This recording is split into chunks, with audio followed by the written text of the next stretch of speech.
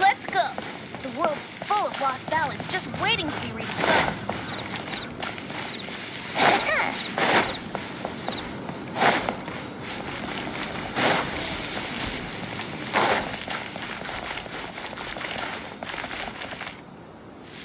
Candace, we're here! Has everyone arrived? Everyone is already waiting inside. Well, what are we waiting for? Let's join them! Please, wait a moment. Before attending the meeting, I hope you can promise me one thing. What do you need?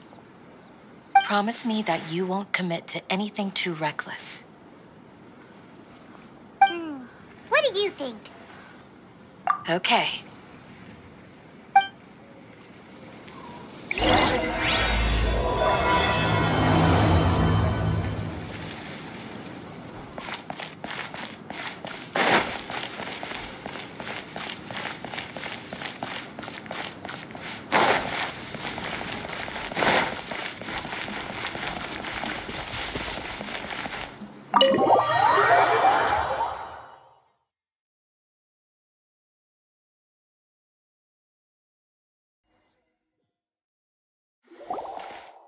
Everyone's here so early! But why isn't anybody talking? We already discussed things a bit. Hey, where have you been? I've missed you too. Are you ready? Very well.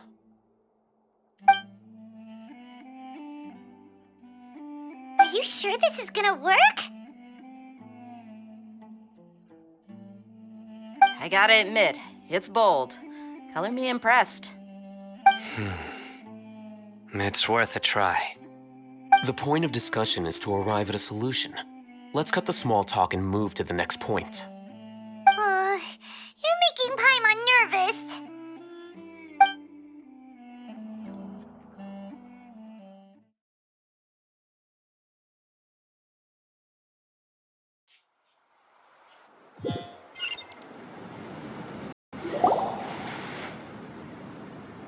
You're finally done.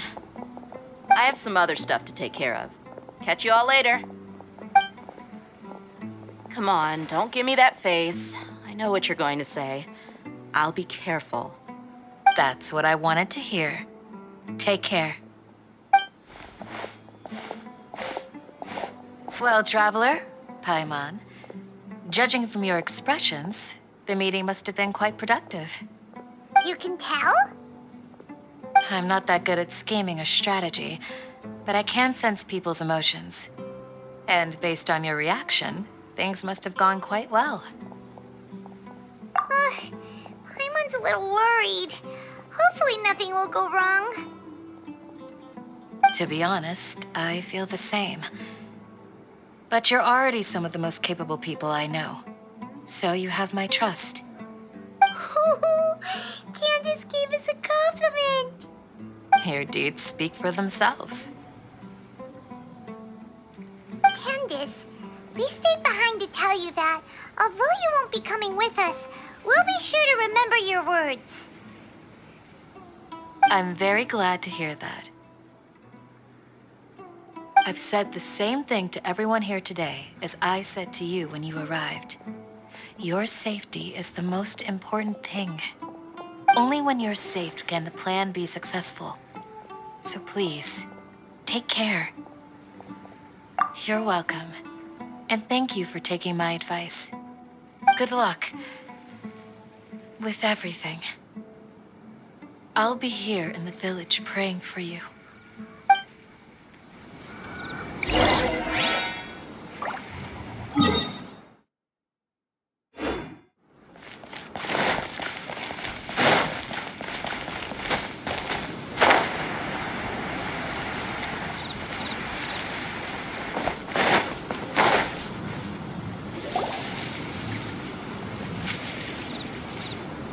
Sounds good. I'll go make some preparations. Okay.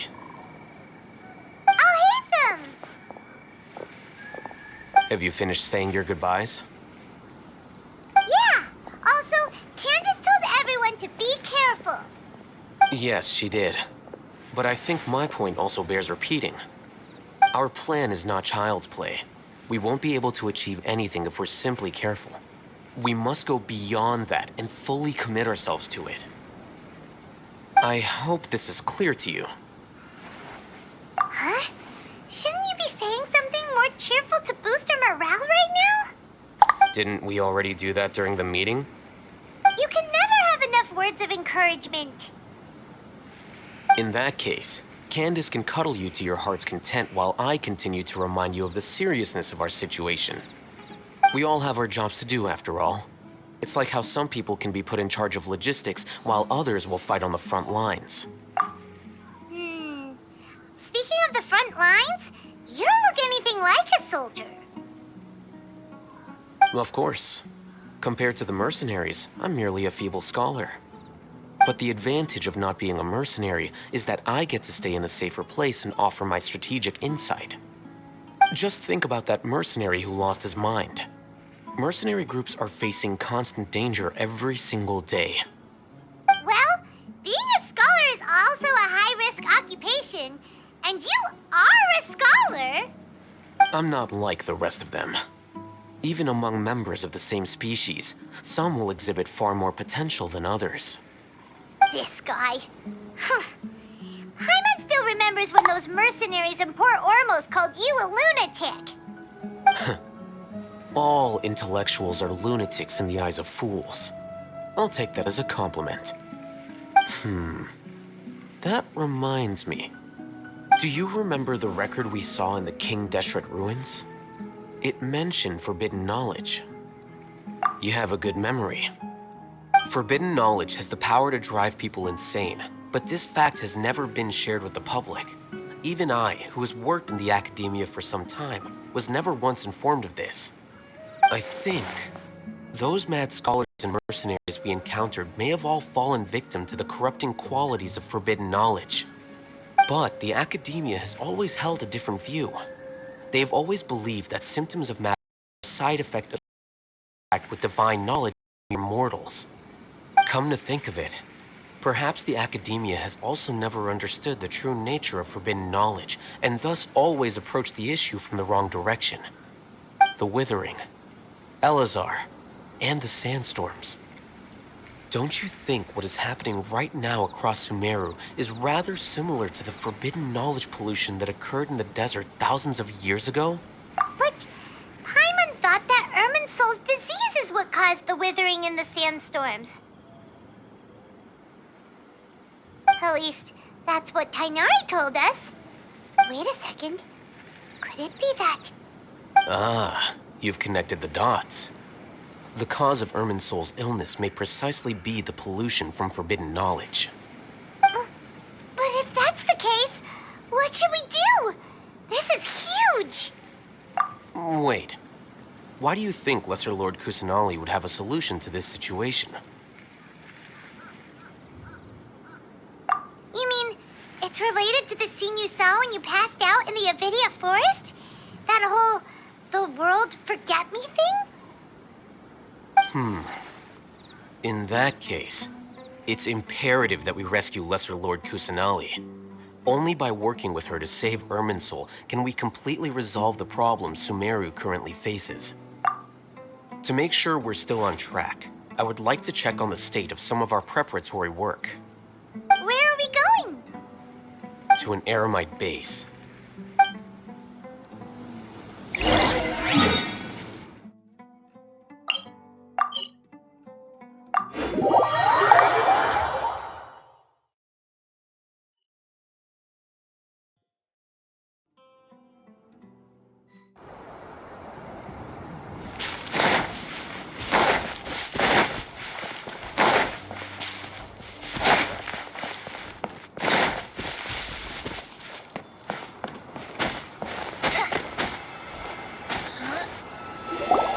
Oh, you made it.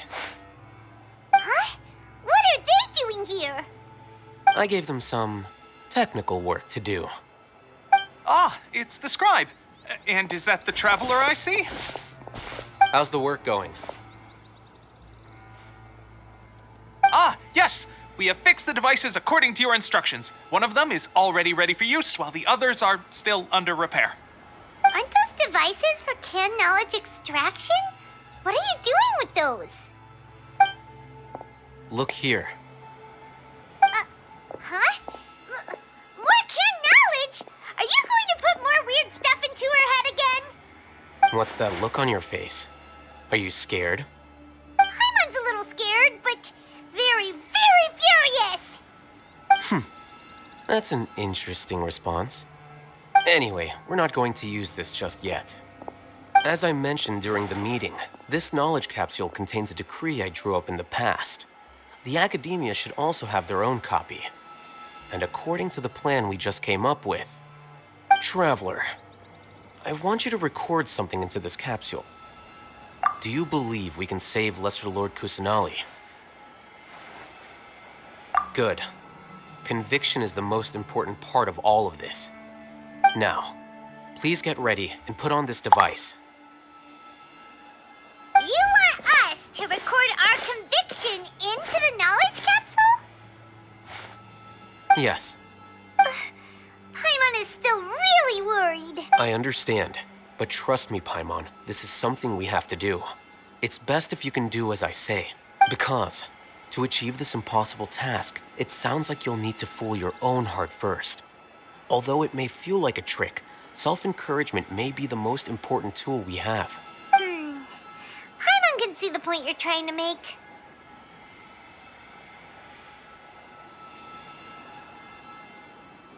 Imagine this. We have orchestrated our plan and successfully rescued Lesser Lord Kusanali. As a result, we have changed Sumeru's entire political landscape. Everything went without a hitch, and everyone recognizes and praises our achievements. Now, open your eyes. Here. What's this? Read it out loud.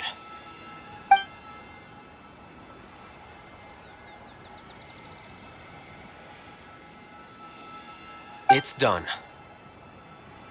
Is your head okay? Does anything hurt? It's just a recording. There should be no negative effects.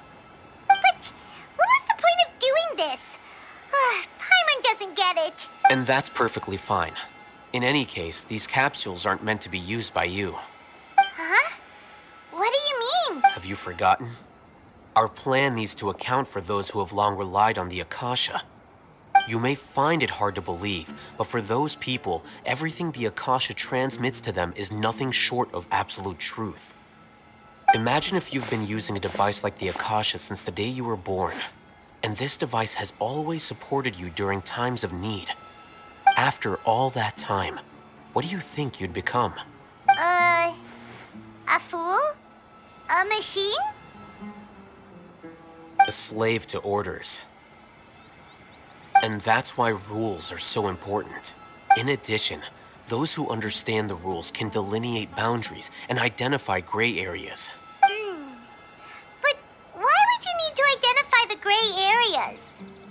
You could say that those kinds of ambiguous zones can be very interesting.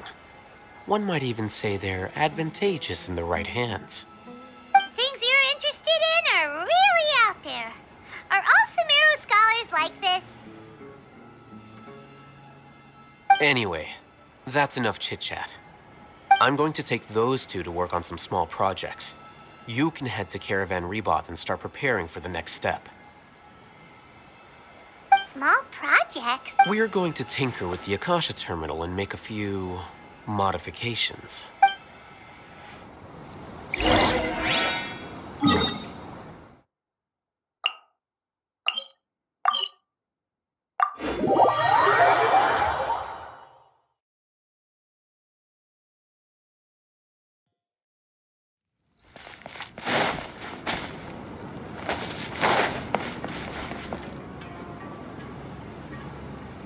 I thought we agreed on a plan.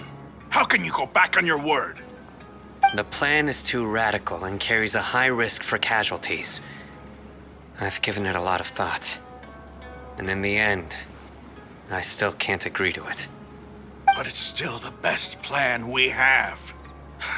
As a former Matra, you of all people should be able to see the bigger picture and recognize the innate advantages of our plan. I did. And that's how I saw the danger behind these so-called advantages. Al-Haytham's plan is even more radical than I imagined. Huh? Why are you guys arguing? My friend, you're just in time. Why don't you help me persuade Sino? He's turned against our plan. We agreed to work out a plan at the meeting. As mercenaries, you're familiar with the local environment, so you'll take care of the specifics. But then, you went to Al-Haytham for suggestions. Had I known Al-Haytham would give you those kinds of suggestions, I would not have agreed to the plan. Look, you already know that we're all on the same side here, don't you? Mercenaries place a lot of importance on their bonds of friendship, but also will not hesitate to make sacrifices if they deem the situation to be sufficiently dire. I'm sorry, but as things stand, I can't accept your principles. Seems you really do understand the ways of the desert. Traveler, Paimon, this is also something you should know. Rahman's plan is to have me work with the Caravan Reebok guards in my capacity as a Matra. We will arrest the mercenaries and escort them into Sumeru City. Wait, how can we work with the guards? We can't get through that wall easily, remember?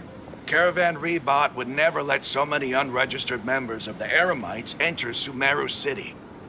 My plan will clear us of any possible suspicion, and also let us enter the city as a big group. There is no better way. That also sounds like something Al-Haytham told you. Am I right? Doesn't Al-Haytham know how dangerous this plan is? Of course he does. He told me, there is no perfect plan, but this can get the job done. He also said that with the help of Sino and the Traveler, our chance of success would increase significantly. I never blindly trust anyone, and I've always had a good eye for people. I think he made a number of valid points. It's my own choice to trust you. If I make the arrests alone, I can control myself and prevent you from getting hurt. But I can't guarantee that kind of discipline from the guards. To make the whole thing more convincing, you'll need to resist to some degree. Casualties are inevitable once push comes to shove. I'm okay with the deaths of enemies. But now that we're allies, I'm against the meaningless loss of our own. I can't believe a Matra would actually care about us. I've lived a hard life, and I can say that people like you are hard to come by. I've always treated my allies with honesty and respect. They have the right to know important things like this. Now you're making this hard for me. Hey, is there something we can do to help? I knew you would say that. We can help fight some of the mercenaries, which should reduce the number of times you'll have to struggle directly with the guards. That should help at least a little bit. Sino, on behalf of my people, I thank you for your kindness. But this is a mission we cannot turn our backs on. We strongly value the lives of our friends, but the goal we are about to achieve is even more important. We have no fear of casualties, because we crave the spoils of victory. So please, lend us your support. We will show you the determination of us desert dwellers. Well, now that you've put it that way, I can no longer refuse. But remember, you need to follow the plan and not do anything reckless. Candace made it very clear that we can only achieve our goals if we can ensure our safety. Since you and I both recognize the significance of this operation, there should be no more animosity between the followers of the Dendro Archon and those of King Deshret. Everyone's life is equally important. Okay, you have a deal. Let's do this for our shared dream. The guards should be stationed in the courtyard nearby. You can find them there.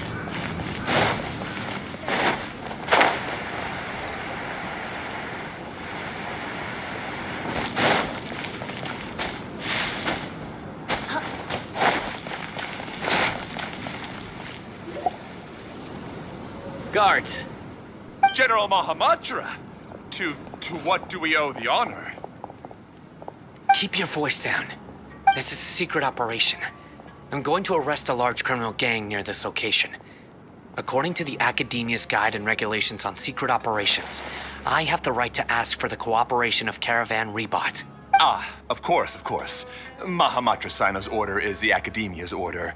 Just let us know what you need. But who exactly are you planning to arrest, and how many people are you expecting? Depending on the scale of this operation, we may need... They're a squad of Eremites whose number is comparable to Ain el Akhmar in Port Ormos. They're involved in the theft and resale of supplies from the Academia. As many as Ain al-Ahmar. This should definitely be classified as a joint operation. Then I suggest that you report this to your superiors as soon as possible, and treat it as a top priority desert operation. I will need personnel. Got it. Please wait a moment. I'll contact them immediately.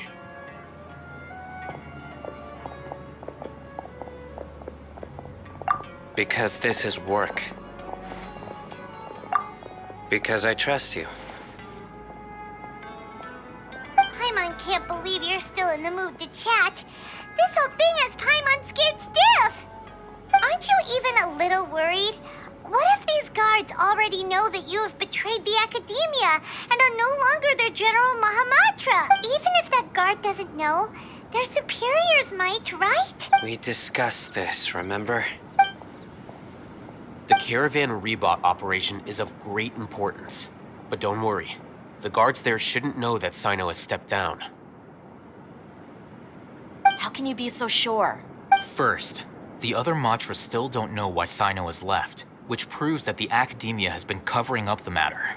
Second, this is a crucial moment for the Academia's God creation plan. If something were to happen to the General Mahamatra, it's bound to attract a lot of unwanted attention. No matter how you look at it, they don't seem interested in sharing the news of Sino's departure. A reasonable inference. I agree. Which brings us to our next issue. I'm sure some of you have been wondering if the prediction function of the Akasha will affect our operation. The Akasha is still in operation, so I must remain on high alert. Actually, considering the power of the Akasha, it's quite strange that it hasn't already tried to interfere with my actions. I've given that a lot of thought. For now, I don't think you'll need to worry. If you remember, when you first came to Aru Village, all your actions and routes were predicted by the Akasha. It even gave that information to those who kidnapped the village keepers. But things like that never happened again after we met up with the Traveler. That's true. But why? Look at it from a different angle. Why do you think the Akasha will predict your actions? Because my personal data has been entered into the Akasha. That's true, but the key to this question is, how well can the Akasha make predictions about a person? Haven't you ever thought about it? Just how can it do this in the first place? Because the Akasha controls the entirety of Sumeru. The Academia firmly believes that all human actions can be explained through logic. By sorting and analyzing entered data, the Akasha can derive behavioral logic and predict the actions of those who fit an existing logic model. However, at the risk of sounding like an advocate for fallacies, can everyone truly be considered logical at all times? Emotions are part of our behavioral logic. But can you guarantee that every experience of the same joy or pain would be equally intense? How can our feelings and opinions be predictable down to the letter in every... Sino, in the past, you've always worked alone. In the absence of another person who could sway you or your thoughts, the Akasha could produce predictions that were similar to your real-life behavioral principles. Decisive and principled, you were used to solving problems alone. That's why the Akasha could figure you out. But now, you've joined a team. And I believe the Akasha hasn't yet figured out the full composition of it. Our thoughts and logic have intermingled and weaved themselves together to become a complicated, chaotic mess. Any one of us could potentially disagree with another. The Akasha lacks data on these interactions, and it's impossible for it to predict your actions in the future based on your decisions in the past. After all, there's probably a limit to just how much we can be modeled or controlled by data. So, in my opinion, you're probably safe for now. Huh. Makes sense to me. I agree. The Akasha is not alive, and I don't think we can be completely controlled by something without a mind of its own. Is that so? I guess there are things that even the Akasha cannot calculate. And people will not be forever trapped by the past. Whew. Paimon's so glad that this is settled. Next time, pay attention during our meetings. Will do. Just remember to stay vigilant. Footsteps! General Mahamatra, we were not expecting your presence here. I'm the security officer of the Grand Deshret Desert District. My name is Luxembarbo. This is my assistant, the Traveler. She will be working with me. The construct next to her is for her work. Beep! Construct, beep! What a great honor to meet you. Your golden hair is as bright as the sun. And, is this the latest technology from the Academia? Have you made a decision regarding the matter I mentioned to your subordinate? It seems to be a dire situation, so of course you will have our full cooperation. To be perfectly honest, I've always longed to go on a mission with someone as well known as yourself. There's no need for flattery. Yes, sir. Take your most elite platoon and follow me to the eastern side of the district. We will carry out the operation there. Understood. Map? Hurry, bring the map! In 2 days, we will engage Rahman's Eremites and capture all of them. Any questions about the time or location? None at all, sir. Good. See you then. Yes, sir.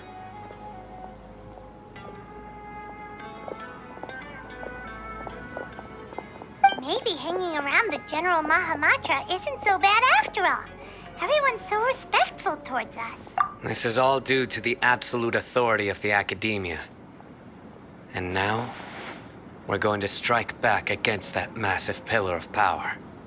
Get ready. We will move out in 2 days.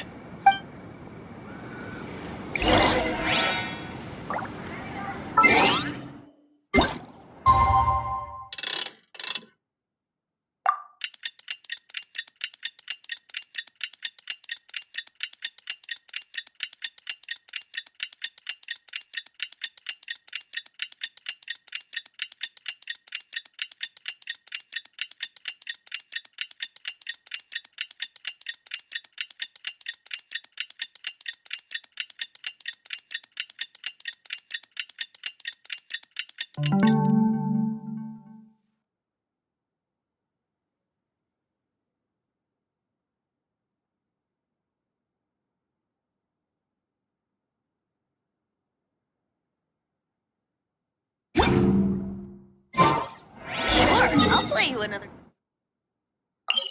Time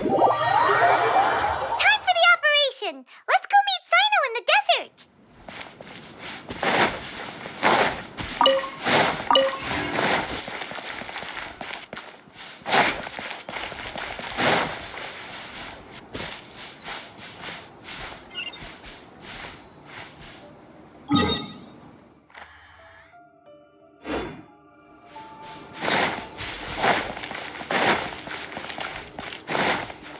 Wouldn't gliding be faster?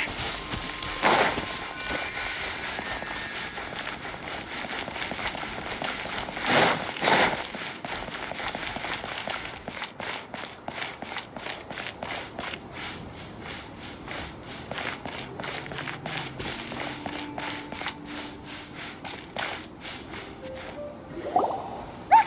Over there! Our helpers have arrived already! Let's hurry over! Wait a moment. Ah! Oh, it's you.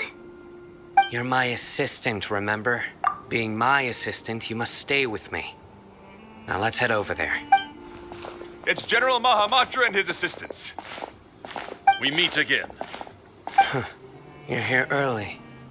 It's to show how important we think the operation is. Since this is a big case for the Academia, we are prepared to give it our best. I'm glad to hear your sense of resolve. Remember, we must capture them alive. They are our only leads for the case.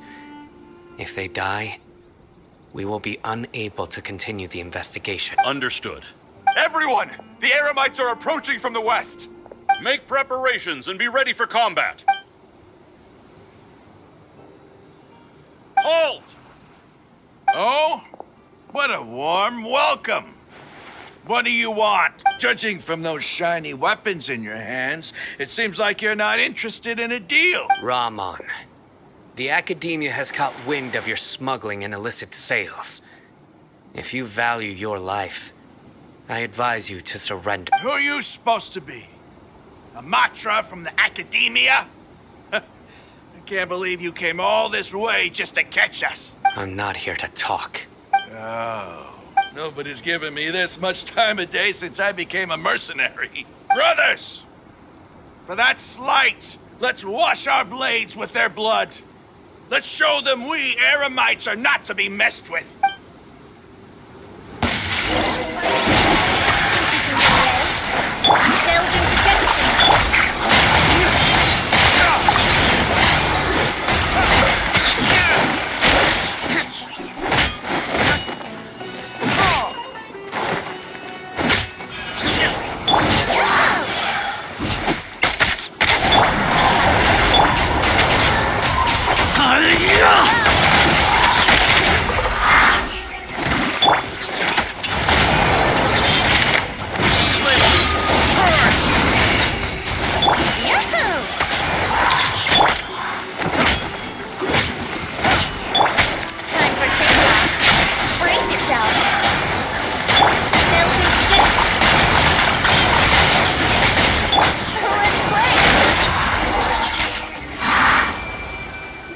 It's over.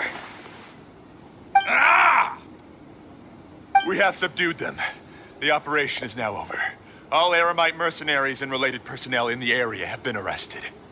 Ah, you pitiful Dendro Archon dogs! You'll regret this! I'm afraid you'll regret it first. King Deshret will curse you, and you will all... Silence! Oh, Restrain them and take them back to Caravan Rebot. Count their numbers and send them to the Academia as instructed by the General Mahamatra. Yes, sir!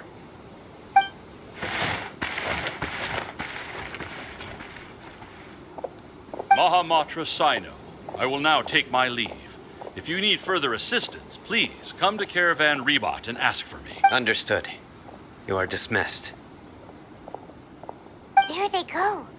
Let's talk elsewhere.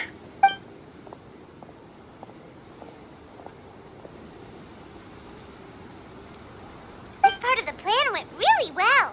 Yes, things went perfectly. That's fantastic! And that punch you gave Ramon there sure looked convincing enough.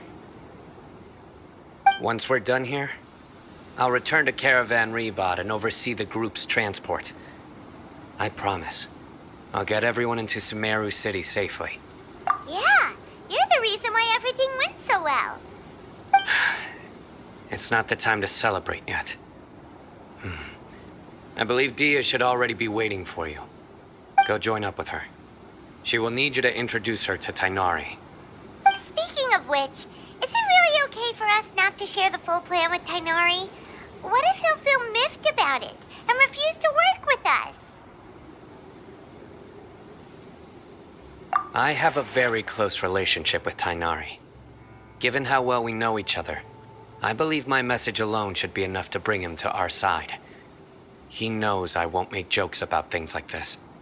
If we need help, Tainari is the best option. Get ready for the next phase of the plan. Don't keep them waiting.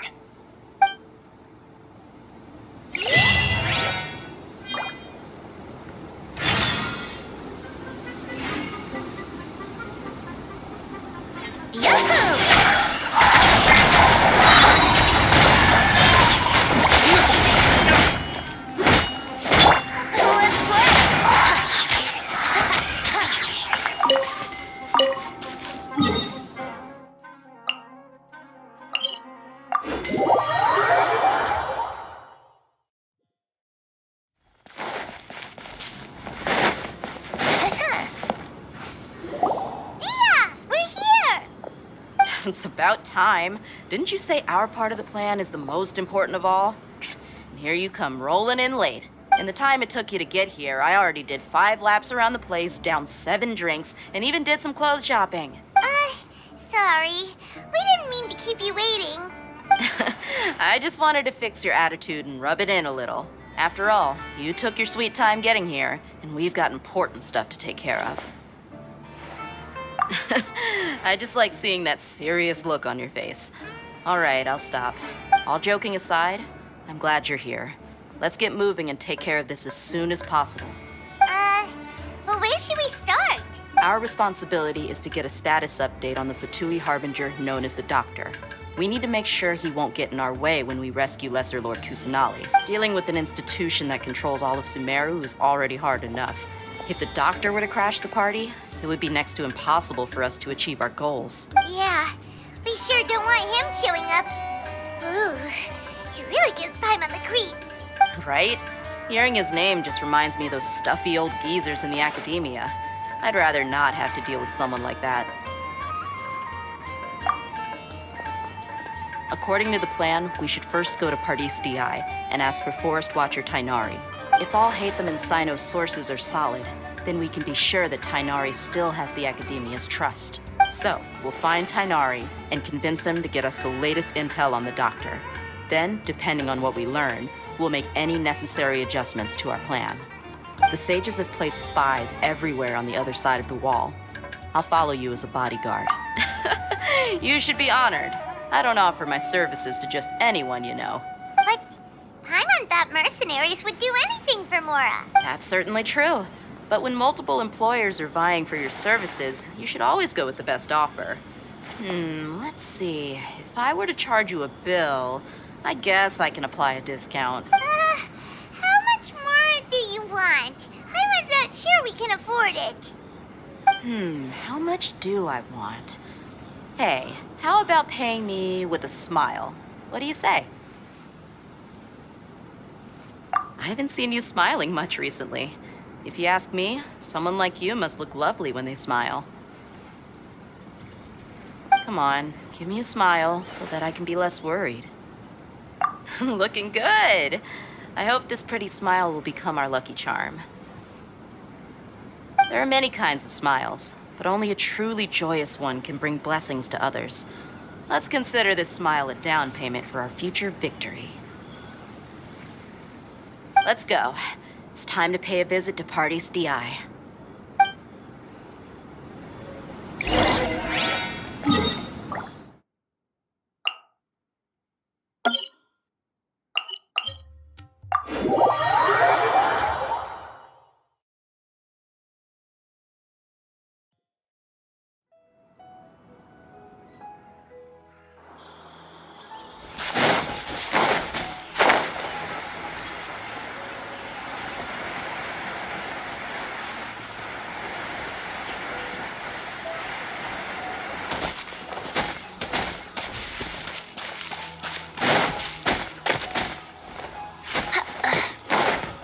Gliding be faster.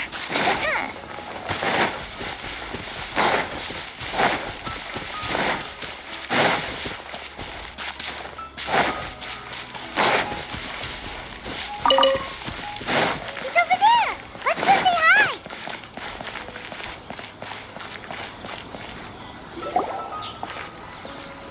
Tainari!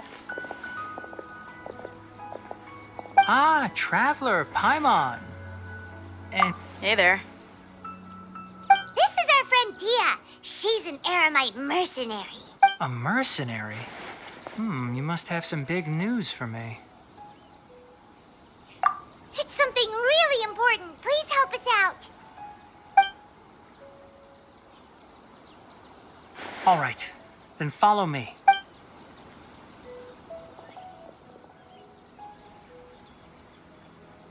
This place is better. We won't be disturbed by any passerby. Okay, what is this important thing you want to ask me? The doctor, huh? He's that strange-looking Fatui Harbinger with the mask. Paimon thinks he has blue hair. Yes, I know him. Actually, He left Party's DI just a little while ago. He left already? Yeah, he came looking for me. Can I ask what it was about? Sorry to ask you like this after having just met, but your answer is very important to us. For now, all we can share with you is that your friend Sino is working with us. Sino, you say?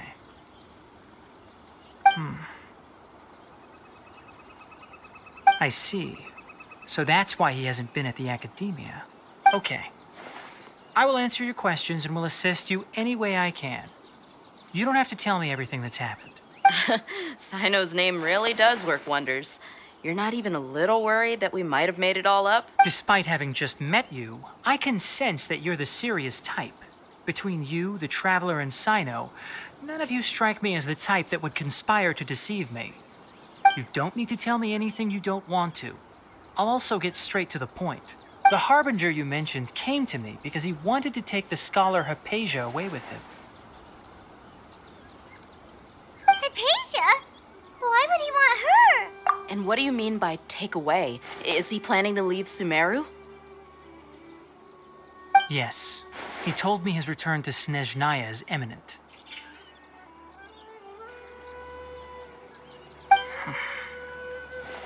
So you mean... you're leaving this place soon? Indeed. Otherwise, we could have perhaps talked a little more. I was just about to set out when I remembered something important. To that end, I made a final trip to Pardis DI. Let me ask, have you been taking care of a scholar by the name of Hypatia? Your sources are accurate. No doubt because you recruited many informants. But you're right. Hypatia has indeed been receiving treatment from me. Forgive me for asking, but how's the treatment coming along? Given the way you're asking, I assume you have something to say. Since you asked, I'll be frank. I would like to take Hypatia to Snezhnaya. It's incredibly difficult to transfer a patient. As a scholar yourself, shouldn't you at least be aware of this? Oh? I can't believe your utter lack of faith in me, to the point of even questioning my general level of knowledge. How unbefitting. Well, you're the only one who's ever made such a request. I have my ways of keeping her safe during the journey. In addition, I can also promise that under my care, Hypatia will receive the most advanced and effective treatment. I will personally supervise her treatment and see to her recovery. Would that be agreeable to you? Hypatia was born in Sumeru and remains a scholar of the academia. Her situation has not become dire enough to necessitate her transfer to another nation. Transporting her to Snezhnaya is risky, and the potential benefits are unknown. As the person currently responsible for her treatment, I cannot possibly sign off on this transfer. Your suggestion is rude and reckless. I'll pass. I don't know much about the doctor, but after talking with him, I realized that, just like many other scholars, he possesses an aura of arrogance that I've come to detest. It's not so much that he's looking down on others, but more that he's so confident in himself and his abilities, to a point of near insanity. I would never refer a patient to someone like him. I prepared myself for a protracted battle of wits, and was really surprised to see him just give up on the topic. Still, his reaction really concerned me.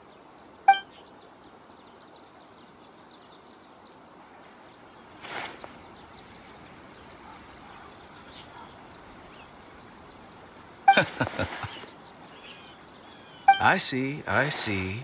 Of course, your opinion makes perfect sense. You're still young, but already quite stubborn. I must say, you are not like what I had expected. Under normal circumstances, I wouldn't just let you off the hook like this. But unfortunately, I'm in a hurry today, what with Her Most Noble Majesty the Tsaritsa calling for our return. Luckily, there is still some time left for me to take care of everything before I leave. It's just as the Academia said, you're a responsible and gifted scholar. Sadly, even with all of that, you're still lacking a bit of shrewdness. And that's also why people like you can never realize that sooner or later, everyone must pay the price for what they've learned.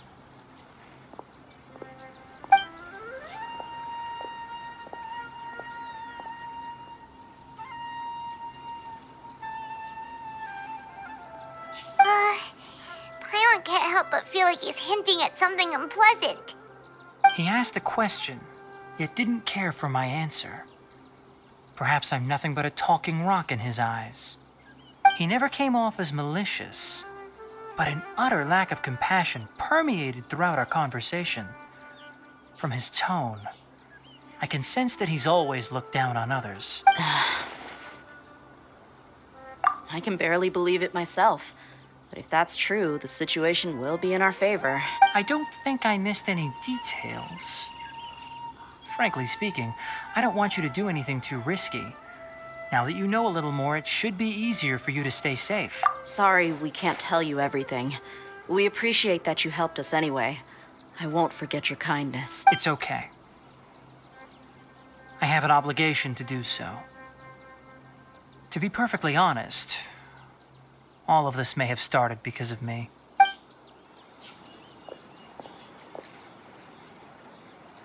Recently, my master wrote several letters to me, asking me to return to the academia and assist him with his research.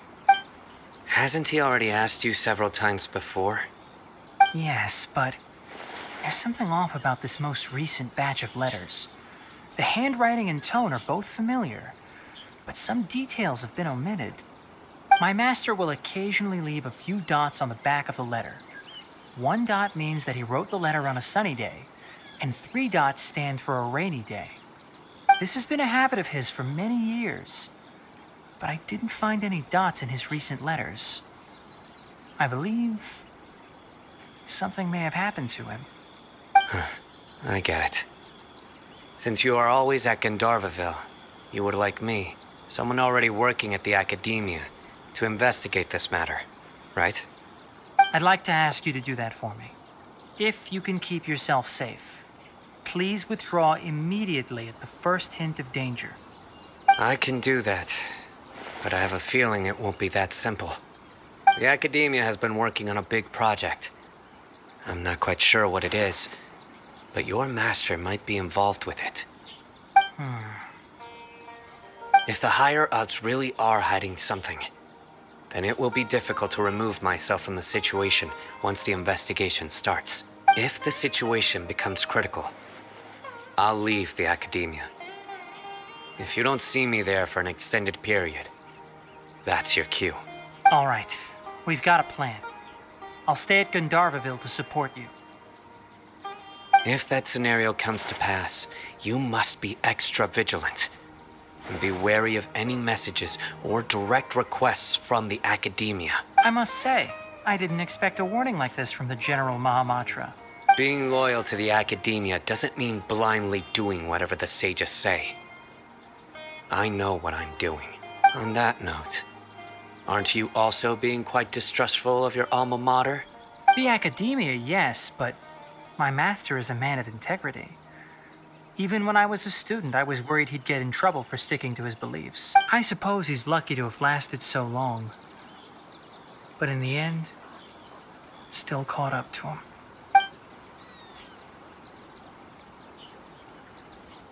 I see. So you noticed something was up with the academia from the very beginning. This may well be how Sino became involved in all this. In that case, I must keep my promise and help you however I can. Also, if you run into Sino again, please help me pass on a message to him. Trust your own senses and experiences. I think this may be something he needs to hear right now. Okay, we'll find a chance to tell him. Thanks. Right. Now let's go hunt down this Harbinger. Oh, by the way, which way did the doctor go when he left Pardis DI? That way. Gotcha. Thanks so much. We'll be on our way.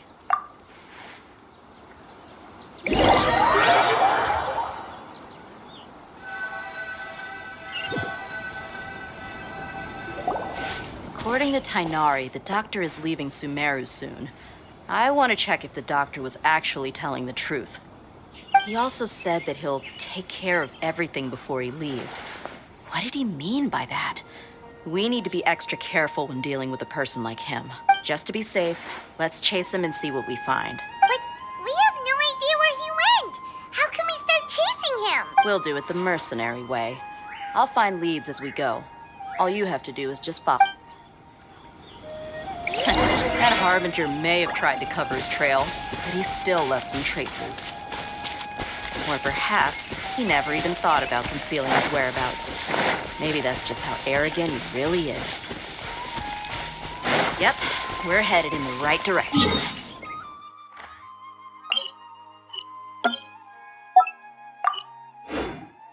The traces are still fresh, but there's no sign of his entourage. Clearly, they're in a hurry. It's just as I thought.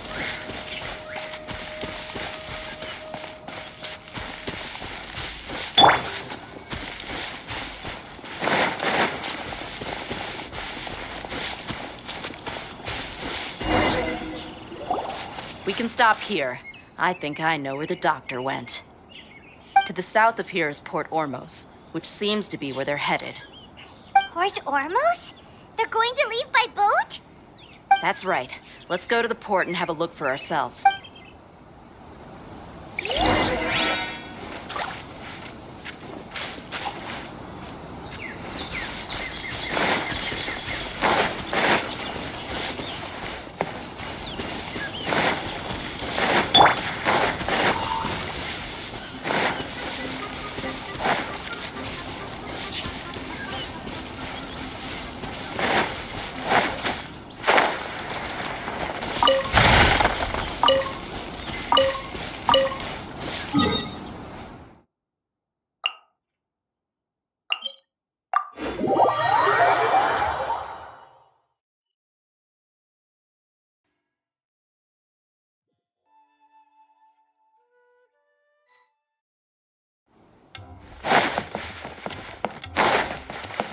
Wouldn't gliding be faster?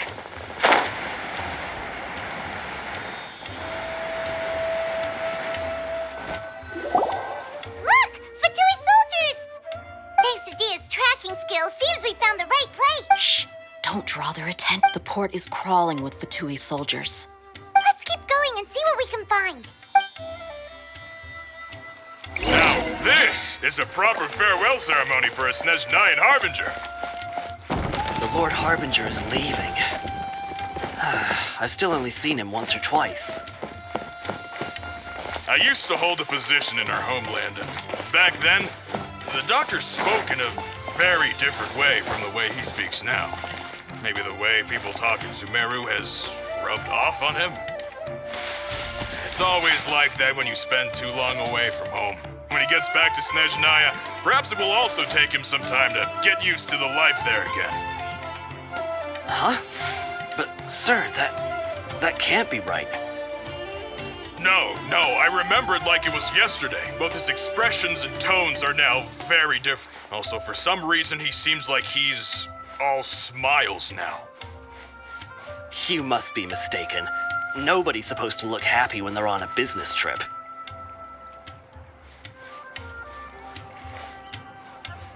The doctor is on that boat. So he told the truth after all. He is actually... This place will do. We can hide here while we keep an eye on the boat.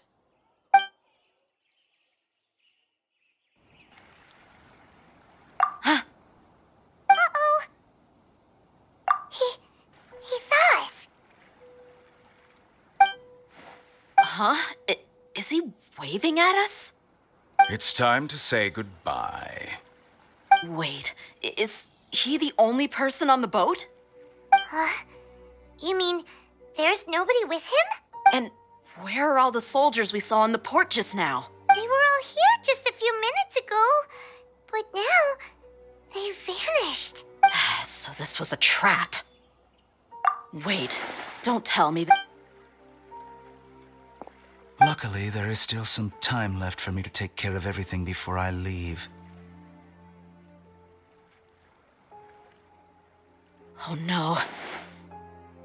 They might be after Hypatia. Let's get back to Party's DI. Huh?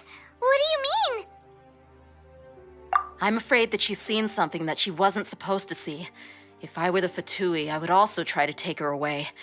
And if I couldn't... Oh no! Are you saying they're going to kill her? Let's go!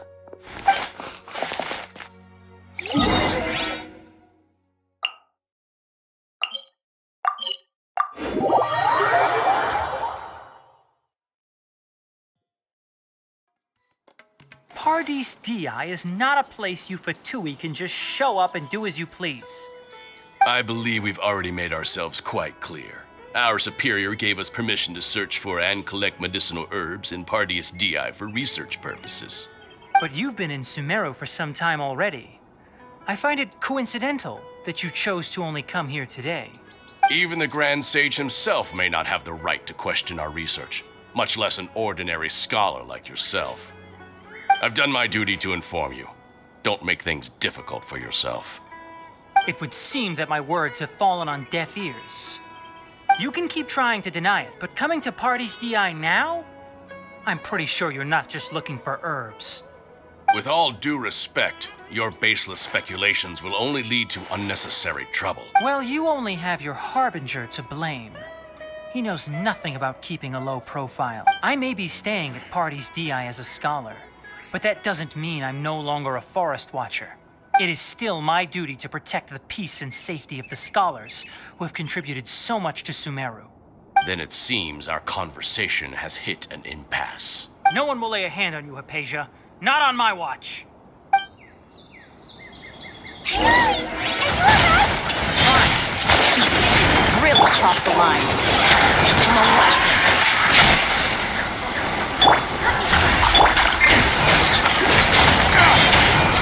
There's no use resisting! Give us Hypatia! Keep dreaming!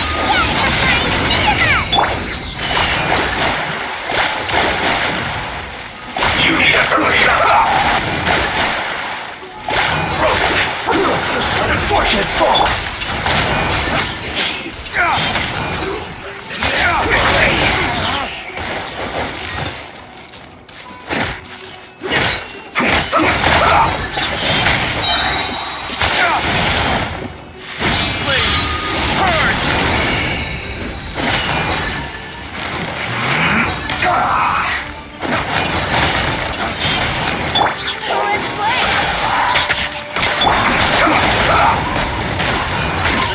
Orders are absolute. Yeah? You've been someone's lapdog for so long that you don't know anything else now.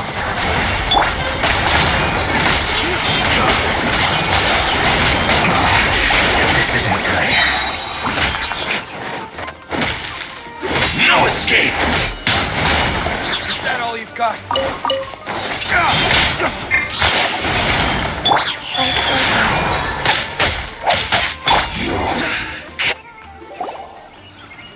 We're not getting anywhere.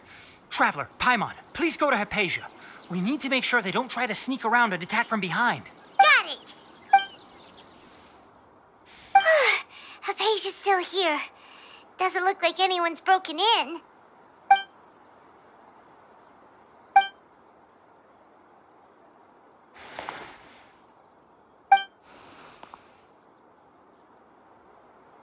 Well, how is she? Oh, that's good.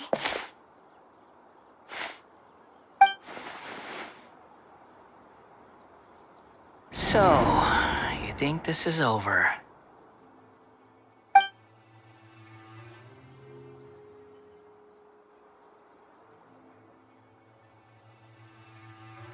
What?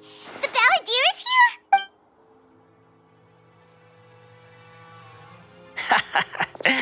I've missed that look of abject horror. You've given me that like every time we meet. But, where is he?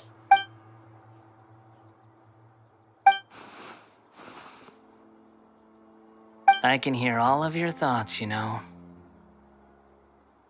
Don't you remember? I already saw you the first time you came to Party's DI and made contact with Hypatia. I didn't need to do anything. It is her honor to be able to connect her consciousness with me.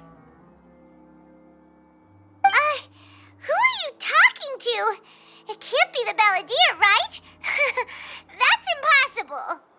I know you must be curious. I might as well tell you that I decided to enter Hypatia's consciousness the moment I sensed your touch. I wanted to observe you on a fool's errand.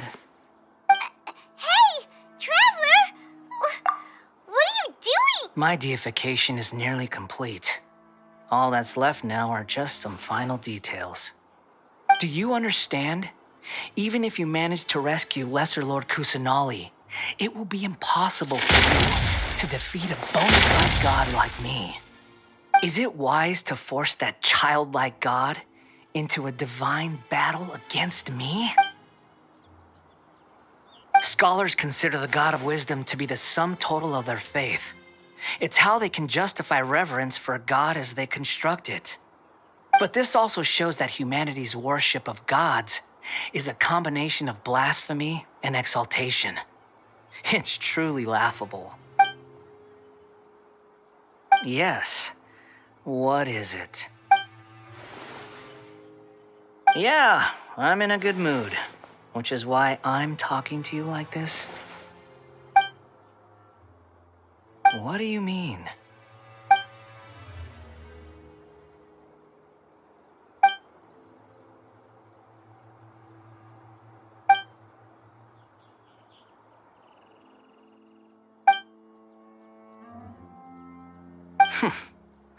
Those words almost make you sound like a friend who actually cares. But you're wrong. I'm different from all of you. I was born to become a god. My entire life up until this point has just been a meaningless routine. Just think about a sheet of paper. By itself, it holds no meaning. The content recorded on it is what gives it value. All I had recorded down before were some painful memories and boring human feelings. Such senseless drivel should have been erased a long time ago. Indeed, to me, the sight of you fools in your futile struggles is far more amusing. Tell me, just what has this world done for you to protect it with such zest and conviction? I'm connected to your consciousness, so I can hear what you're thinking and sense the depth of your determination. This is a good conversation we're having. So here's a word of advice. Let go of your misguided guardian complex. You know nothing about the truth. It'll be for your own good, as well as everyone else's. Humans are a species that can only find bliss in ignorance.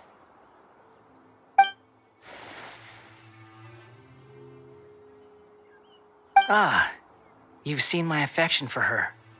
If you were in my position, I think you'd feel the same way. She peered into my consciousness and saw my past. Someone like that is qualified to become my first follower. All gods need followers. So Hypatia has been chosen.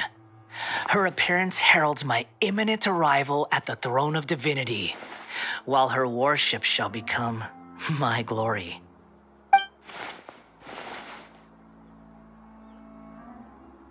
You're doubting me again? No matter. Soon, you'll know what kind of authority you're challenging.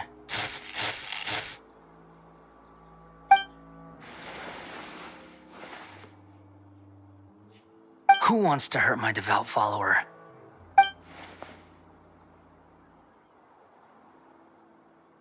The doctor wants to hurt my first follower?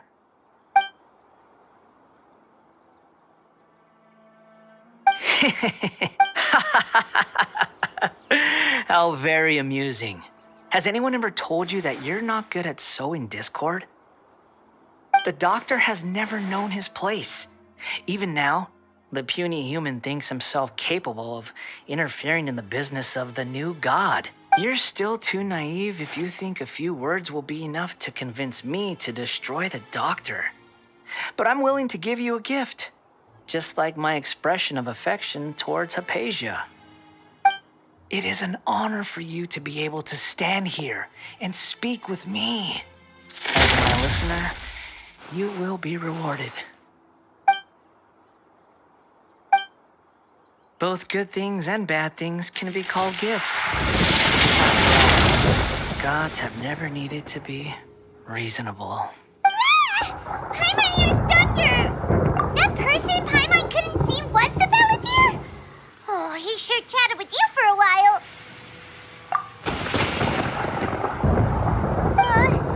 Where is the storm headed? That means anyone outside is in danger! Let's go! Tainari and Dia still must be fighting!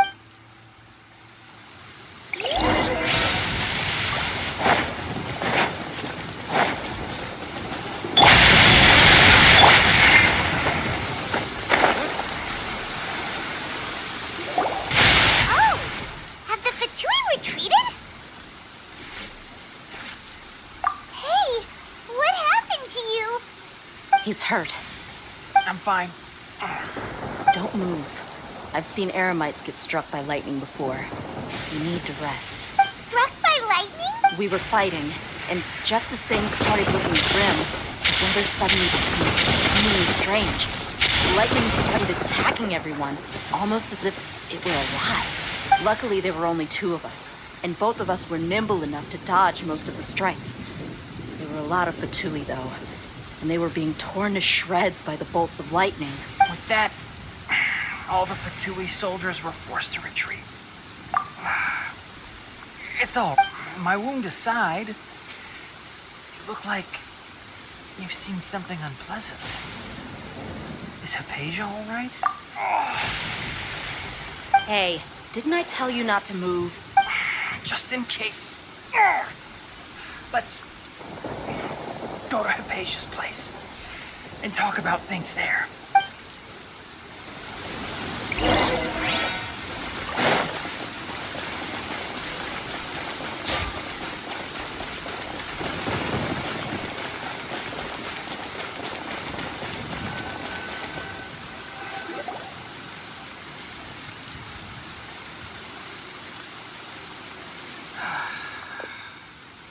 Thank goodness she's fine. Hey, how about taking care of yourself first? I understand my condition.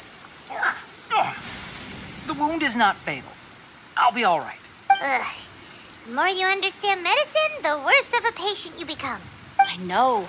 They always think they can push through the pain. Oh, he sat down. Let me rest for a bit.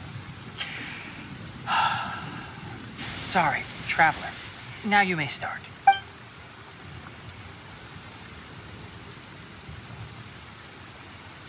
So that's what you were talking to the Balladeer about? Oh, Paimon can't believe what he's thinking. The Academia's God creation plan. How ridiculous. That sounds, ambitious, I guess? Anyway, this is all way beyond me. As long as I can enjoy every day with a drink in my hand, tasty food in my stomach, and a good night's rest, that's enough. I'll only work when I have to. I must be the least ambitious person who's ever set foot in Party SDI. Don't say that.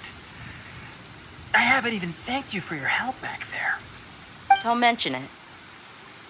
Well, if nothing else, all this proves that the doctor really did have some urgent matter to attend to and left Sumeru in a hurry.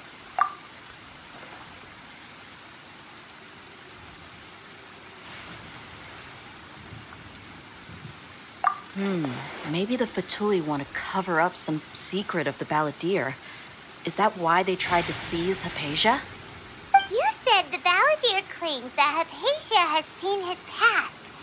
So, what could be there? Have you noticed? The Balladeer is not happy with the doctor's actions. He thinks the doctor has no right to consider himself as his equal. So, if the doctor was to show up again, would the Balladeer zap him with lightning?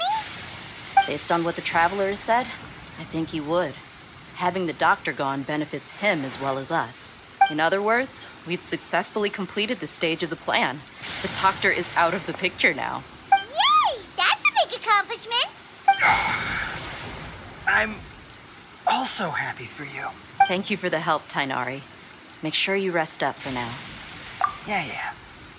All right. Okay, that wraps things up for us here at Party's DI. Traveler, it's about time we rendezvous with the others at the Grand Bazaar.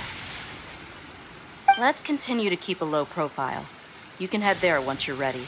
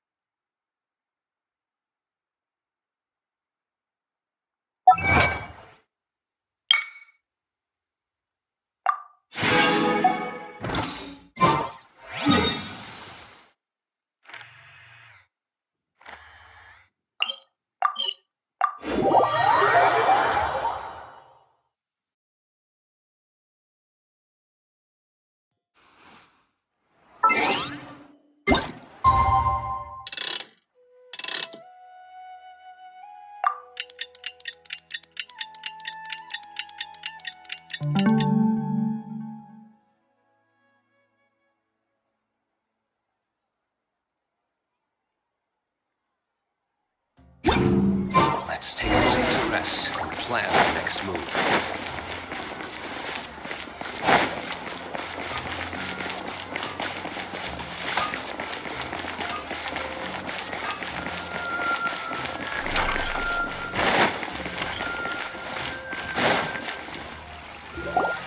All right, everyone is here.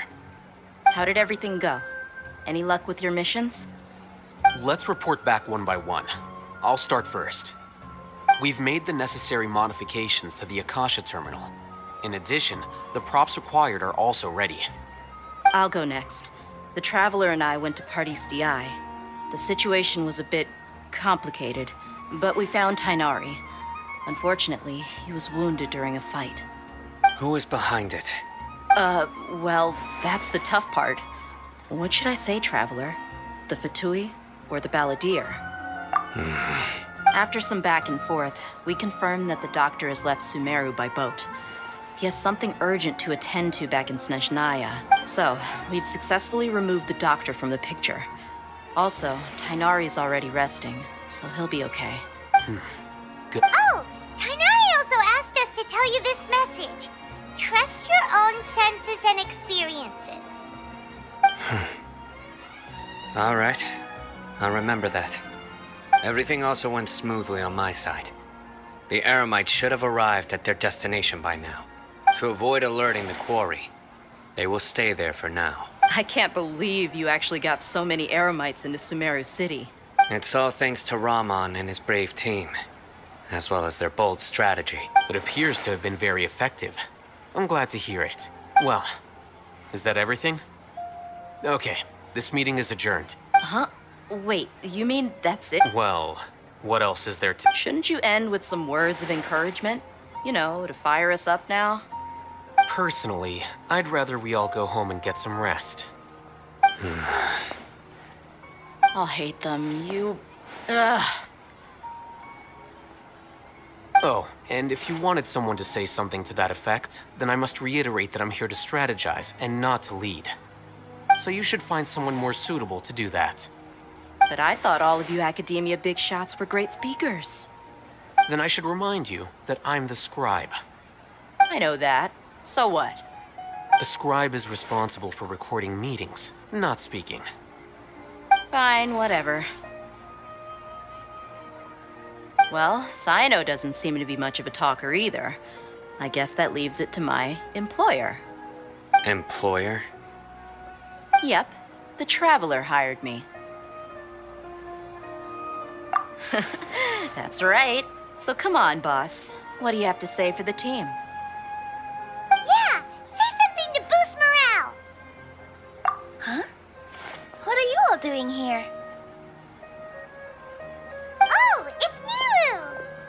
Hey, everyone. I'm not disturbing you, am I? Not at all.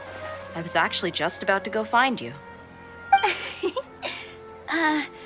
Judging from the group and all your serious faces, you were discussing something important, weren't you? But you also look like you're up to no good. Seems pretty interesting. Welcome, Nilu.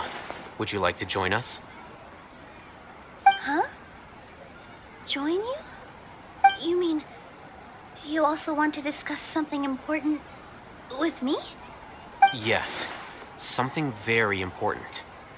Nilu, are there any breaks in your performance schedule in the upcoming days? Huh? Wait, you're seriously inviting me?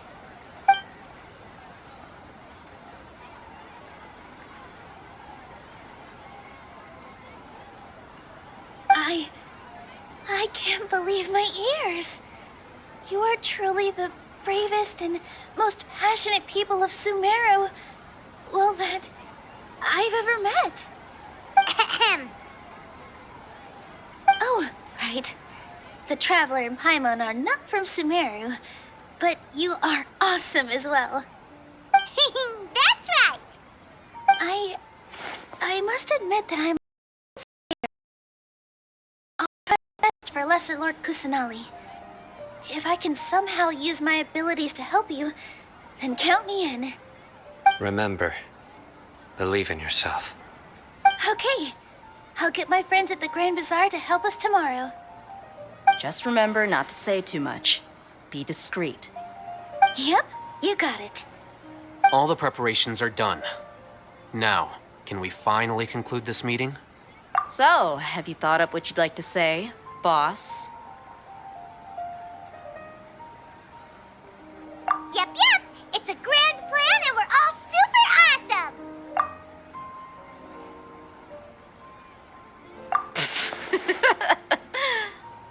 Well said. A good night's rest before an operation can be the difference between success and failure. Thankfully, I've had my place to myself recently. It's been nice and quiet. Huh? Oh, nothing. Alright, let's all go home and get a good night's sleep so we can be up early tomorrow. Okay, so I guess that means it's time to say goodnight now. Yep, good night, everyone!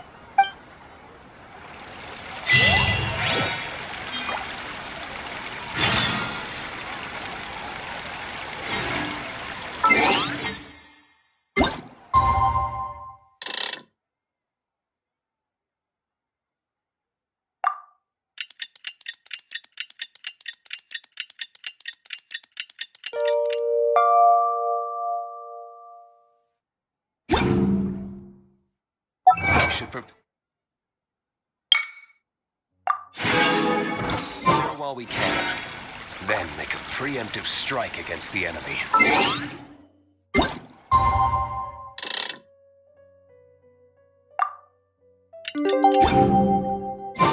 Here's the Academia's near Garbahate. We can finally put our plan into action. Oh, Hitham should be waiting for us. Let's go to the Academia and find him.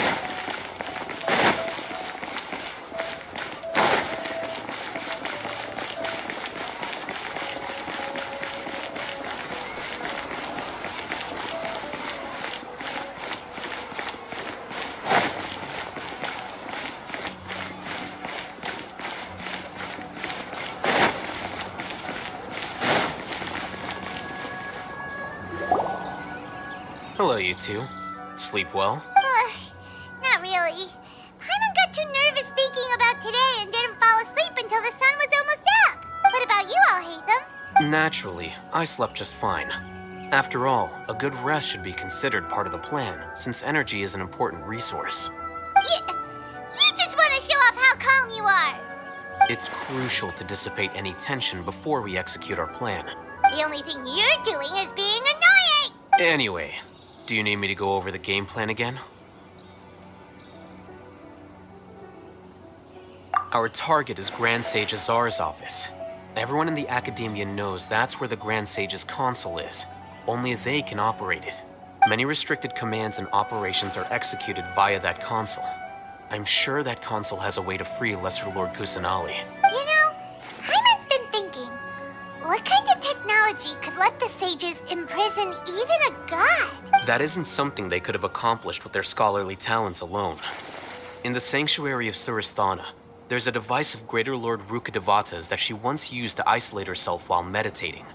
500 years ago, the Grand Sage at the time modified the device so that it could no longer be controlled from the inside. They were effectively trapping one god with the power of another. So, how are we gonna get to the Grand Sage's office? Don't forget, today is Nyagarbha Day, arguably the most important day to the Academia. The sages and core Academia personnel are busy loading the latest batch of research developments and legal decrees into knowledge capsules so that they can be entered into the Akasha.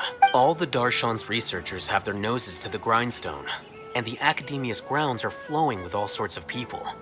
It's the perfect time for an infiltration. When the Grand Sage leaves his office to supervise the entering process, that's our cue to access the console and free the Dendro Archon. Well, yes. That's just the visible side of our plan, after all. If precedence holds, the Academia should have already started preparing for Nyagarbha Day. Everyone should be in position. All that's left is for us to lead the charge. Let's go. So are we just gonna walk in through the front door, or...? Yes.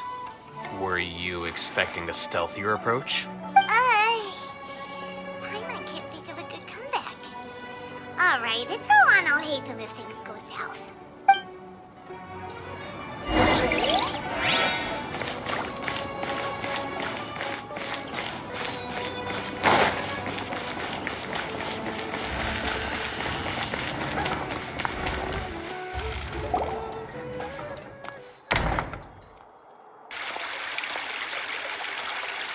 Scribe? Please, wait. Are you Scribe Alhaitham? That's me. Is something the matter? I'm in a hurry. No. I was just surprised to see you here. I had heard that the sages were looking for you not long ago. And, also, please don't bring outside guests into the Academia. Outside guests? How did you arrive at such a conclusion? Your groundless inference shames the Haravatat Darshan. What did you say? I'm the top student in Haravatat, and I earned 3rd place at the last Inter-Darshan debate. Don't look down on me. That wasn't my intention. As your Haravatat senior, I just assumed that you possessed a greater aptitude for critical thinking. Look, based on what you already know, the purpose of my return and the reason they're here should be obvious. Is that so? Wait a moment. Let me think. Don't tell me the answer. The sages search for you. A blonde-haired traveler. Outside guests. So, from the start, the sages weren't looking for you, but this traveler? And you were gone from the Academia for so long because... Hey, shh. Yes, you've proven yourself as the top student in Haravatat.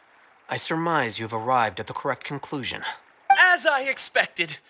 Please, forgive me. I wasn't thinking clearly just now. Thank you for getting me back on track. It's nothing.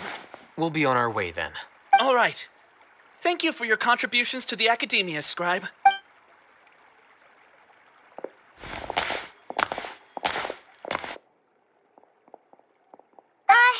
What the heck just happened now? What did he just guess? I'm afraid I don't know either. You have no idea?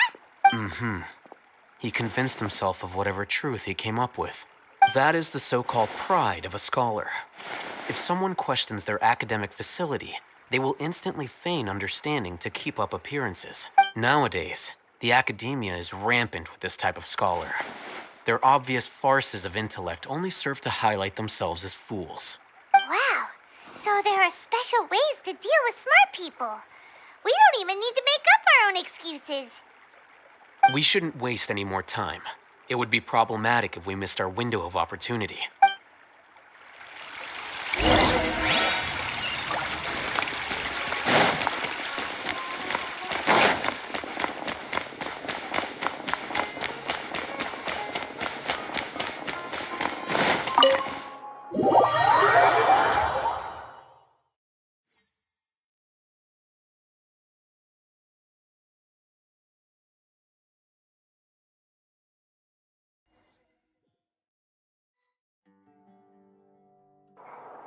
Is this the Academia's library? Indeed. Known as the House of Dana, it is quite possibly the most extensive special collections library in Teyvat. There are a lot of students going through here. Is it really okay just to waltz right in? The Academia marches to a fast beat, especially since it's Nyargarbaha Day. They're all occupied with their own matters. Just act natural. Now, hurry along.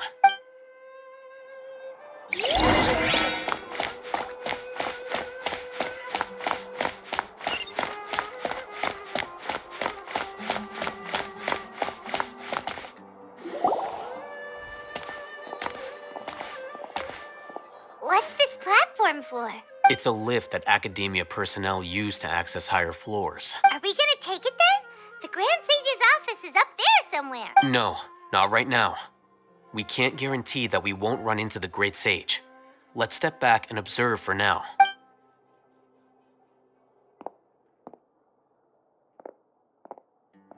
You think the Grand Sage will exit from there? And after he does, we'd sneak past him? Oh, Paimon thinks that's really dangerous. Who knows? However, if we can confirm Azar's current location, our operation will be much safer if we... Allow me to offer you a hint. If you wish to know his location, look behind you. What's Grand Sage Azar doing here?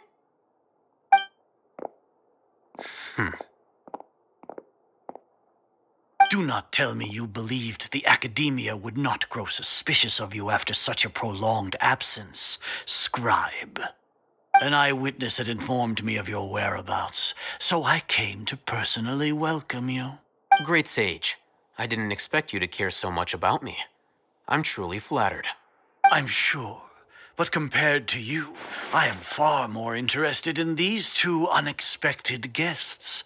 You are the Traveler and Paimon, correct? It's a pity that only now have I been afforded the opportunity to formally meet two of Sumeru's most esteemed guests. I do apologize for my lack of decorum. Excellent. You immediately initiated discussion instead of attempting to prepare some perfunctory excuse. You clearly understand the situation at hand and have no intention of making a reckless stand. The foot traffic here renders this place unsuitable for discussion. Please, follow me to my office.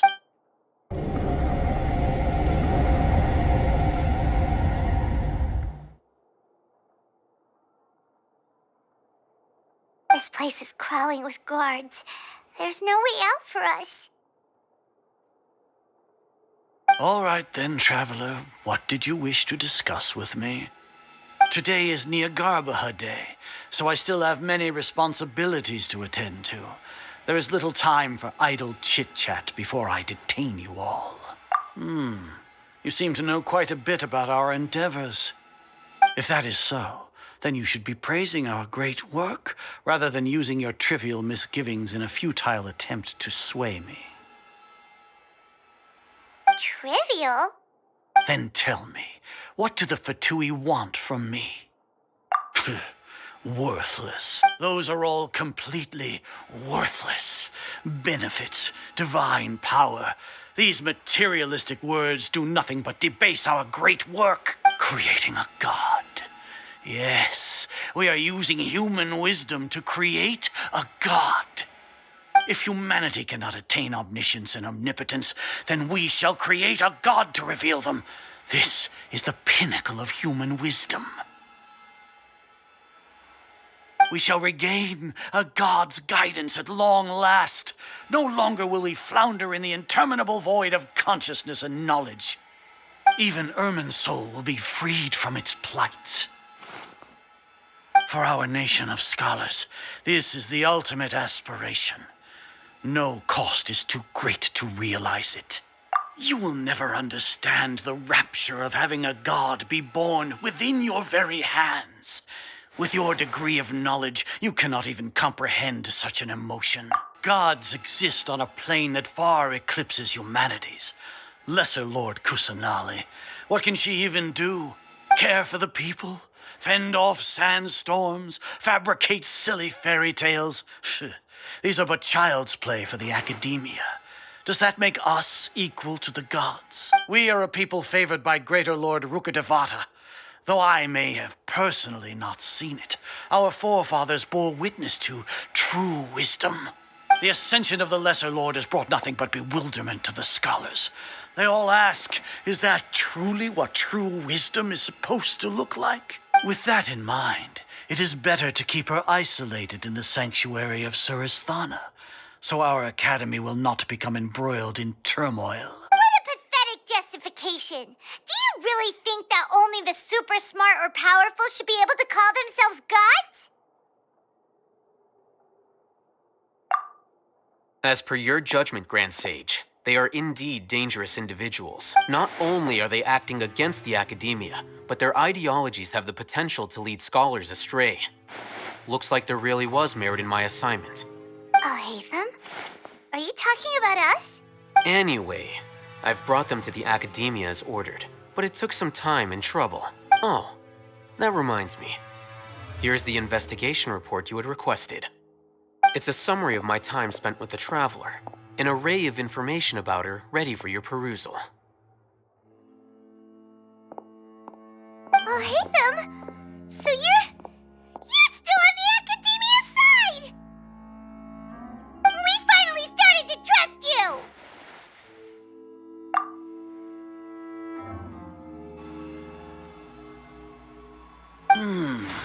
Excellent. Detailed contents with no errors. I would expect nothing less than an immaculate report from the scribe. As it is Niagarbha Day, I'll enter the information on you into the Akasha. Surely you know what that means. We'll be monitored, just like Sino.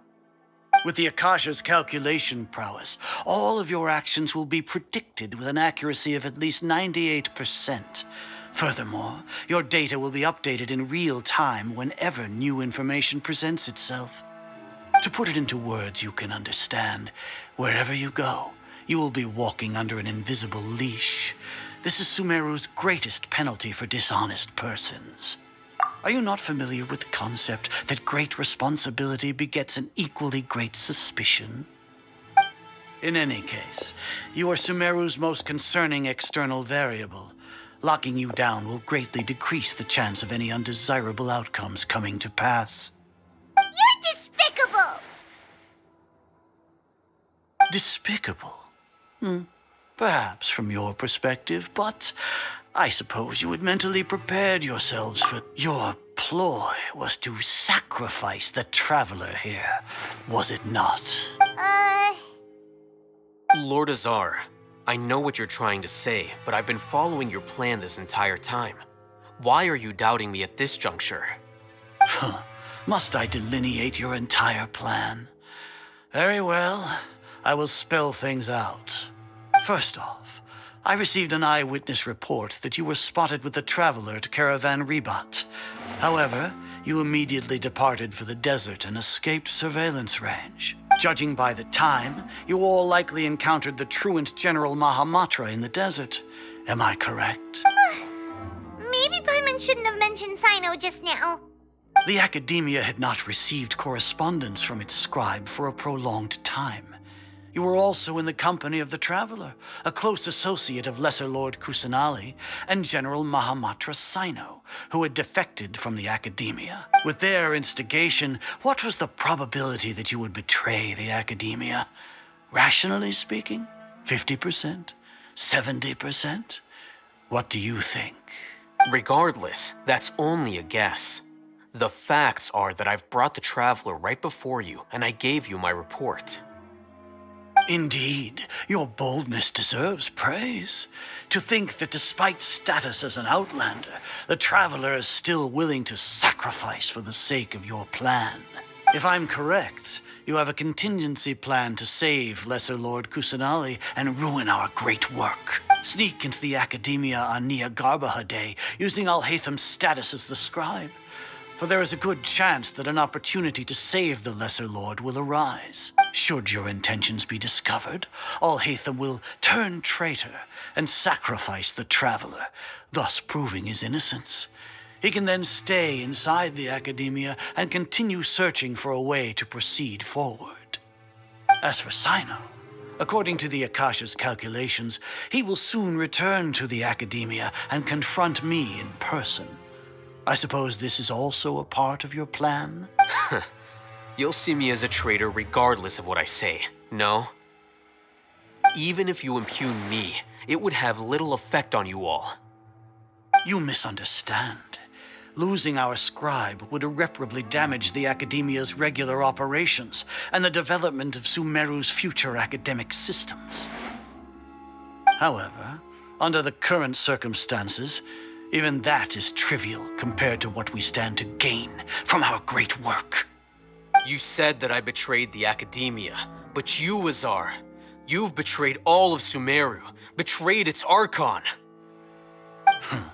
So flight has turned to fight at long last. Guards!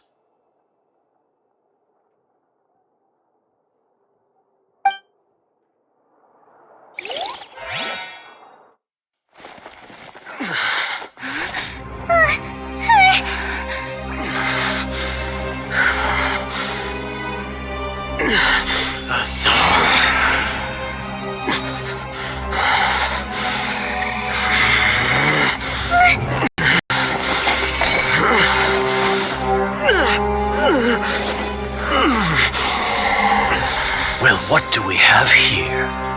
So you stole that divine knowledge capsule? Traitor! You traitor! Even the most rational scholar will yearn for the power of a god in a moment of desperation. Aren't you doing the exact same thing as me, Alhaitham? Unfortunately for you, no god will lend you their power. Azar!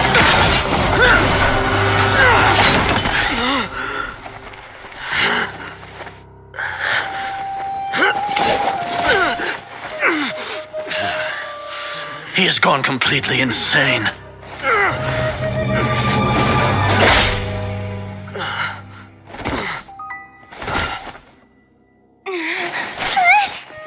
Take him to the Matra and exile him to Aru village. Then find someone to take these two to the confinement room. I'll deal with them later. Grand Sage, we've finished all required preparations for Nyagarbha Day. We may begin to enter the capsules now. Excellent. You may begin.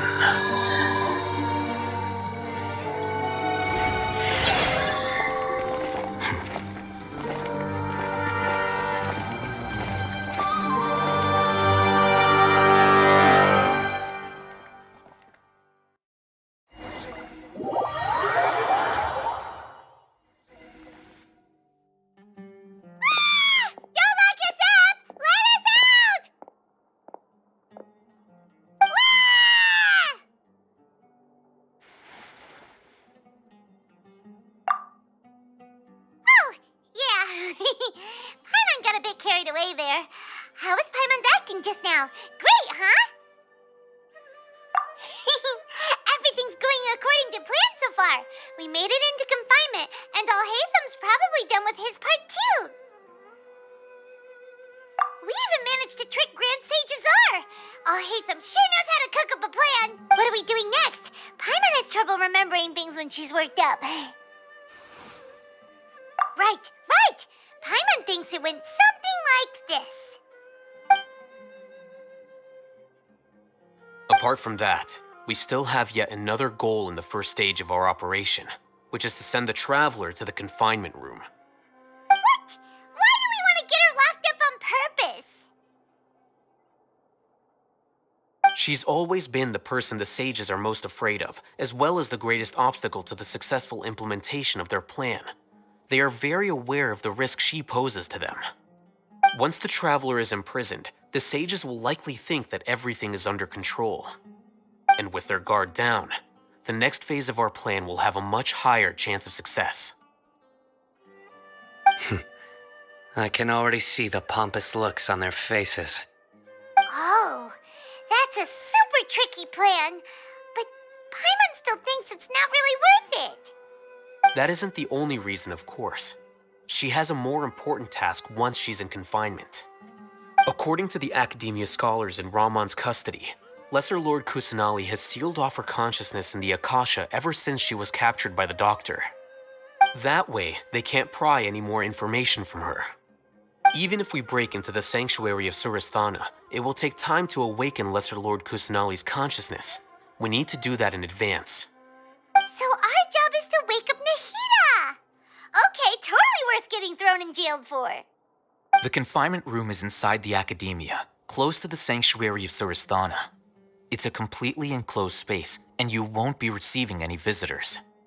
I'll work with Ramon's scholars to make some modifications to your Akasha terminal.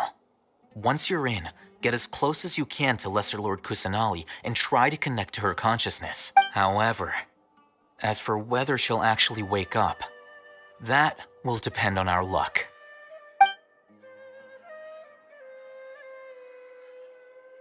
No wonder you've been wearing your Akasha terminal today. It's the one that Al-Haytham modified. Paimon thought they'd take our Akasha terminals when they locked us up in here. Were they being careless? Alright, so what now?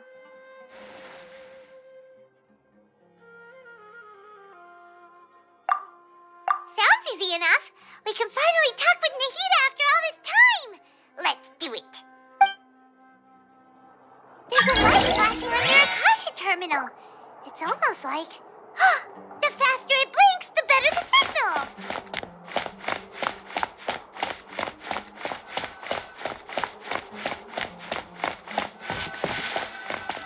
Here? No signal again. Is it getting jammed?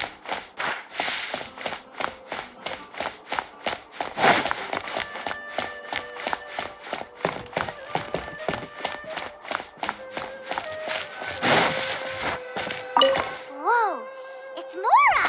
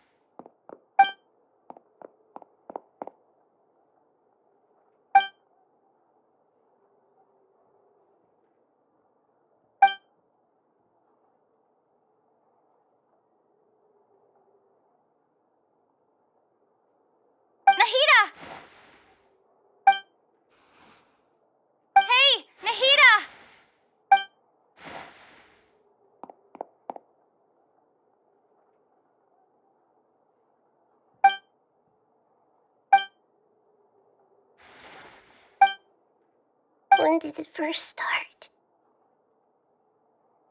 Oh, right. It started from the moment I was born. I want to become a worthy archon.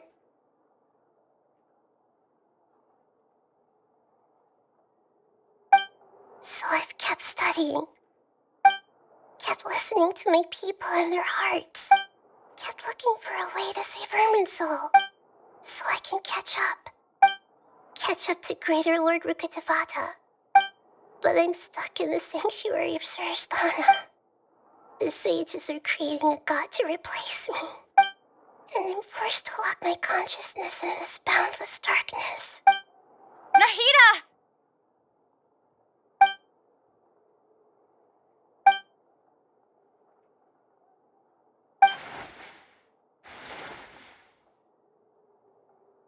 Nahida!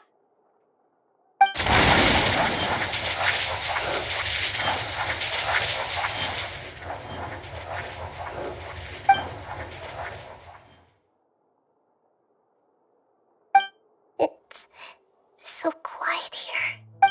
Now that I think of it, I don't think I've ever actually listened to my own inner voice. Do archons have them? Should archons have them? Have I been doing the right thing? Am I really not needed? How do I really feel about all of this?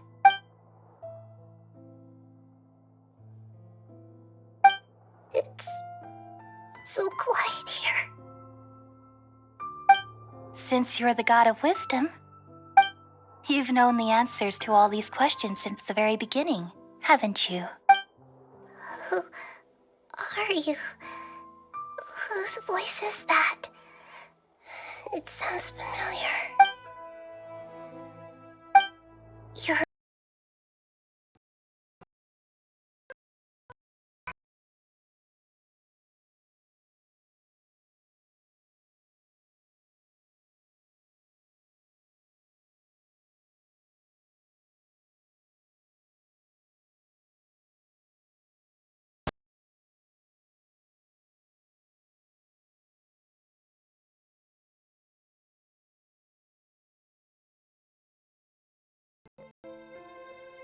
Did you wake me up? Thank you. Why are you here? We're here to rescue you. Are you alright? I'm fine. It's just... when I think of everything that's happened to me, I feel really angry now.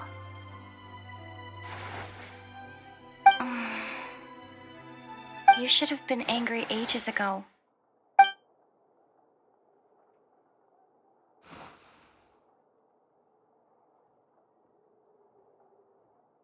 Huh? Oh, you're back! How's everything? That's wonderful news! Great! We weren't locked up for nothing! When you went to wake up Nahida, Paimon was listening for any sounds outside. You were out for a long time.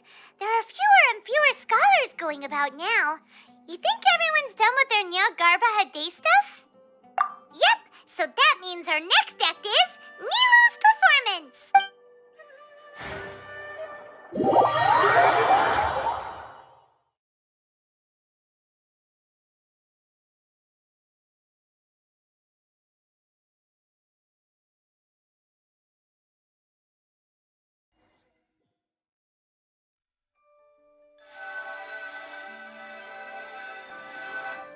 Nilu, are you sure about this?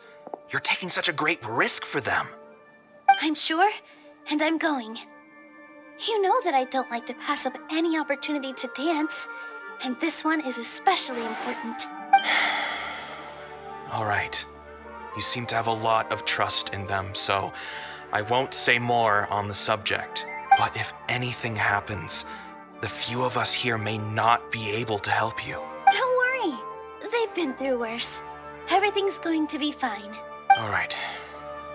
You know, if you really do get arrested, we'll do everything we can to get you back. be careful, even if it's only for our sakes. Thanks, Mr. Zubair. You're so very kind.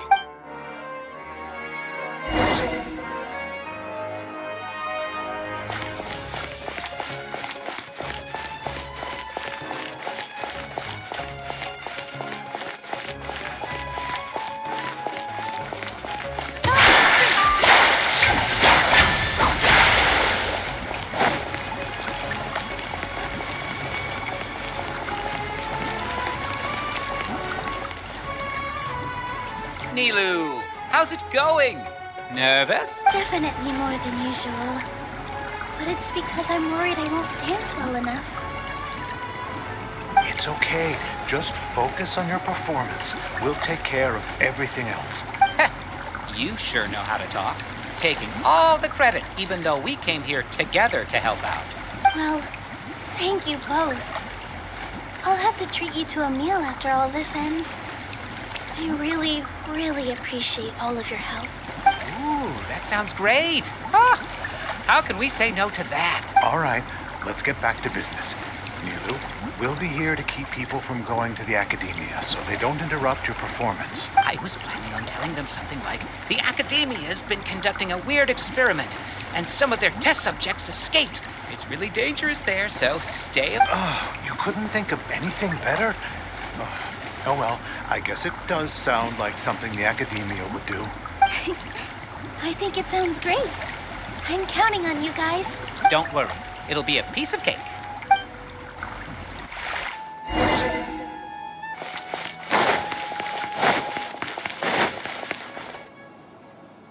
Hey, Nilu! Sorry, it's great to see you, but I'm really busy right now. Our Bait People Away with Yalda Candies plan is working beautifully.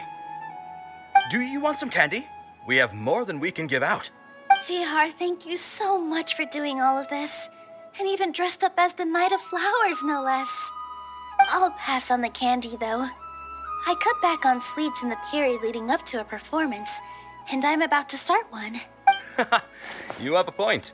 The stage is cleared and everything's ready, so you can start your performance at any time. Yeah, thanks to you. I'm really grateful. All right, time to hit the stage. You're welcome. The honor's all mine, since I'll have such a great view of the show.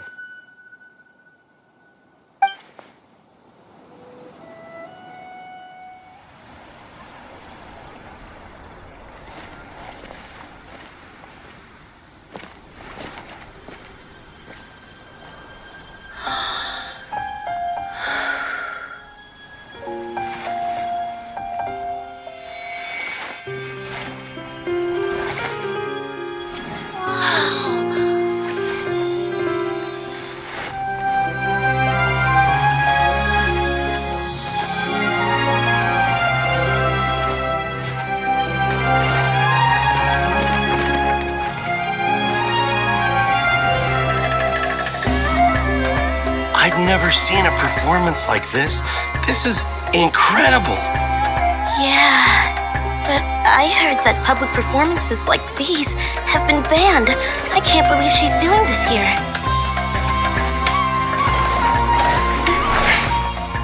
Grand Sage, there's some commotion outside.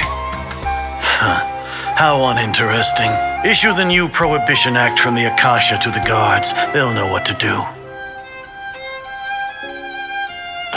Do you think we should, stop her? Let's just watch for a little bit longer.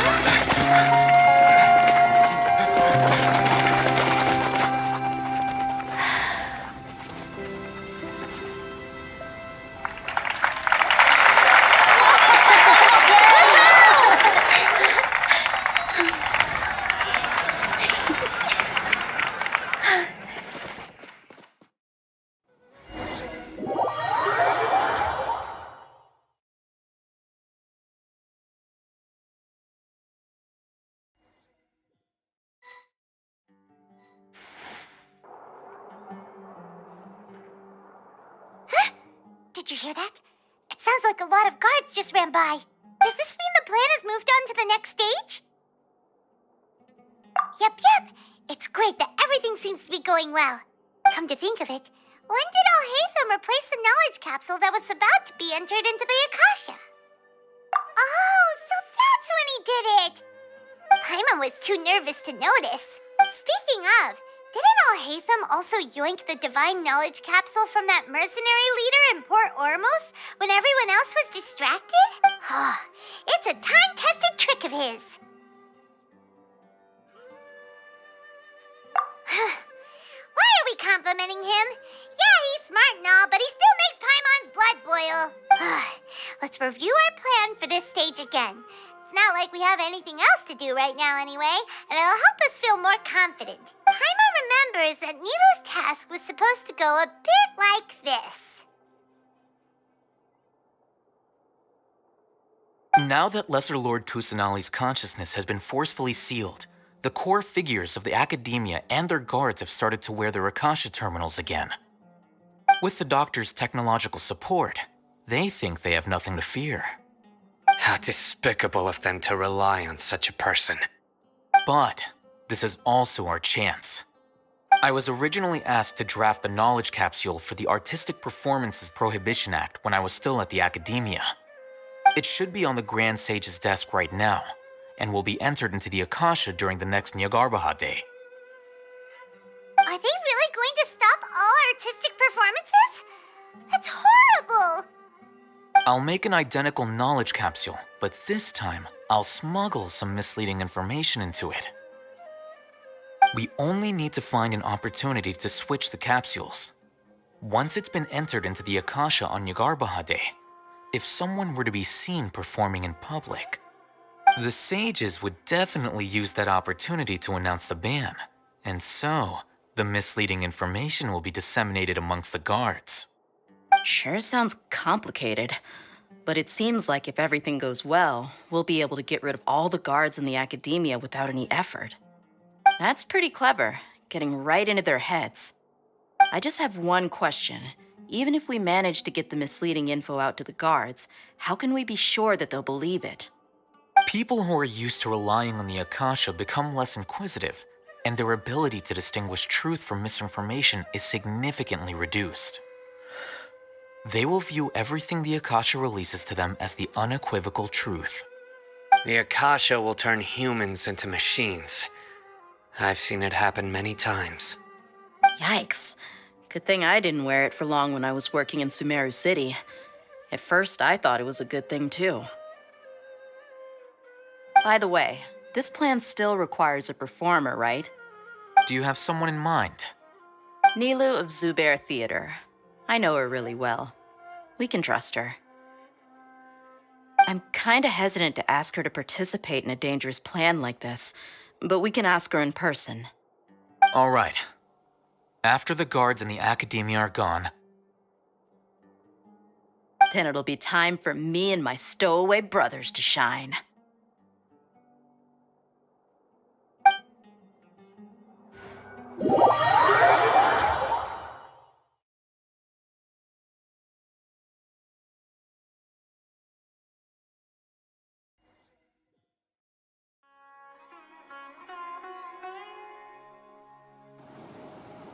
Here they come. Did you see that, Raman? They came out from the academia in droves.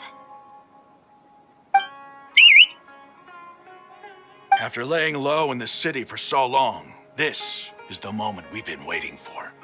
My brothers have already sprung into action. We couldn't do anything to them inside their coop, but outside the academia, this is our hunting ground. With a lioness like you, the prey sure won't be able to run far. We still need to eliminate the guards as soon as possible. If we give the sages enough time to realize what's happening, the plan's doomed. All they've done is to sit on their cushy salaries and twiddle their thumbs all day while we fought and struggled every day in the desert. The only advantage they might have is their numbers. Speaking of which, most of the guards who report directly to the 6 sages belong to the Corps of 30, but they have a completely different reputation. Following those blasted sages every whim, throwing away all the principles of being a mercenary, As someone in the same profession, I'm obligated to teach him a good lesson today. Indeed. The trap has been set. All we need to do is lead them there. All right, let's each take a road and herd those scattered guards back into one place. Make sure to attract their attention. Isak will be the key. You gave such an important task to that child. Will he be okay? It'll be fine. Isak was so determined to help, so let's put our faith in him. Besides, even if he's caught, the guards would be too scared to do anything to him. They've never seen Lesser Lord Kusanali in person, after all. You've got a point. Anyway, I think I see them coming. Let's head out. Good luck.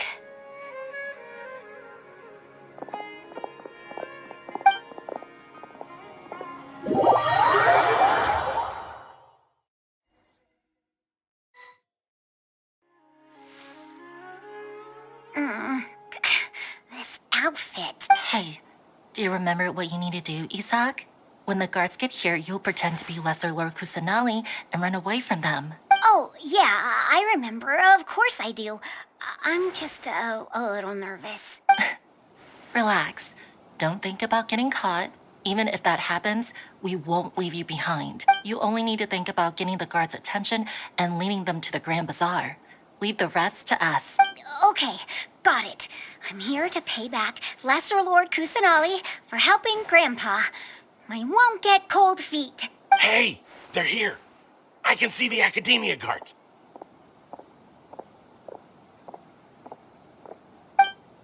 All right, it's time, Isak. Take a deep breath and go. You can do this.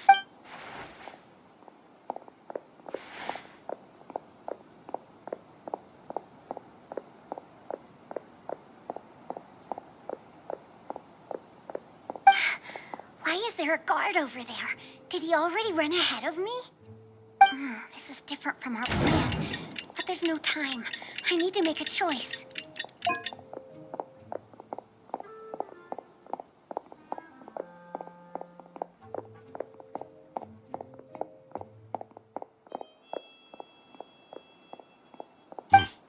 Let's have a look behind the house. What should I do next? Huh. Looks like nothing's here. A wasted time. Luckily, you didn't check behind the tree. The guard looks alert. What should I do next? Hey, stop! I saw you!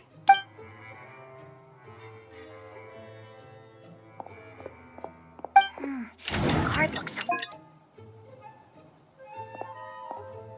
Doesn't seem like anything unusual's around here. Looks like the guard finally left. I need...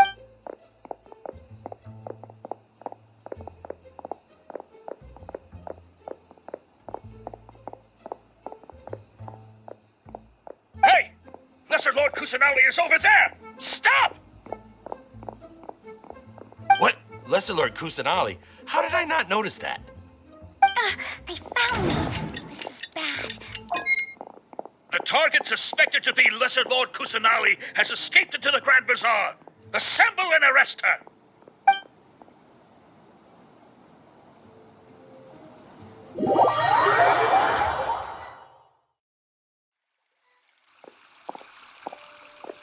Where did she go? How did she disappear? Did we lose her? Hurry up and find her! Hey, why is your team here? Didn't we say to split up our search? Hurry, hurry! This place is... Why are you all here? Yeah, isn't it one heck of a coincidence? Everybody's here. What on earth is going on? I suppose that's all of you? Who are you? Did you set us up? What are you planning? Phew, that was rough. I almost got caught. Little brat! So you're not actually Lesser Lord Kusanali. Who exactly are you all? Eremites from the desert? Just some colleagues. Think of this as a business competition or a personal grudge. After stepping into our traps, stop thinking of yourselves as hunters. Behave like the prey you are.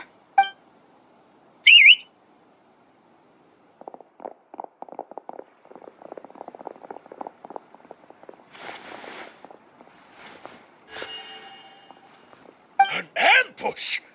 How's that possible? This is Sumeru City, but mercenaries from the desert somehow ambushed us! You've spent all your time hiding away in the academia. This place has long since become our hunting ground. Brace yourselves!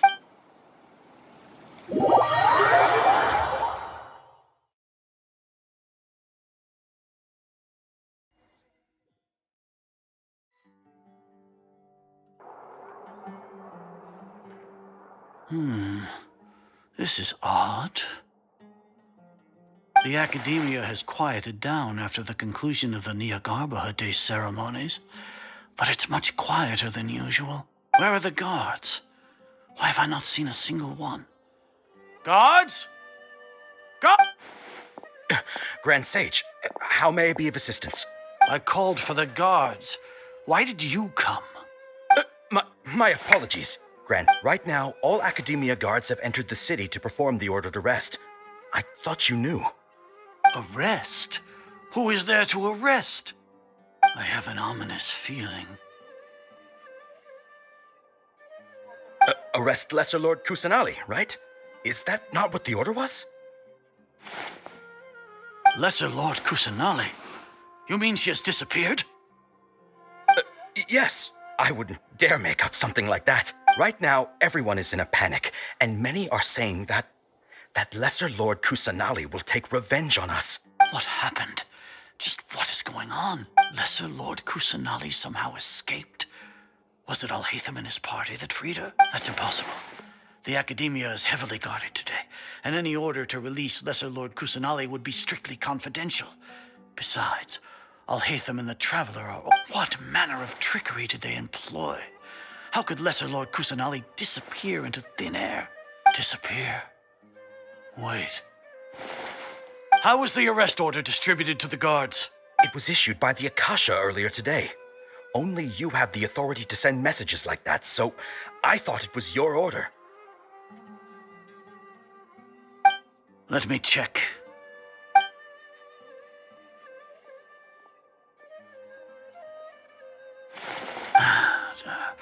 Here.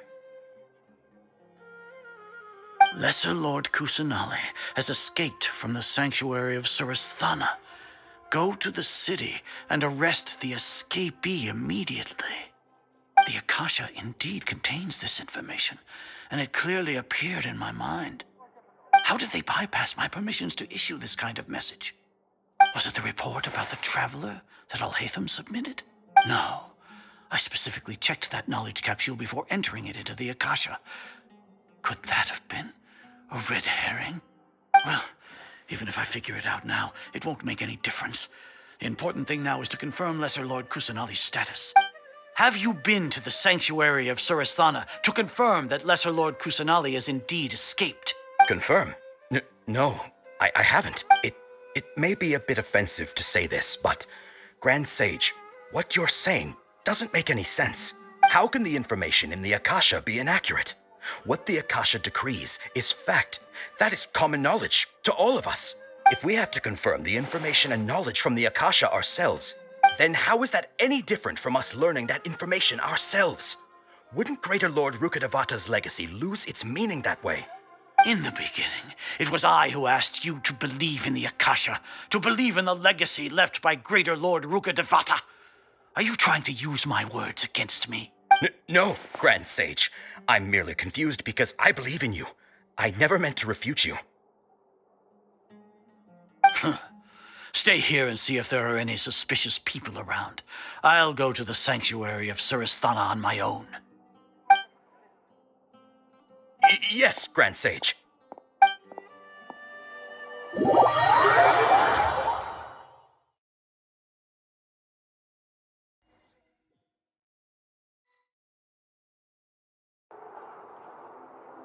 Lesser Lord Kusanali has escaped from the sanctuary of Surasthana. Go to the city and arrest the escapee immediately. How can that be? Stop thinking about it. Stop.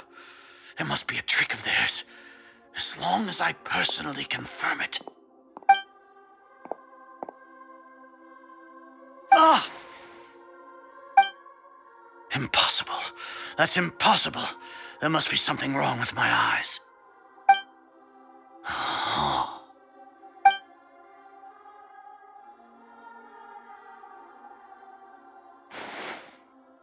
What a comical sight, Azar. Once the Akasha has put certain thoughts into your head, even the Grand Sage can no longer see what's right in front of him. You all can only see the world in your mind, the one you think you know. And precisely because of this, you disregarded Lesser Lord Kusanali's existence. She has been a wise and worthy archon. Sino, have you been waiting for a chance like this? The Akasha predicted that you would return to the Academia to confront me, but I didn't expect it to turn out like this. I was careless. No, you were blinded. Your faults stem from your reliance on the Akasha. You're still the same as always. I truly did not expect a proud person like you to cooperate with Alhaitham and the Traveler. People change, Azar. Admit it. The Akasha can't predict my actions anymore. Then tell me, what have you found during your investigation? You want to buy time? This is the sanctuary of Surasthana. Under your own regulations, even Academia staff are forbidden to come here. No one will come to save you. As for the investigation, I've at least confirmed that you are guilty of insurgency against the Archon. A serious crime. So what? Did you do all of this so I would plead guilty in front of you, General Mahamatra? No. I want you to plead guilty in front of the Archon herself. You once said that I had no standing to judge you. So now, how about judgment in the name of a god?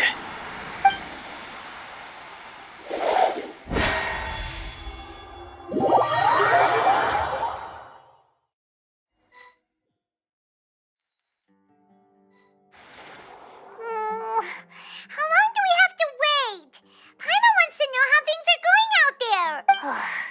Paimon hasn't heard any sounds outside for a while. Hopefully something bad didn't happen.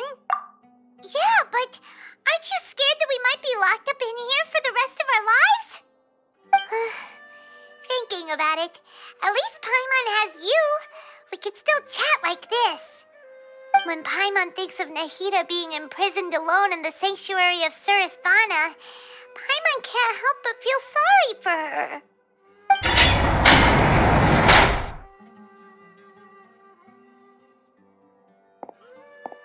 Here comes your savior. Yeah! Paimon just knew you would come to rescue us! You two really owe me some big thanks. I had to search through who knows how many guards to find the key here. It felt even more tiring than whacking them. I'm exhausted. Thanks a lot. Need Paimon to rub your shoulders? No, that's, I'll pass. What are you afraid of? Oh, are you ticklish? Now isn't the time to talk about being ticklish. Things in the city and on Sino's side are both going well. The guards that stormed out of the Academia are all taken care of. The Corps of 30 is in charge of the city's defenses, but we already talked to Asfand. They've been fed up with the sages bossing them around. As long as it doesn't break their employment contracts, they'll turn a blind eye. That's probably because you've been super great friends with them for a long time. So, how's Sino doing? The Grand Sage is in his custody. Even I know how terrible it is to fall into Sino's hands, so he probably does too. Sino forced him to release Lesser Lord Kusanali. He has no choice but to obey. So, hurry to the sanctuary of Surasthana. Assuming nothing weird happened, we should have already rescued our Archon. Honestly, I didn't expect our ragtag bunch to do this well. We just came together last minute to save the Archon, you know? All right, you two better go. I still have to clean up some messes in the city. See you around.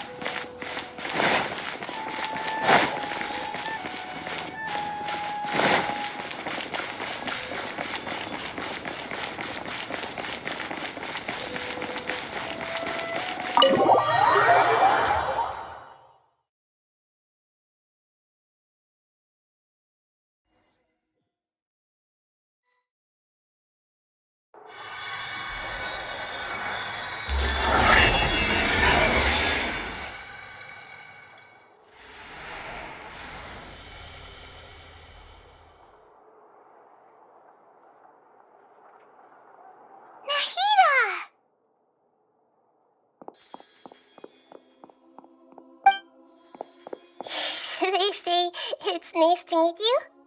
This is the first time we've met in real life. Before, we've only met in dreams, consciousness, or when I was in someone else's body. Thank you so much for coming to rescue me, but I also need to apologize. During this time, I did some self-reflection.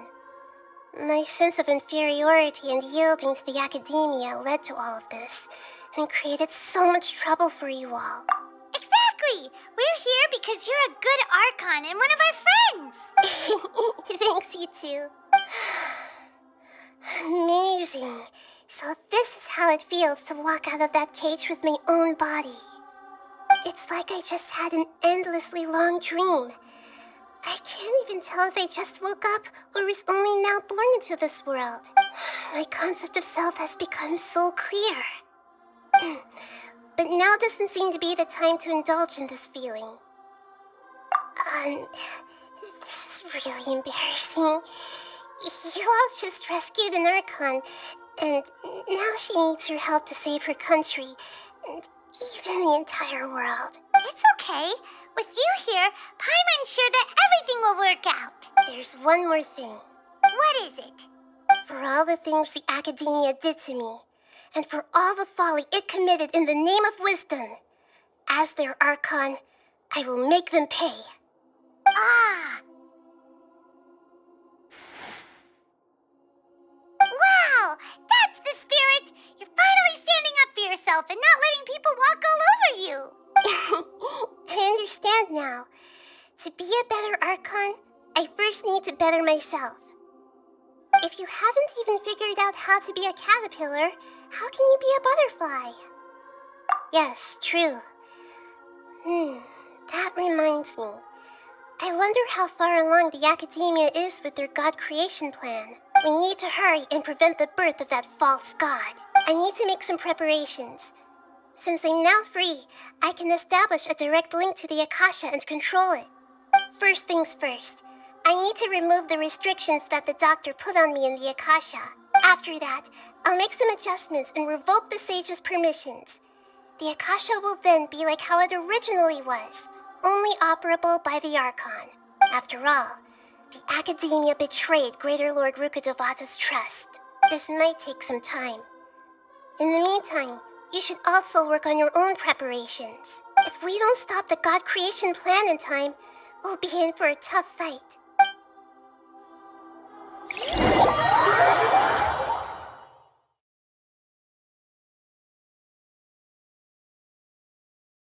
You might as well prepare for a fight. When we're done, we can take a walk around. After all, we missed out on a lot of stuff when we were locked up.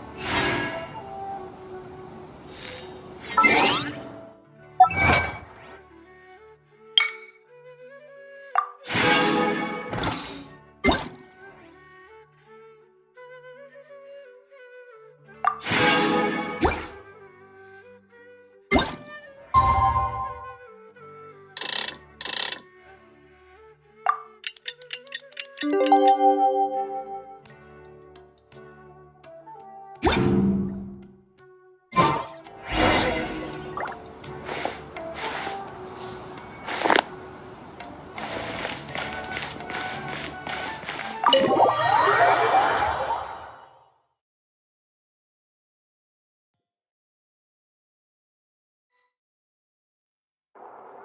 it going, Nahida? I'm done with the parts that needed my involvement to complete. Although it's my first time working with the Akasha like this, its internal structure and operation procedures are easy for me to understand. Greater Lord Rukkhadevata's design is truly brilliant. Oh, also, this is for you. Huh? What's this little floaty thingy? It's a small device I put together just now. You can think of it as an upgraded Akasha terminal. You may not need it right now, but it should be helpful in certain situations. Wait! This thing has the same characteristics as Paimon! We're both small things that float! Oh, all the things that make Paimon special got copied! When Paimon appears with the Traveler from now on, people won't remember Paimon because she isn't unique anymore! It's alright, Paimon. It can't replace you. It's only a flying device, but you're the Traveler's irreplaceable friend. You're so good at comforting people, Nahida. If only the Traveler was as smart as you. I was simply telling you what I feel to be the truth. I wasn't trying to comfort you. Nahida, you're natural at this. What you just said made Paimon even happier. By the way, there's something I need to confess. Even though I'm the Archon and in control of myself again, I'm not very good at fighting. You may have heard that an Archon's power is derived from their people's faith. However, I'm not as well loved as Greater Lord Rukkhadevata. If we get into a situation where combat is our only option, I'll have to count on you, and I'll do my best to provide support. I'm glad I can rely on you. So the God of Wisdom isn't good at fighting? That actually sounds about right. I've located where the false god is. Time is of the essence, so let's skip to it.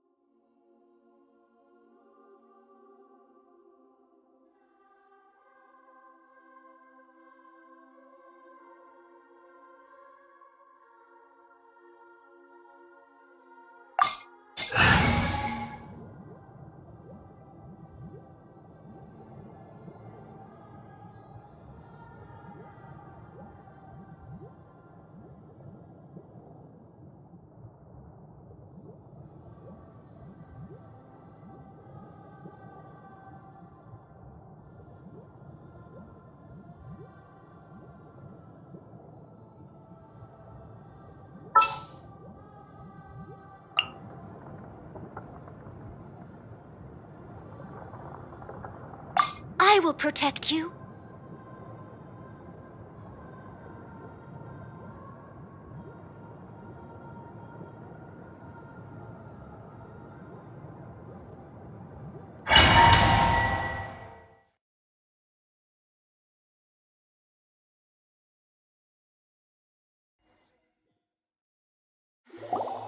What is this place? Is this really the way we need to go? Wow. Who would have thought there'd be a place like this hidden right slap bang in the middle of the city? The sages wanted to realize their god creation plan without being discovered. The safest and most convenient way would be to build within the academia itself. That's true. They were already hiding one god, so why not two? Judging from the structure here, the project is a huge undertaking. The sages really saw the god creation plan as their ultimate goal. But this place doesn't look like it could have been constructed by the academia alone. The Fatui under the doctor sure didn't hold back. They provided a lot of technological support. Yeah, or else they wouldn't have been that generous. Is that it, though? I've always felt that this doctor is different from the academia sages.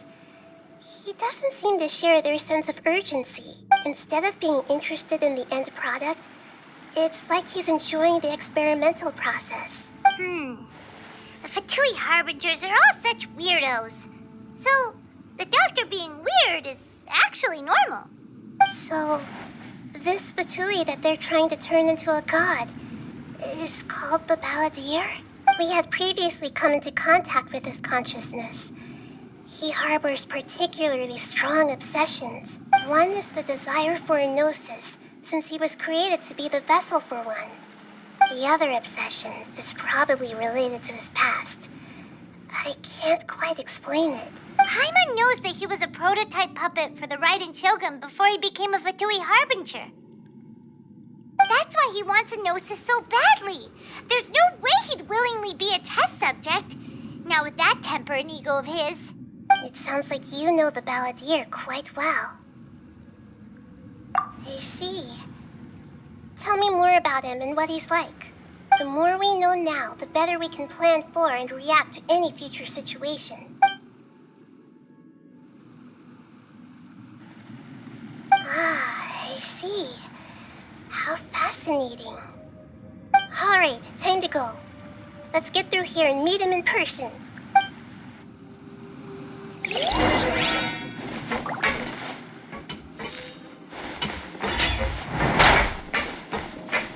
Time to work! Let's begin. Put your back into it, scatter! Time to fulfill my duty! It isn't time for a break yet! I will end you. Let's end this quickly! This should be fun! My duty!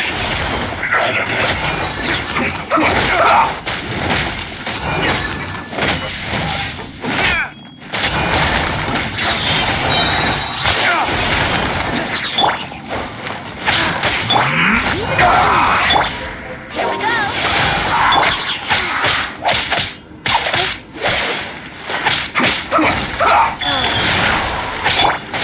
I slipped up.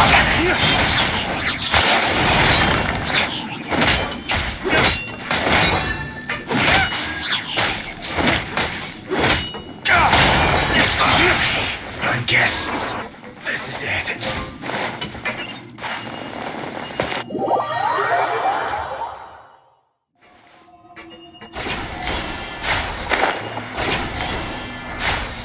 It looks like we can climb up these pipes.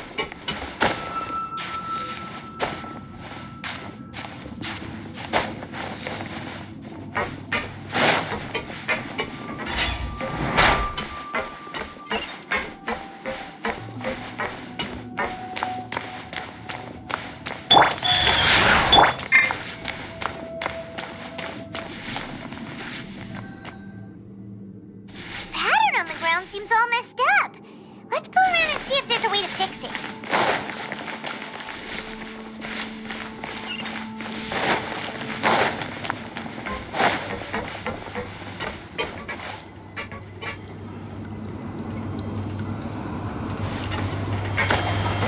Seems to have stopped. Let's continue.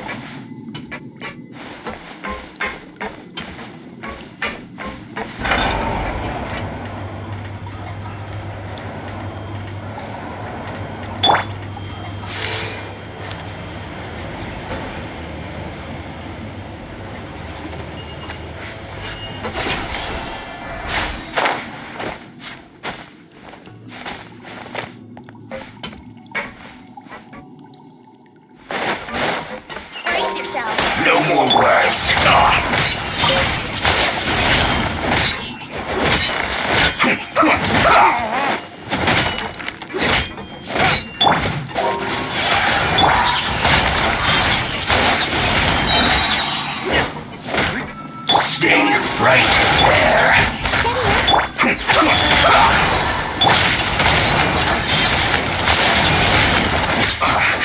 I guess this is it.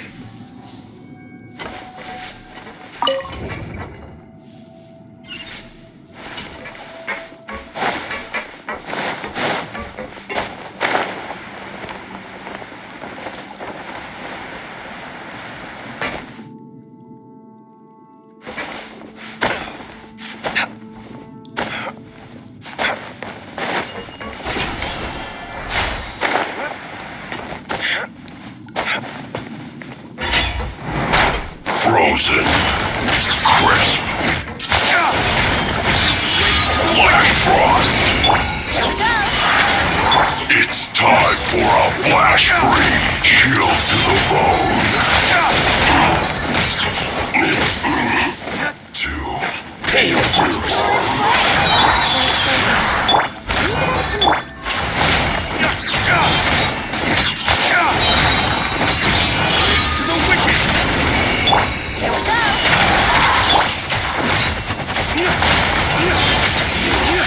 Can't run from death.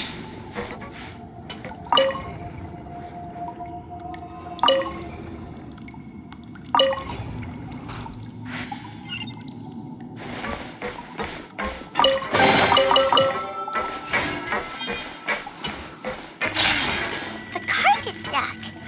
Maybe there's something wrong with the tracks. Let's try adjusting the direction of the device to clear the tracks.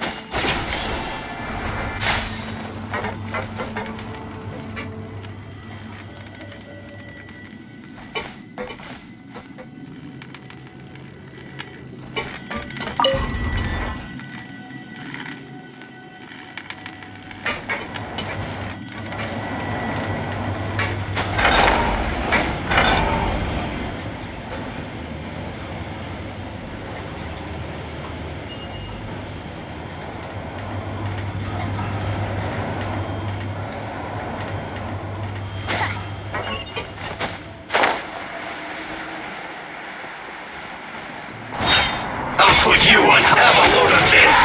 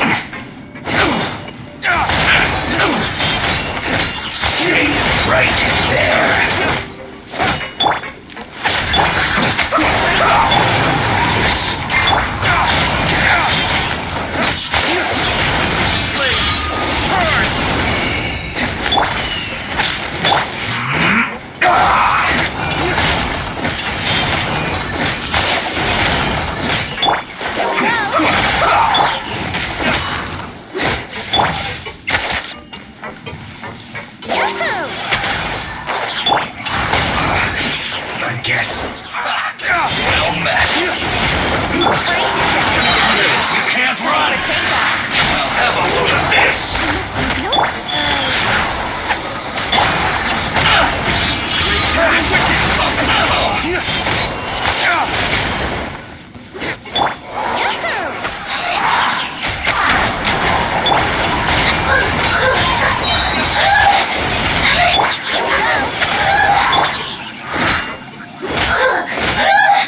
No, my pretties.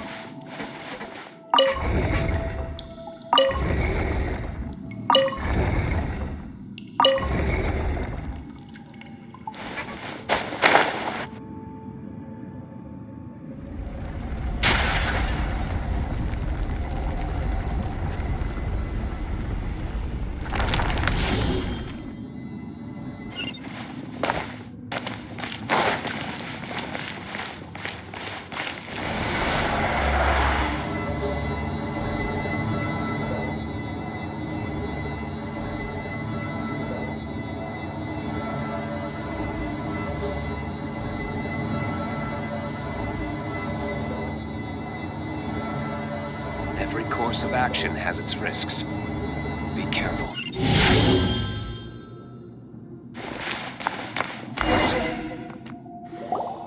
Looking at its operational status, we must prepare for the worst. The god they wanted to create is likely close to completion or already completed. Oh no! What should we do? Paimon can't imagine how hard it would be to fight against a Fatui Harbinger with a Gnosis. Are you nervous, Paimon? If you really want to know, of course Paimon's nervous. Aren't you too, Nahida? Yes, I am. This is probably the first time I faced with a calamity of this degree since my birth. I feel not just nervous, but curious as well. Curious? Curious about what? Curious about our fate. To me, everything we perceive in this world, everything we learn, and everything that happens to us is considered knowledge. And if it's a form of knowledge, then it can be understood. However, only fate is about that which has yet to occur, so it has always drawn my curiosity. So to me, fate is the ultimate knowledge. That's also why I love observing humans and all the things that happen to them. It all brings me great satisfaction. And now, at long last, I'm not just an observer anymore. I will personally experience my own fate with you by my side. Isn't this such a wonderfully exciting thing? Ah, so that's what you mean. Paimon thinks she understands what you're feeling. Agreed. Okay, let's continue on. I can sense his aura from here.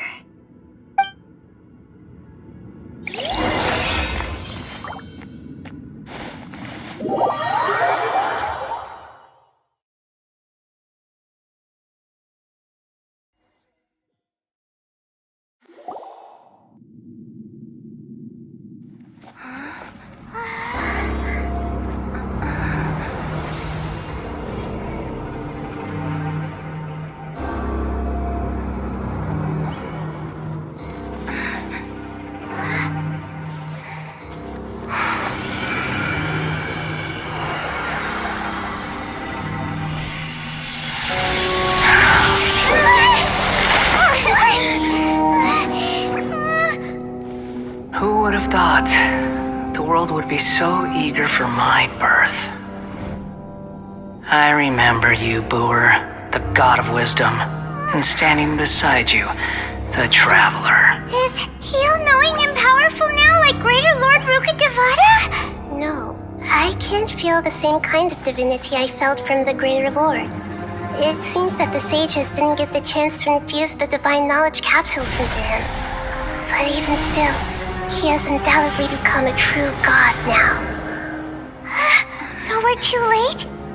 The Balladeer has already become a god? The Balladeer. A long bygone title. When my spirit ascended to divinity, I felt as if I had existed for the same number of epochs as heaven and earth. Looking back, the existence of what once called itself Kunikazushi appears infinitely small and ugly.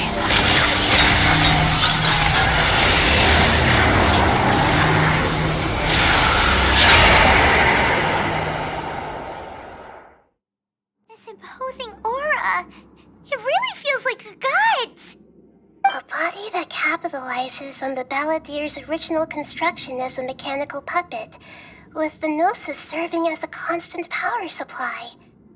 How much effort and resources did the sages put into this? From a purely technological perspective, it's a commendable achievement indeed. It's no exaggeration to say, this is the culmination of human wisdom. You sure are something! Dishing out compliments at a time like this? But I don't think he's reached the spiritual height of a god. Strife is engraved upon every god and every gnosis brought forth into this world. Can you feel it? The exhilaration of such power, and the thrill of anticipation for our contention. Nahida wouldn't feel the same things as you! Do you not realize that you are interrupting a conversation between gods? Lowly creature, know your place. The strife engraved upon a gnosis. You're talking about the Archon War. Tevat's current peace was not easily won. I didn't personally participate in the Archon War, but the way I see it, all those losses were meaningless, driven by the demands of the laws. There's no point in bringing it up again. Is that so? Yet I am deeply disappointed that I was never allowed the fortuity to personally participate in the Archon War. This is a first. Encountering a god in this world who does not crave power. No wonder your own people have abandoned you, god of wisdom. Your judgment is as your existence, unsubstantial. This is where everything ends, Booer, the god of wisdom. You should know that wisdom cannot solve every problem. Like now, where your only option is to face me in combat. Come! Let us reenact a scene of the Archon War. Come and inaugurate my birth as a god. Churn!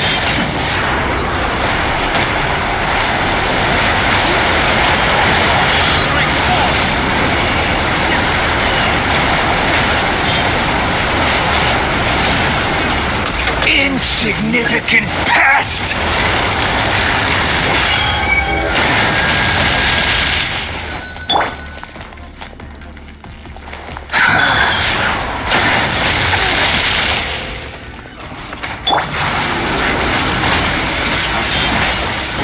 Perish!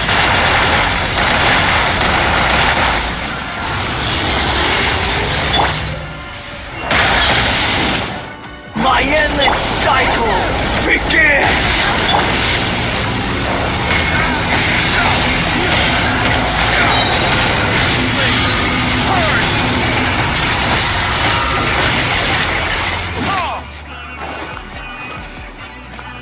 Feeble human!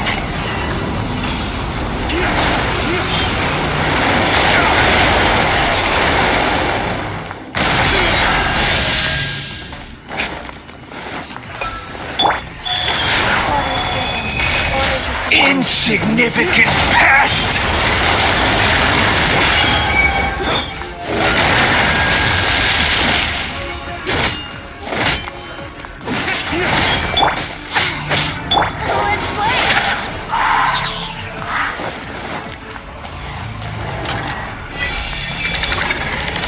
At my command, you shall fall!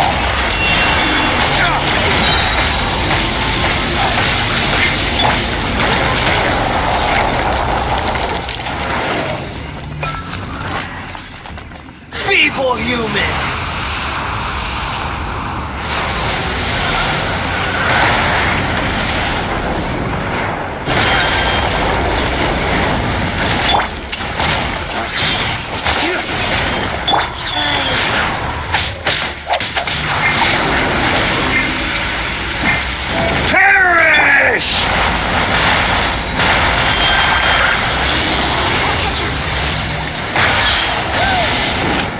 Insignificant pest!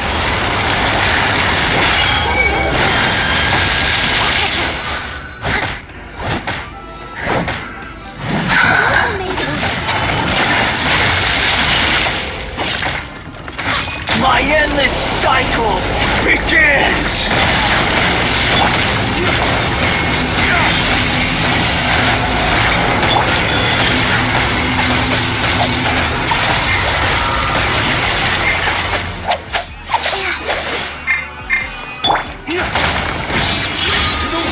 Feeble human!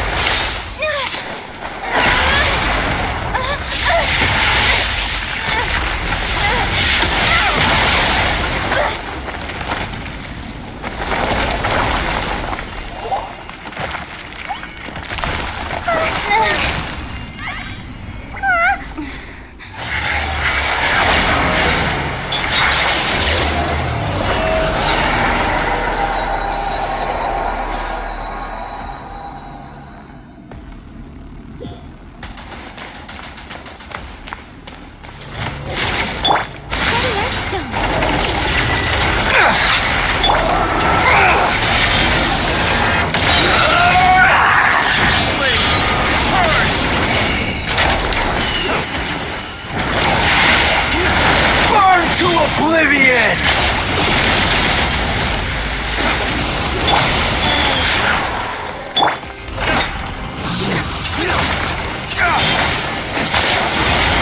Tremble!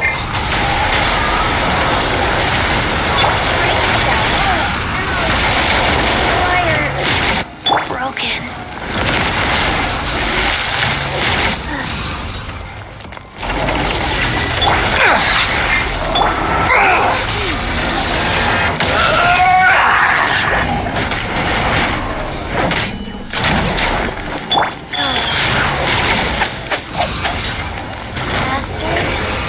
Reality is pain!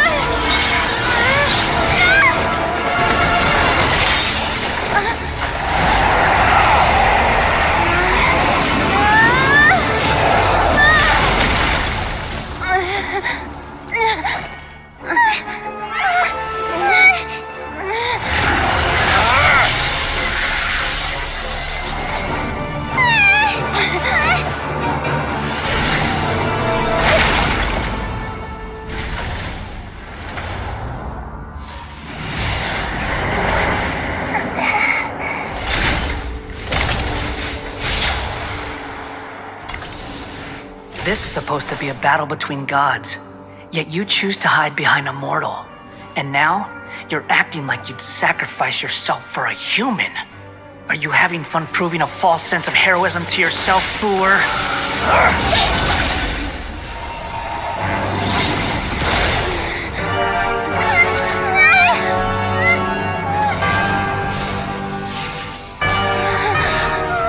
The data collection is almost complete.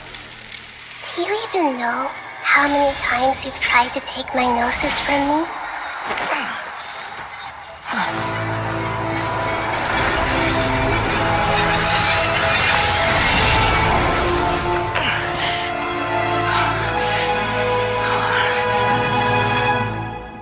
We just concluded the 168th loop. Did you know that in the effort to create you, the people of Sumeru were forced to live through the exact same number of Sub-Zerus festivals and samsara cycles? The power of dreams. When did you use it on me?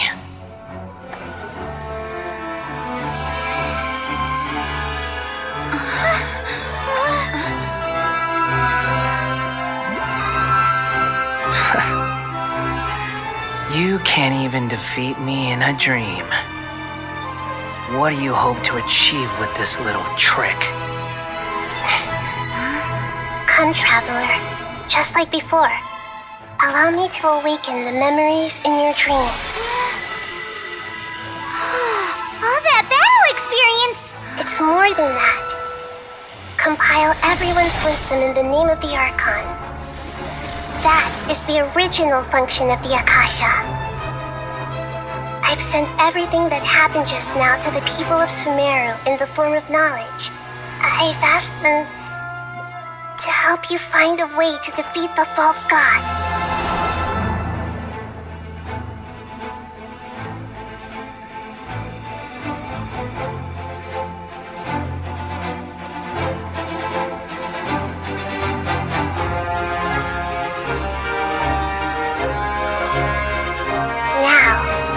All of Sumeru's wisdom is at your disposal.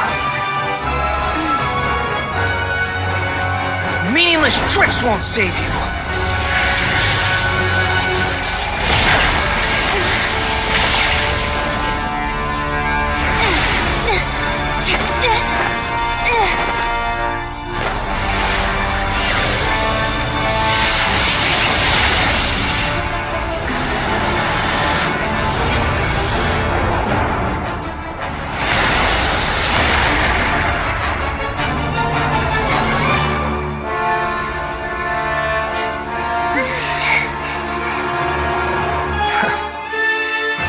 Are you done with your tricks?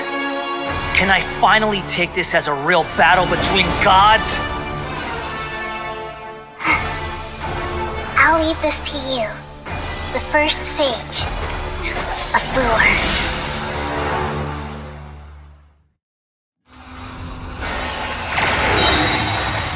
1,000 eons, mine to dominate!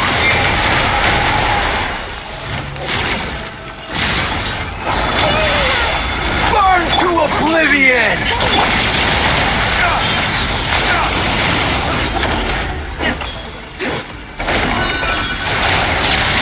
Kneel!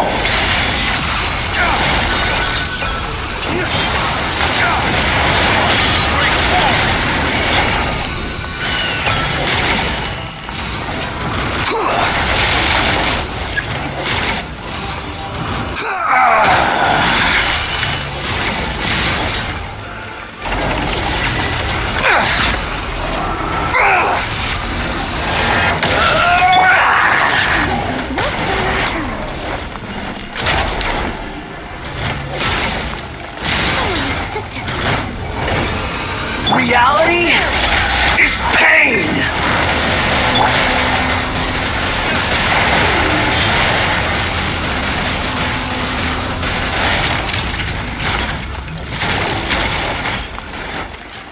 Good riddance, cruel world.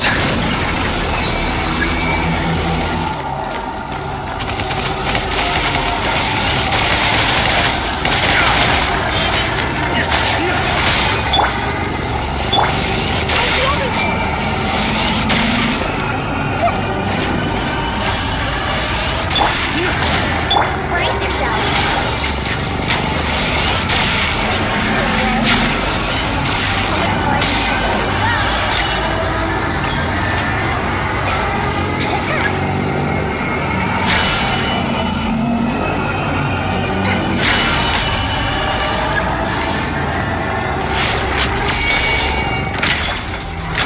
Your new god awakens!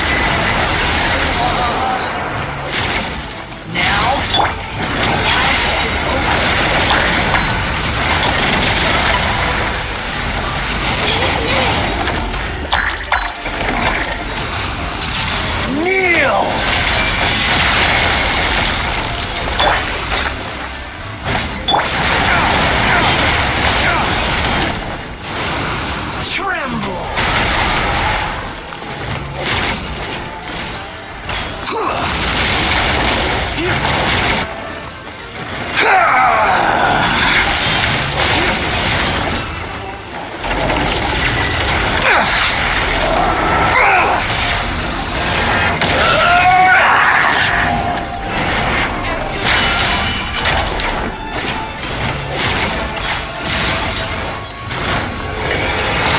reality is pain!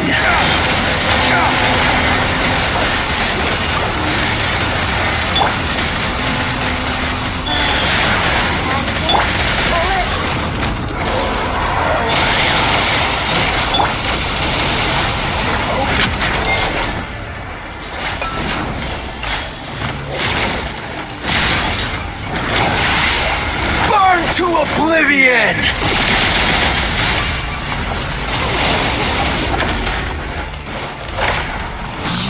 Filth!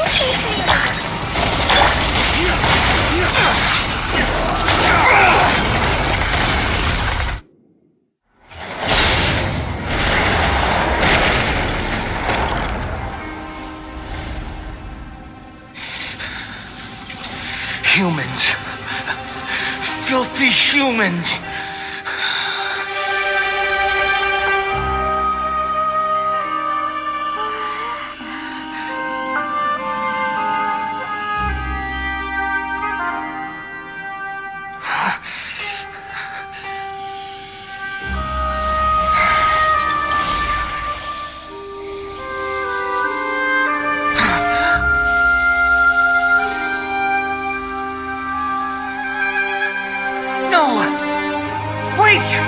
Please! Anything but the Gnosis!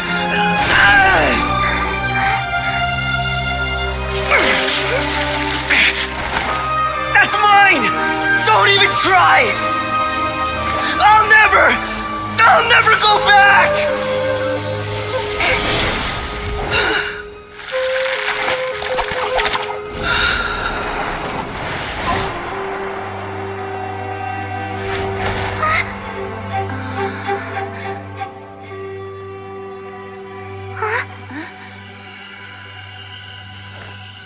We haven't yet found the answer to the most important mystery. Irminsul is still waiting to be saved. With the power of another Gnosis, we may now finally understand the last memory of Greater Lord Rukkhadevata.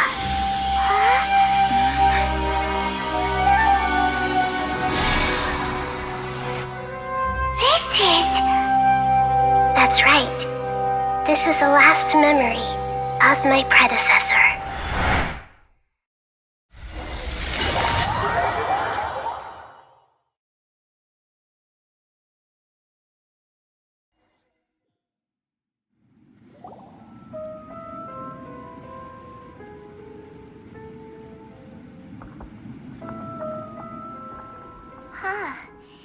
This sure seems very different from what Paimon imagined. Shouldn't Irminsul be in this realm of consciousness? Yes, that is our destination. But I didn't expect the remaining consciousness of Greater Lord Rukkhadevata to be as polluted as this. Forbidden knowledge? It seems you know about a concept that even I don't completely understand. Could you tell me what you know?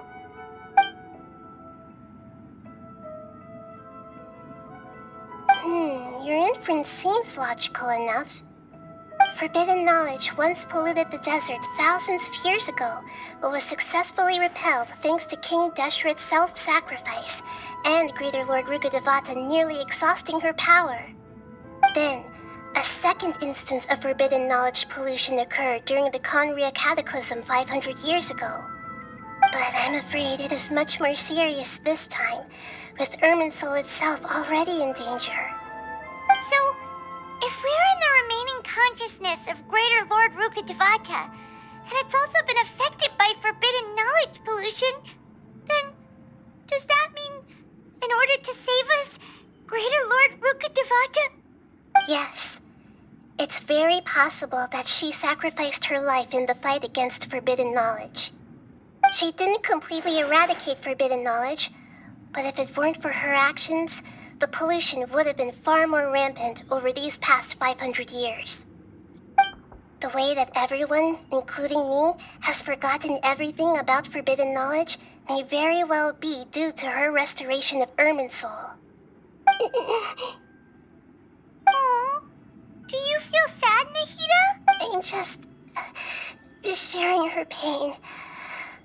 The pollution of her consciousness here is severe.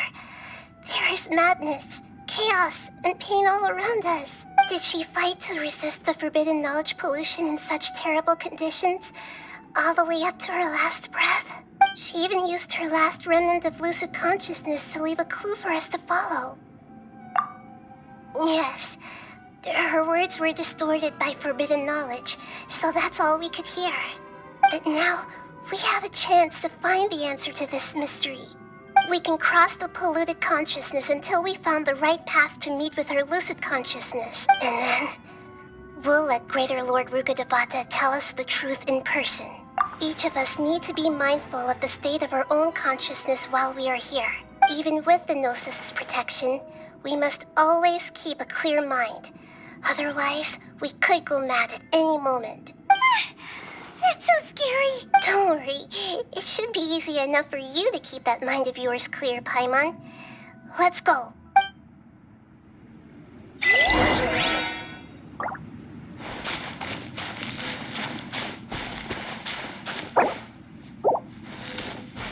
we in the air? And why is there a huge boat? That's the boat of consciousness, which symbolizes reason here. Wow. What are these? The monsters seem to have been affected by them.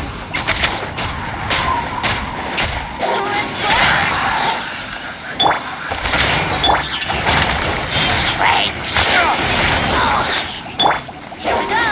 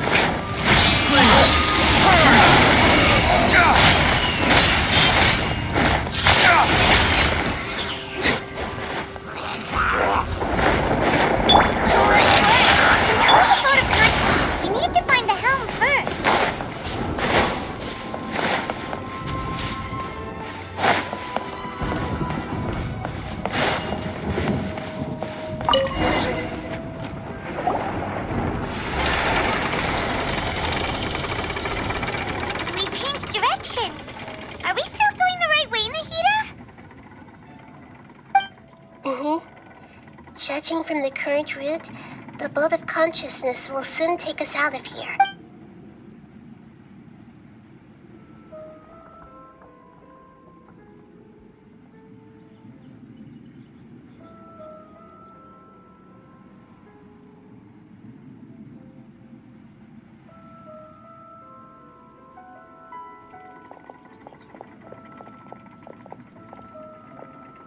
We'll be arriving at our destination soon. How are you feeling? Are your minds still intact? Huh? But everything's been completely normal for Paimon. Hopefully there won't be any more interruptions. This time, we should be able to meet Greater Lord Rukkhadevata. Are you saying you've never met Greater Lord Rukkhadevata before? No. It seems that my birth and her death took place at the same time. Otherwise, I think she would have given me a little more guidance, and I could have done a better job. Hey, you've done a great job, Nahida. Let's get out of this creepy...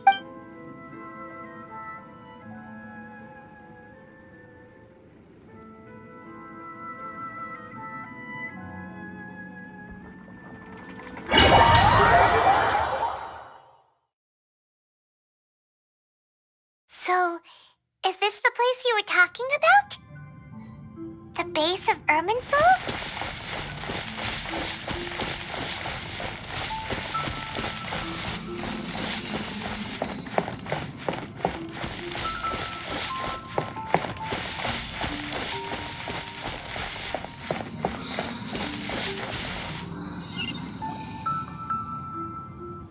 Well, this is the place.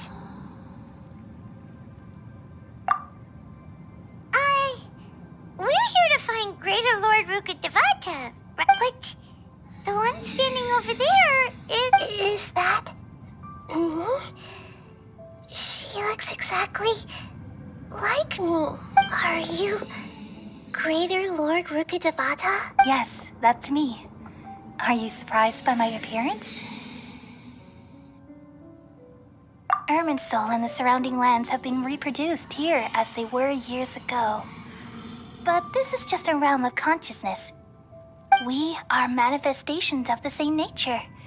Hence why we would appear exactly the same. We're of the same nature? Why? Because you are me, and I am you. You are me in the new samsara.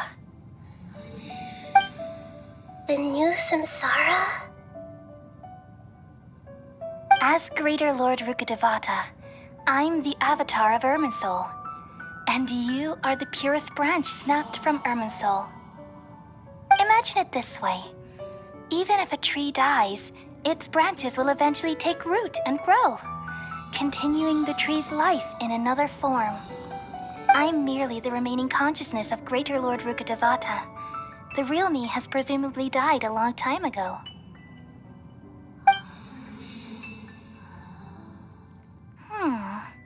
Judging from your appearance, I've probably been dead for 500 years. But you're finally here.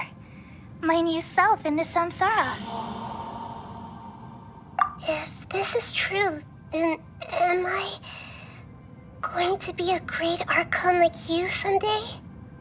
Though we share the same nature, our fates are bound to be different. All things have their own fate. When a branch grows into a mature tree, it won't be the same as the original tree. That's why fate is the ultimate knowledge, isn't it? That's a great insight. Yes, very good. It's also precisely why you won't become like me. Really? But perhaps you may become an even greater archon than I. I already see a determination in you that I didn't possess in my time, and the future that it leads you to will be yours alone, along with the blessings from your past experiences. Don't worry. The growth of wisdom is like that of a plant. You only need to wait quietly for the flower to bloom. Come to think of it, sages never had the faintest inkling of the meaning of wisdom. Thank you. Nothing makes me happier than discovering that the archon I always admired was in fact myself in another fate. It's so nice to speak with you, Greater Lord Rukkhadevata. I've always wanted to meet you. The feeling is mutual. From the moment I snapped the branch off Irminsul and created you, I've also looked forward to talking with you. Could you tell me why you wanted to create me? And what exactly happened when you died? Ah, I see. You're here seeking answers, right? Everything that day, even the sky itself, changed into a color like this. At that time, the seven were all summoned to the nation of Conria. Except for me. I had a more important task to attend to. I had to protect Irminsul. The disaster occurred together with the pollution of forbidden knowledge.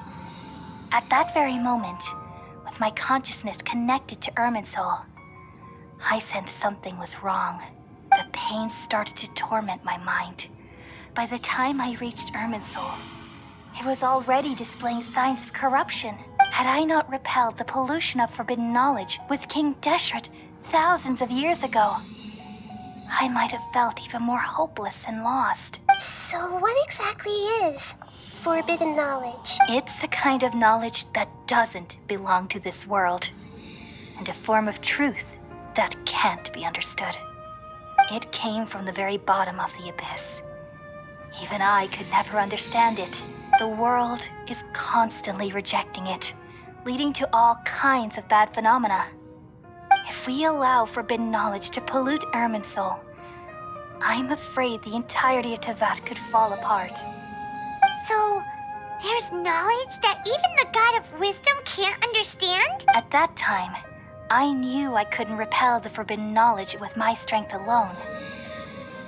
Which is why I created a device that compiled human wisdom and named it the Akasha. It's truly the world's most amazing invention. Thank you. For a long time, I thought dreams were the fruit of human wisdom.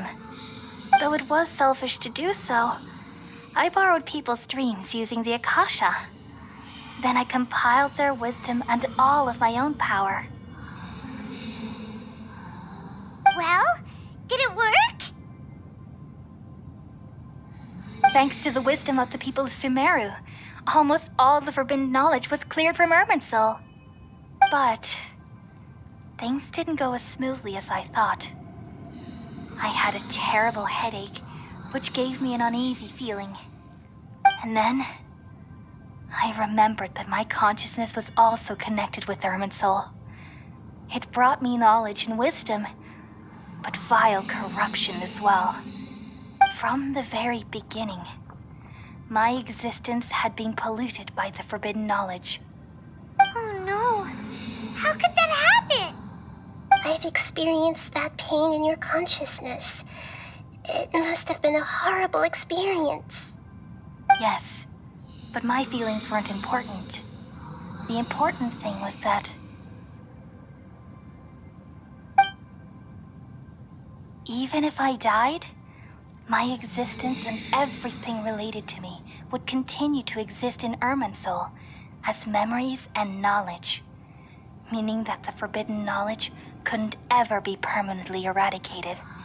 And there's no way for me to eliminate myself. It would be a sort of paradox.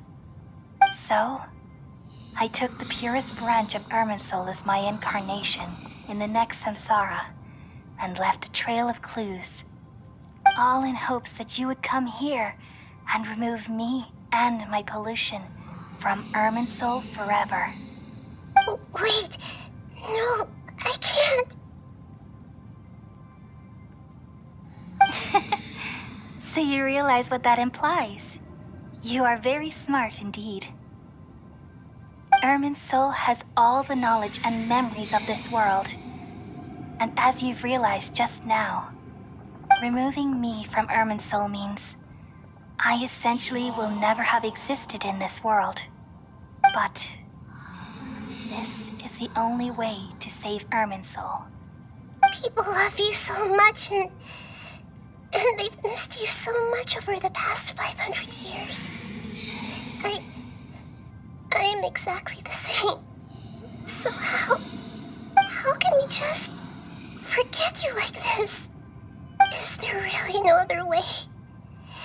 There must be something else I can do. You're the god of wisdom, Boer. You should know that there is no other way. But this is so cruel. I don't want to forget you. No need to feel so sad, Boer. As someone who delights in wisdom, you should feel joy at finally finding the answer. These are the words in their entirety. The answer you've been seeking all along. Let the world completely forget me.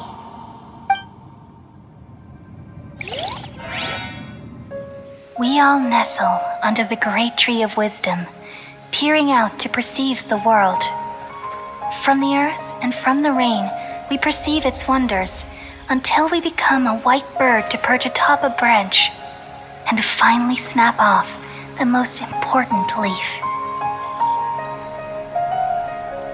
Once upon a time, I alone dreamed in this world. In my dreams, everybody would also dream after they fell asleep. Wild and wonderful thoughts would emerge from their minds. Some tumbled to the ground, and others floated to the sky, connecting all things in the world into one dazzling net. Among a plethora of worlds were numerous smaller worlds, all of fate, finding within the tapestry their brilliant glow. I gradually understood that these indescribable and constantly changing things are the most profound things in the world. Only they can completely repel the madness. Only dreams can awaken consciousness from the deepest darkness.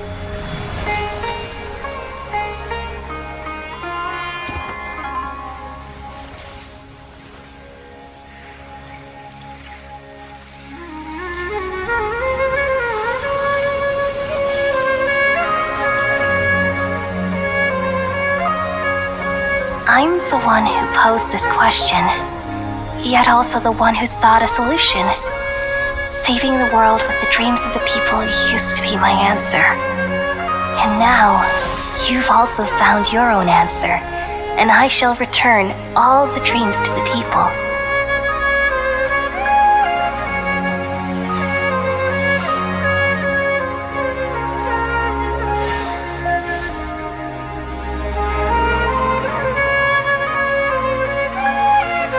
Goodbye, people of Sumeru. May you be blessed tonight with the sweetest of dreams.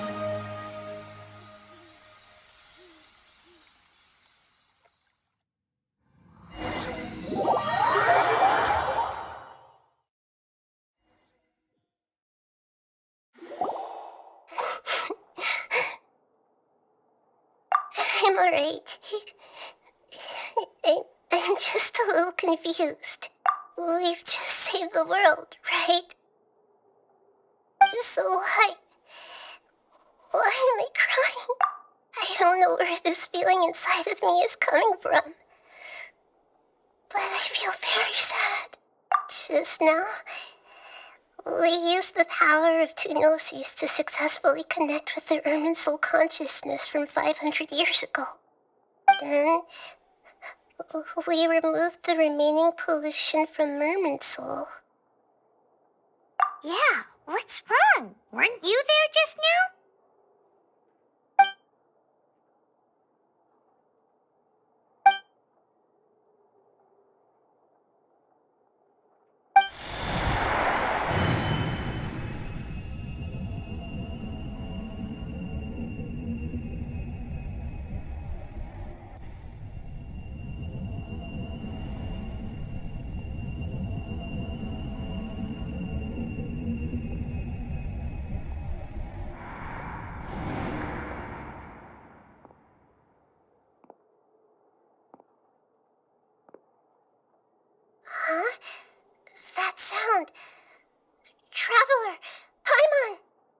I've been waiting here far too long. But finally, I have the chance to be alone with you. All the precious time I wasted has finally paid off. The doctor! What have you done? Just a type of sound wave that can quickly put defenseless people into a dream. As I expected, it doesn't have any effect on gods. This is the only thing of interest I found among the sage's research. I thought I'd take it for a little spin. Don't worry. I know you would never forgive me if I actually killed them. I'm here to negotiate with you. Naturally, I won't do anything dangerous that could potentially damage our relationship. Negotiate with me? I heard you had already left Sumeru. Why are you here again now? I left Sumeru, but I also stayed in Sumeru. Even the God of Wisdom is restricted by the habits of cognition. How disappointing. You mean there are many different versions of you in this world? An astute guess. Even the same individual will have different cognitions at different ages. A long time ago, I made a major decision in hopes of preserving all my perspectives of how I observe the world. Observation is the first step of any experiment, but observing the current world doesn't satisfy me. It lacks an important dimension, that of time. So I saved segments of all my ages and made them into independent individuals. That's all there is to it. Indulge me. How does the God of Wisdom find my method of seeking knowledge? It's an insult to the very concept of life.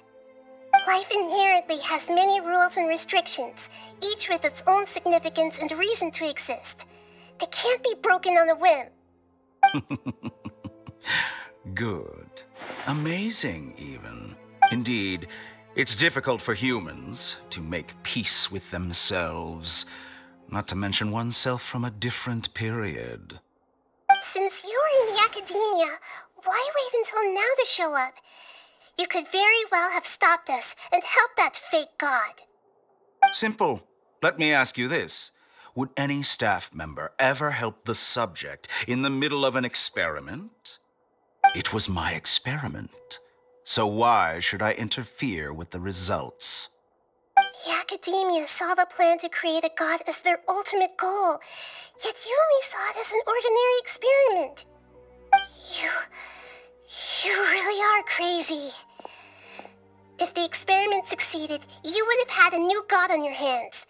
How would you have faced your own god then? Would you still take the same stance?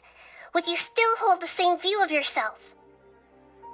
I'm first and foremost a scholar. These results should be left to the judgment of the hypothetical me confronted with that outcome. But you're right.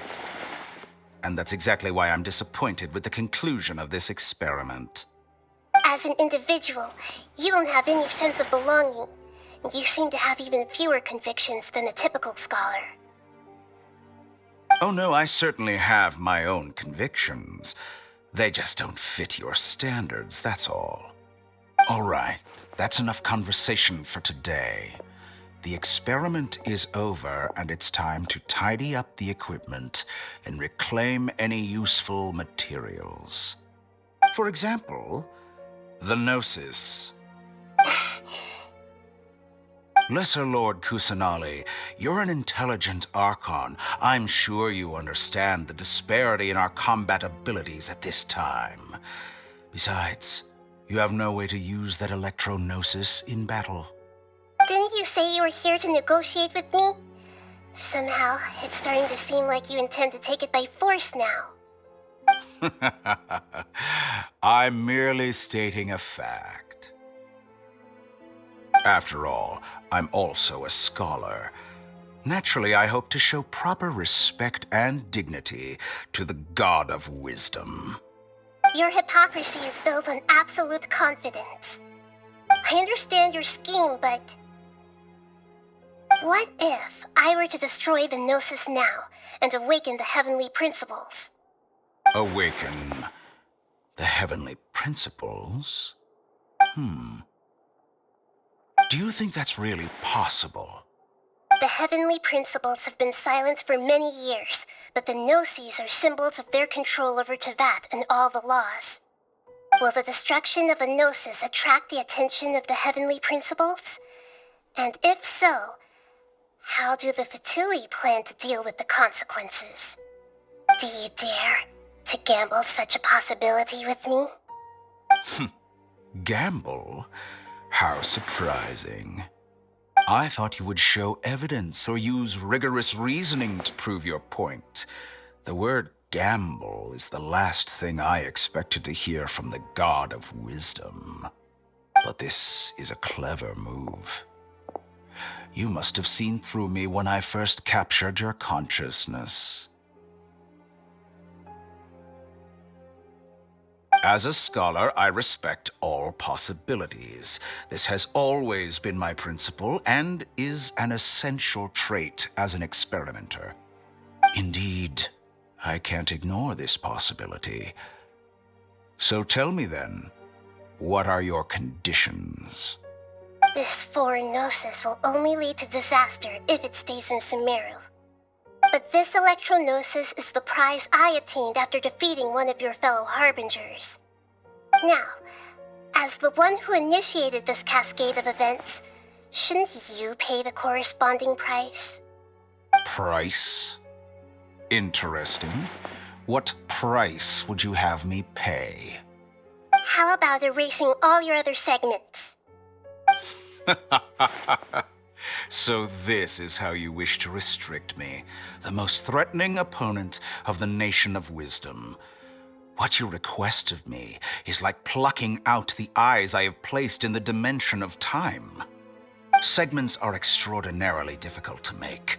They require extremely rare resources and enormous amounts of time and effort, requiring me to destroy them all here and now. Bravo. A suitably wise decision on your part. Yes, how very interesting. Can I assume that you have long been wary of me? Among all the versions of me, this segment you see now is the most selfish. If it weren't me, your idea wouldn't have worked. What did you see when you were imprisoned? You were observing me, and that's how you know I've long grown tired of their doubts and endless arguments. Like you said, it's difficult to make peace with yourself. Being as smart as you are, have you managed to do that?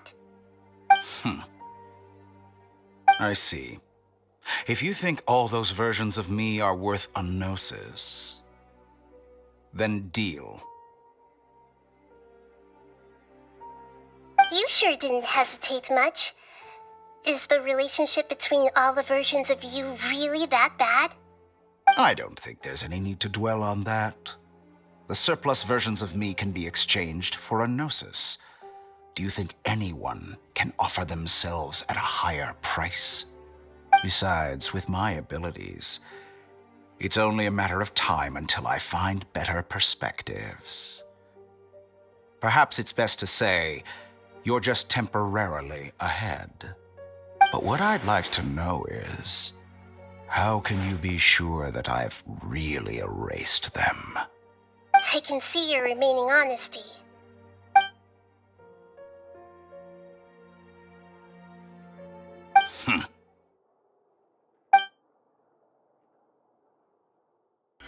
What a ridiculous decision! You can't be serious! How could I have been so short-sighted? You think Even this is your the end? sense. I'll have I please will wait. You'll make Good this moment riddance. count. You will regret this. Well, have you confirmed that it's complete? Here, take it. The future of Sumeru City will be in my hands alone. I will shut down the Akasha and let curiosity and the thirst for knowledge drive the realm of academics once again. There won't be any further gaps for you to exploit. It truly pains me that my academic achievements have never been appreciated in my homeland. Of course, I have no interest in being rejected by this city for a third time. Another chess piece. And where is your dendronosis? Don't be greedy, Harbinger of Snezhnaya. No, this is a different transaction. If you intend to turn off the Akasha anyway, then there's no further use for the Gnosis of Sumeru, is there? Besides, isn't it the Archon's duty to deliver what's desired of the Seeker? Oh, judging from your expression, you don't seem to find the idea very agreeable. Then let's think of it this way. Since you're the god of wisdom, how about I exchange some knowledge with you? People exchanging knowledge with the God of Wisdom is the stuff of legends. Yet here you wish to exchange knowledge for the God of Wisdom's property. Arrogant as that is, it has piqued my interest. Let me ask you, have you in all your mighty knowledge ever heard the rumor that the skies of Tevat are fake? Huh? That's the secret hidden by Irminsul concerning the truth of this world.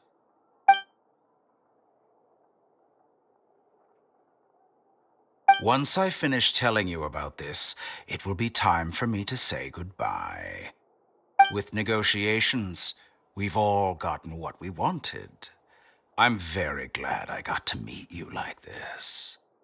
Your arrogance may know no bounds, and convictions may mean nothing to you. But I'll still listen to what you have to say.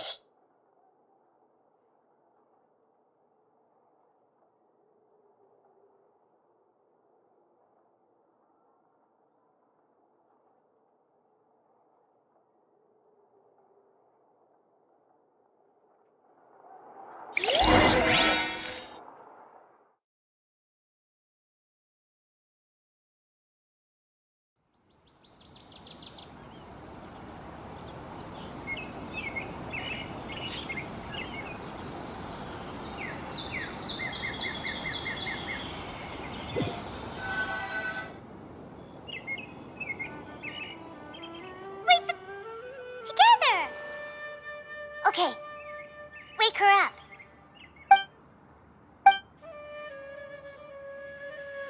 Are you awake? Kali says it's time for breakfast. Come on, get up!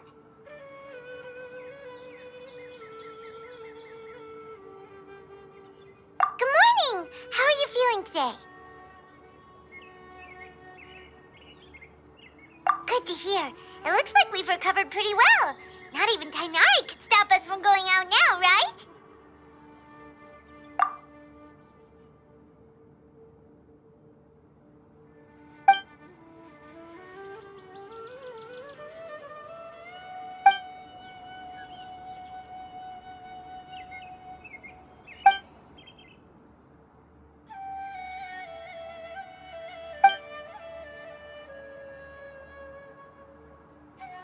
Come on, Traveler, let's go!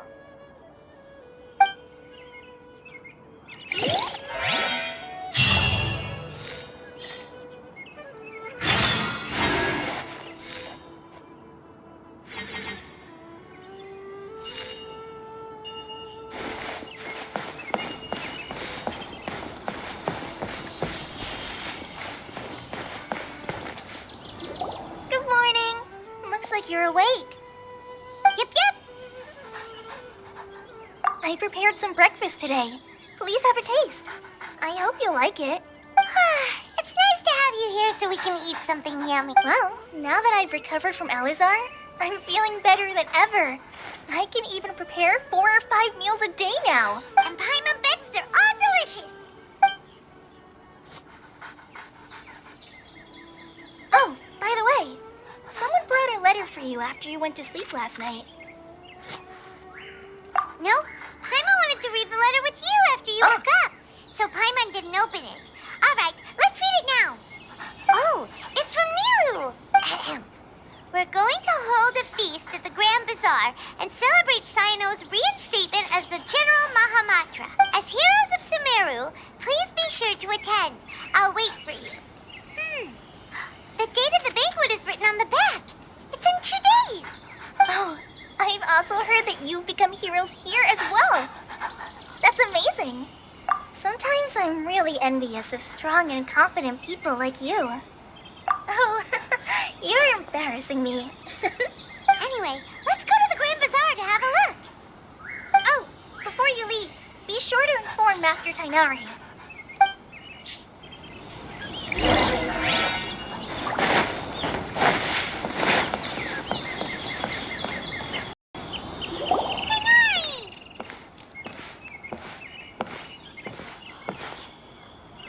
Good morning. How do you feel today?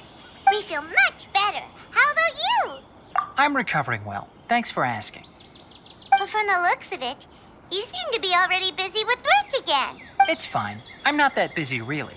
The Elazar patients have recovered, as well as Hypatia. For now, I only need to tend to my Forest Watcher duties. It seems once Irminsul started getting better, everything else started to recover too. Yes, but there are still some residual effects. The withering is one example. Though it won't spread anymore, the existing zones won't just disappear. We forest rangers will still need to do the work. By the way, we have some good news. Sino got his position back. This news is hardly new.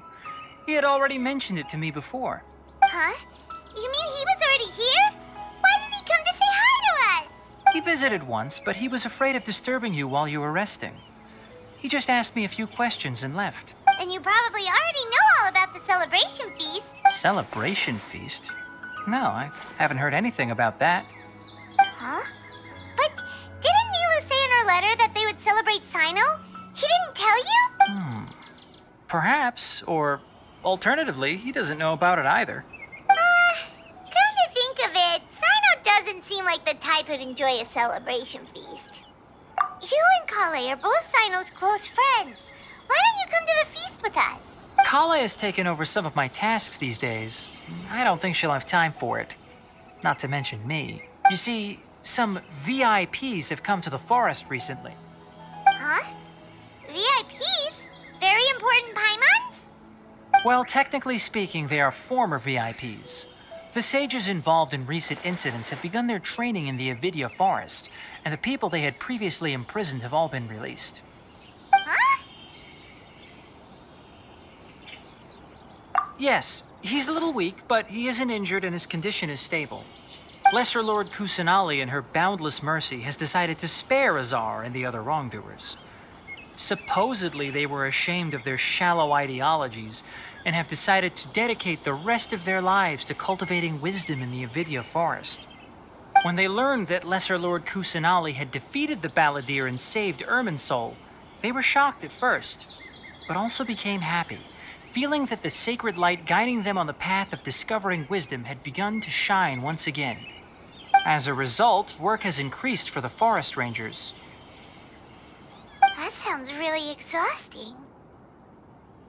There's nothing we can do, really. But that's another topic. Back to the matter at hand. Are you two planning to head out? Ah, right! We're here to request permission to head out. Would that be okay? You've recovered well. You may go, but be careful. Yay! Will do!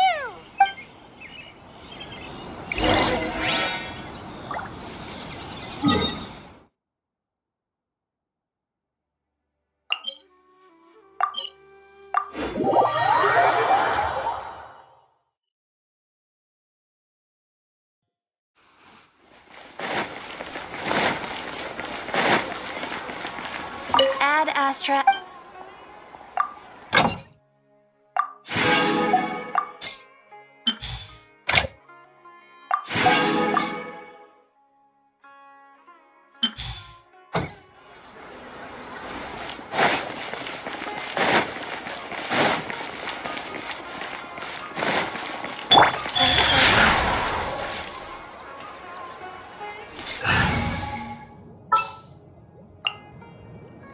This is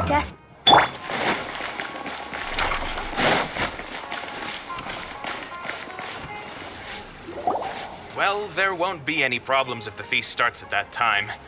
Everything has already been prepared. Mr. Zubair, I finished tallying things up here. Well, except for the guests. Is a simple reply really that much to ask of our guests? It's affecting our arrangements. Oh, it'll be fine. Besides, it never hurts to get things ready in advance. I was thinking the same thing. The feast will be held sooner or later, right? Hey, Nilu! Traveler, Paimon! We got your letters, and here we are! You're the best! The other guests haven't even replied yet. Huh? Are we the only ones that have arrived? Yeah. I had someone deliver letters to all of our guests. But maybe everyone is still busy with other things. Look, I get it. Sumeru is in an extremely important period of transition right now, but even if your friends are important figures, they shouldn't just ignore your request like this. Nilu is Sumeru's #1 celebrity after all.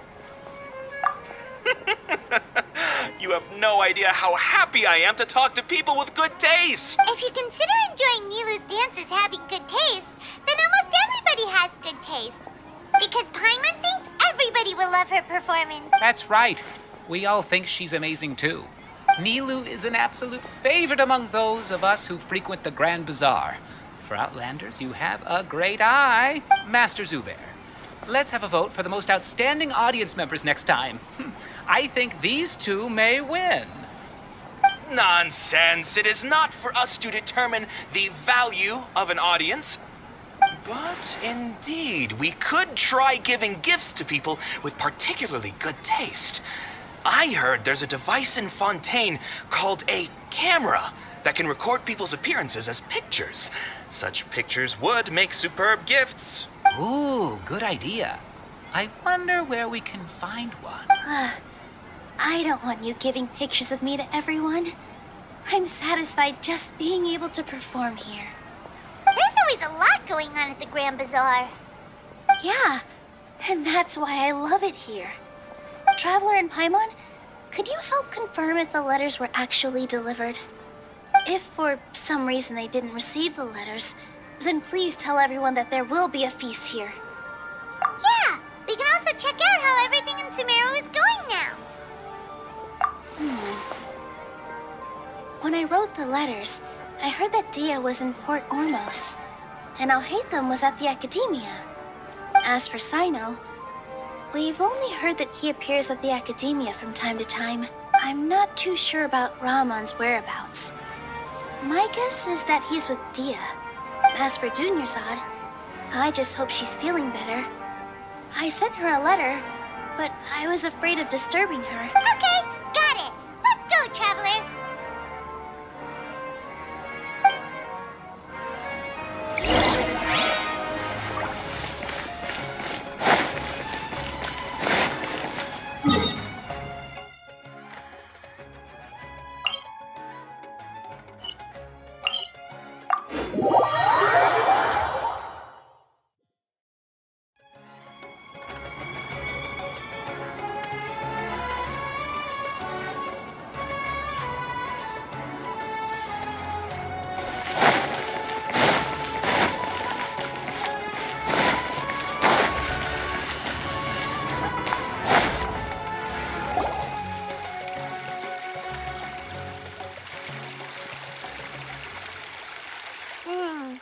We haven't seen Alhaitham anywhere. Let's ask that person over there.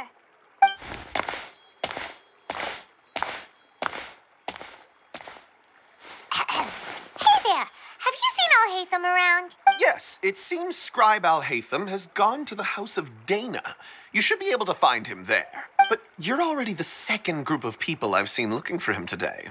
He must be quite the busy man. Oh? Who else was looking for him? Mr. Cave was just here asking about him. You wouldn't believe how terrible their relationship is. And now you two are here. Don't tell me everyone's here looking for gossip about the sages. No way. We're strictly here on business. Ah, I see. Sorry, I thought maybe everyone's as interested in rumors about the sages as I am.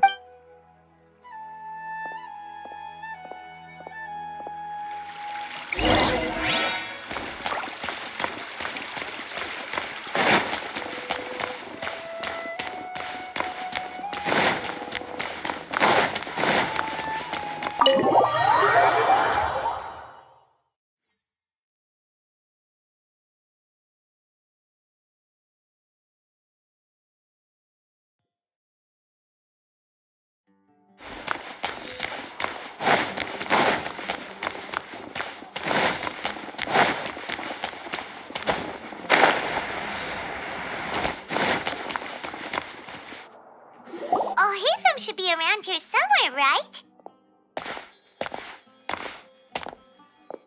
Oh, he's over there! But it looks like he might not have time for us. Just put down that worthless book and tell me what happened in the academia. This is not just some worthless book. Do you have any idea how difficult it is to find a physical book like this in Sumeru? It doesn't matter. It's probably just another thing that you used your authority to get your hands on anyway. Just put it aside. Listen, I came back today only to hear that the sages have disappeared. Oh, you sound surprised. I thought you would already know the inside story. Would I be here asking you if I knew? You're the scribe, not me. So just tell me what you know already. Well, I almost became a sage. Huh? Oh, don't sound too surprised now. You're the renowned Kaveh, light of the Kashara War. Besides, as a master builder and craftsman, chances are you'll be appointed as a sage too. Why do I feel like you don't really mean it? Huh. What makes you say that? Why would you question my heartfelt sincerity? Maybe it's because you've never said anything good about me before. Yeah, well, I share a similar sentiment, and anyone who knows you as well as I do would surely do the same. Oh, you... See? This is why I hate discussing anything with you. Your ridiculous and arrogant attitude always gets in the way. It seems that you really can't stand my personality. Ha! What was your first clue? Well, then you might as well move out of my house. Are you threatening me? Stooping to a new low, I see. Ugh, and don't change the subject. You, a sage? What a joke. The academia might as well just close tomorrow. Are they having a fight? Forget what's going on with the academia. Haven't you been busy with your construction project? Tell me, when are you going to build yourself a mansion? Don't get me started. I get angry just thinking about it. So, what great building did our master architect work on this time? Like I need to tell you. Keep your nose out of my business. No, I think we deserve to know. Where were you when Sumeru needed you most? I was in the desert for a large project, but considering Haravatat's utter ignorance of architectural and aesthetic matters, you probably wouldn't understand. Which is truly unfortunate. I can only pity the man who doesn't understand the first thing about beauty and romance. Unlike a true... Hold on, wait a second. What do you mean by when Sumeru needed me most? Well, while you were out fiddling around in the desert, many people came together to save Sumeru from a crisis. Ha! And you think I'd believe that? Look, all you really need to know is that Azar and all his accomplices have all been overthrown. Huh? What nonsense are you talking about? It's no skin off my nose if you don't believe me. It's not like my Darshan was the one trying to apply for funding from the Grand Sage. Yours, though, on the other hand... You know what? I'll ask around. I'm sure someone knows what's going on here. You're dead if I find out you're lying to me.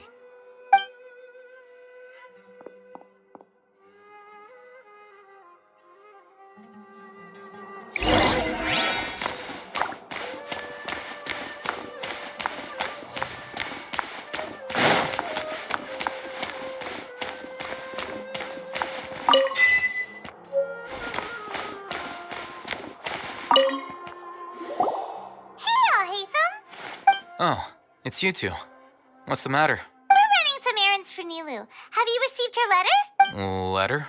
Nilu said she sent out a letter inviting everyone to a celebration feast in 2 days at the Grand Bazaar. We'll also be celebrating Zaino's reinstatement as General Mahamatra. If she addressed the letter to all Hatham of the Academia, then the letter should have gone to my office. I've been busy these days, so I haven't had time to check for any new mail at my office. I only now have some free time to attend to personal matters. Have you always been so busy with your work? Of course not.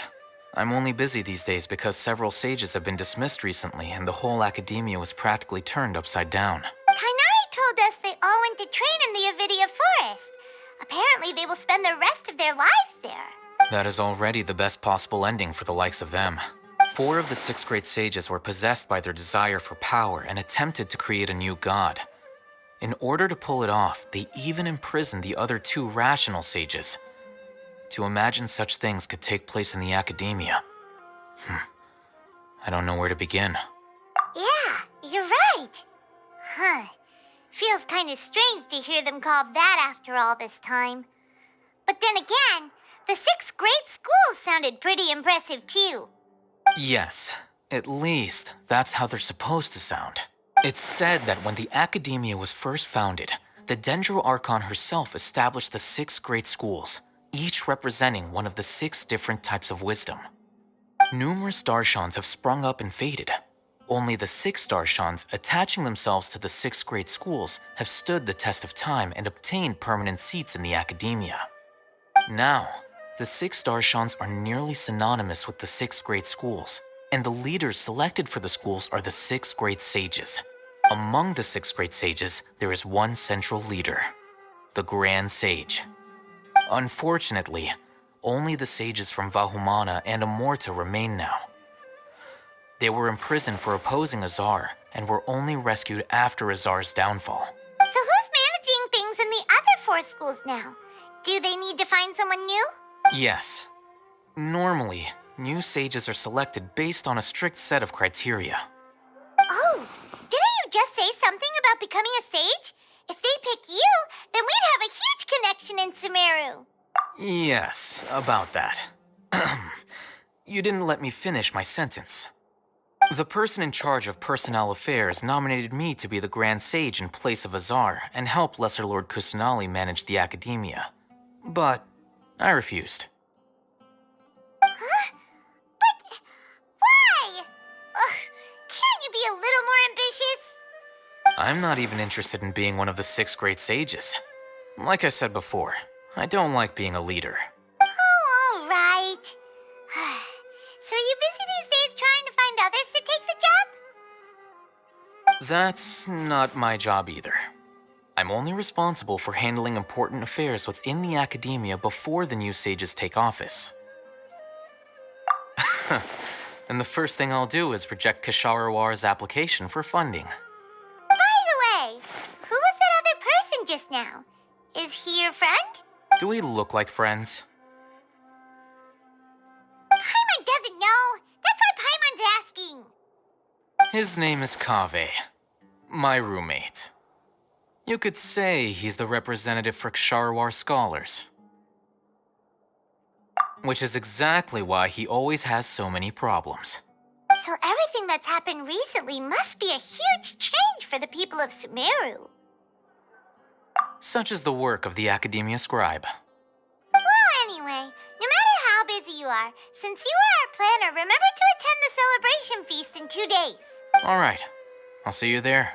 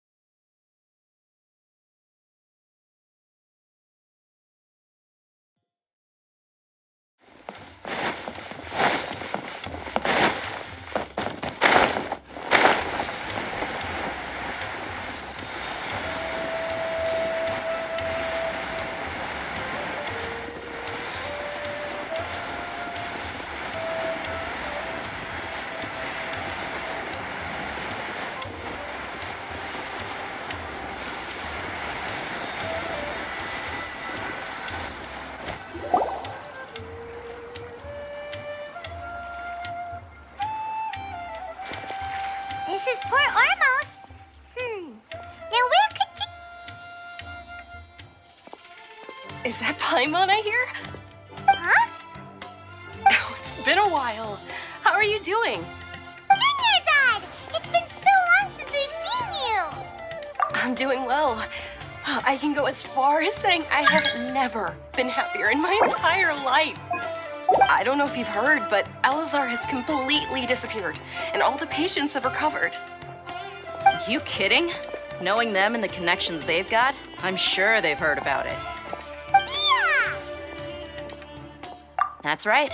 My lady is feeling better now, so I'm accompanying her for a walk. Why do you still call me that, Dia?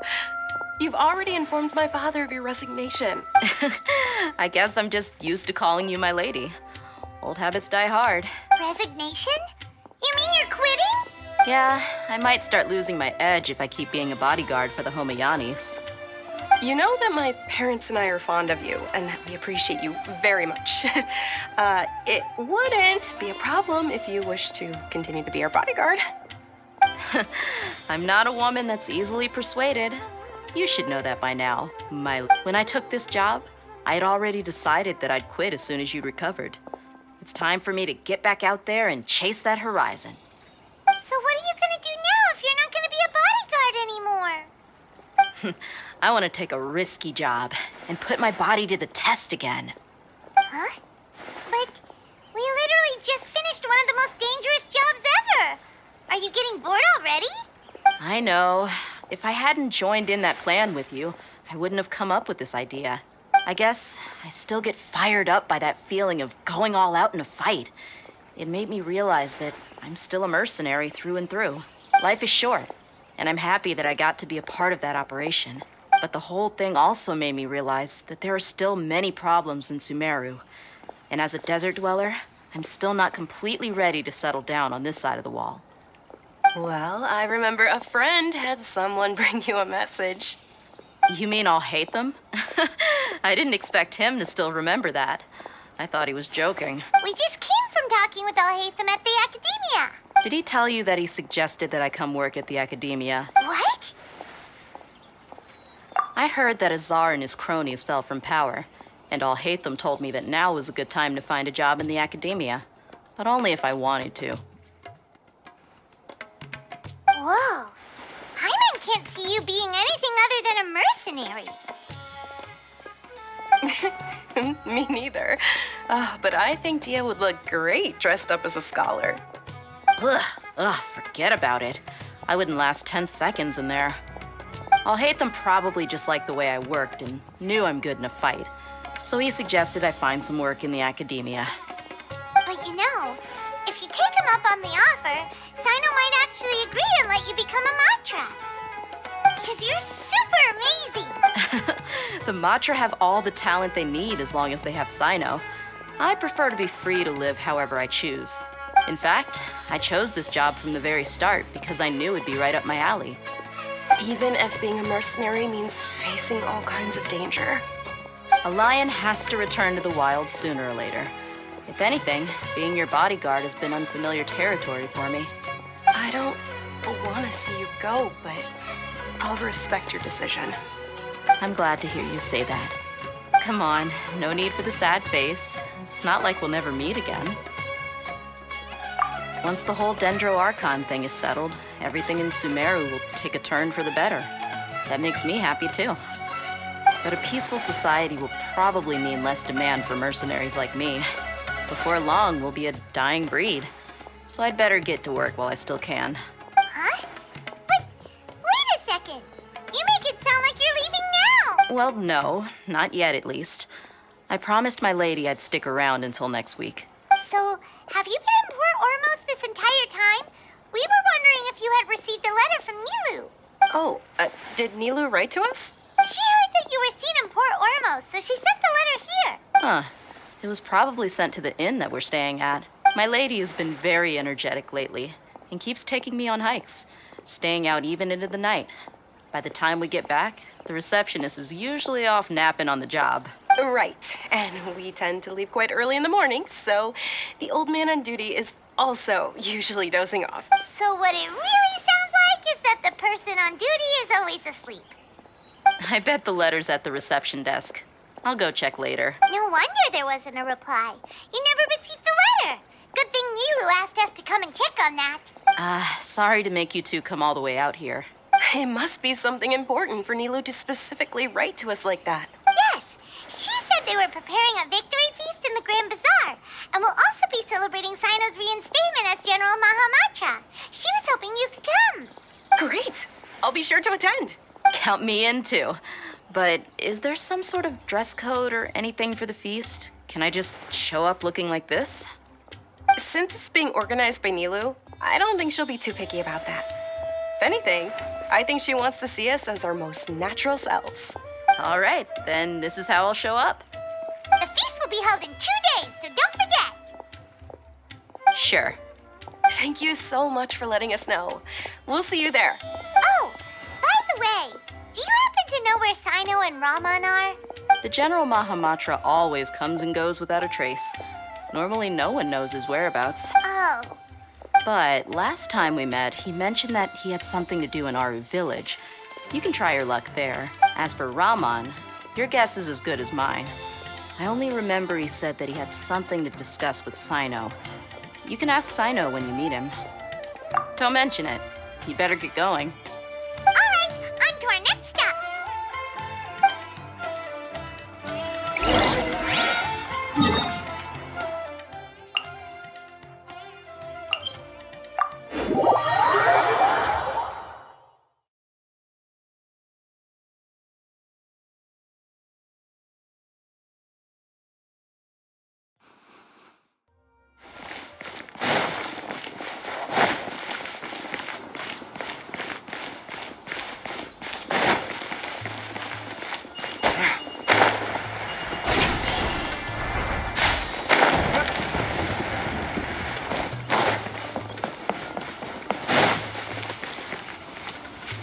It's been a while since we last visited Aru village. Ah, there's Sino.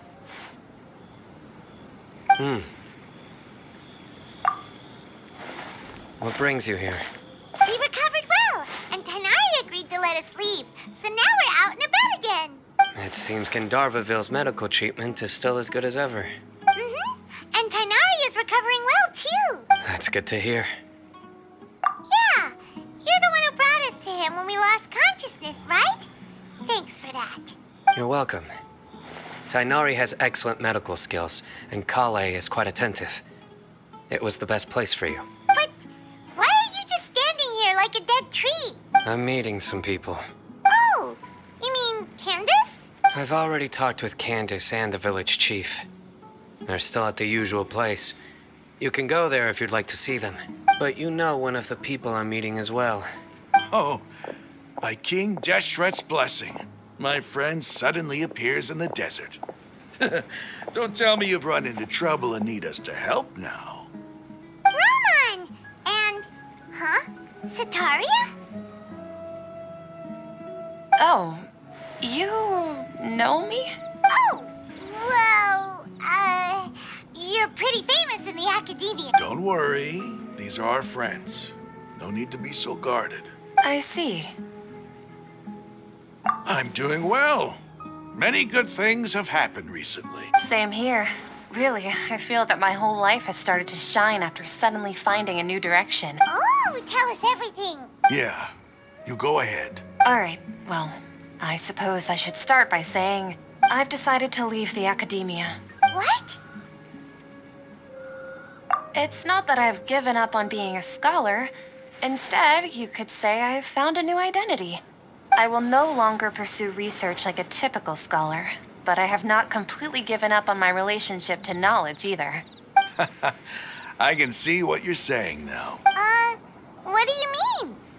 I plan to leave the academia and return to teach here in the desert. Wow, so you want to become a teacher?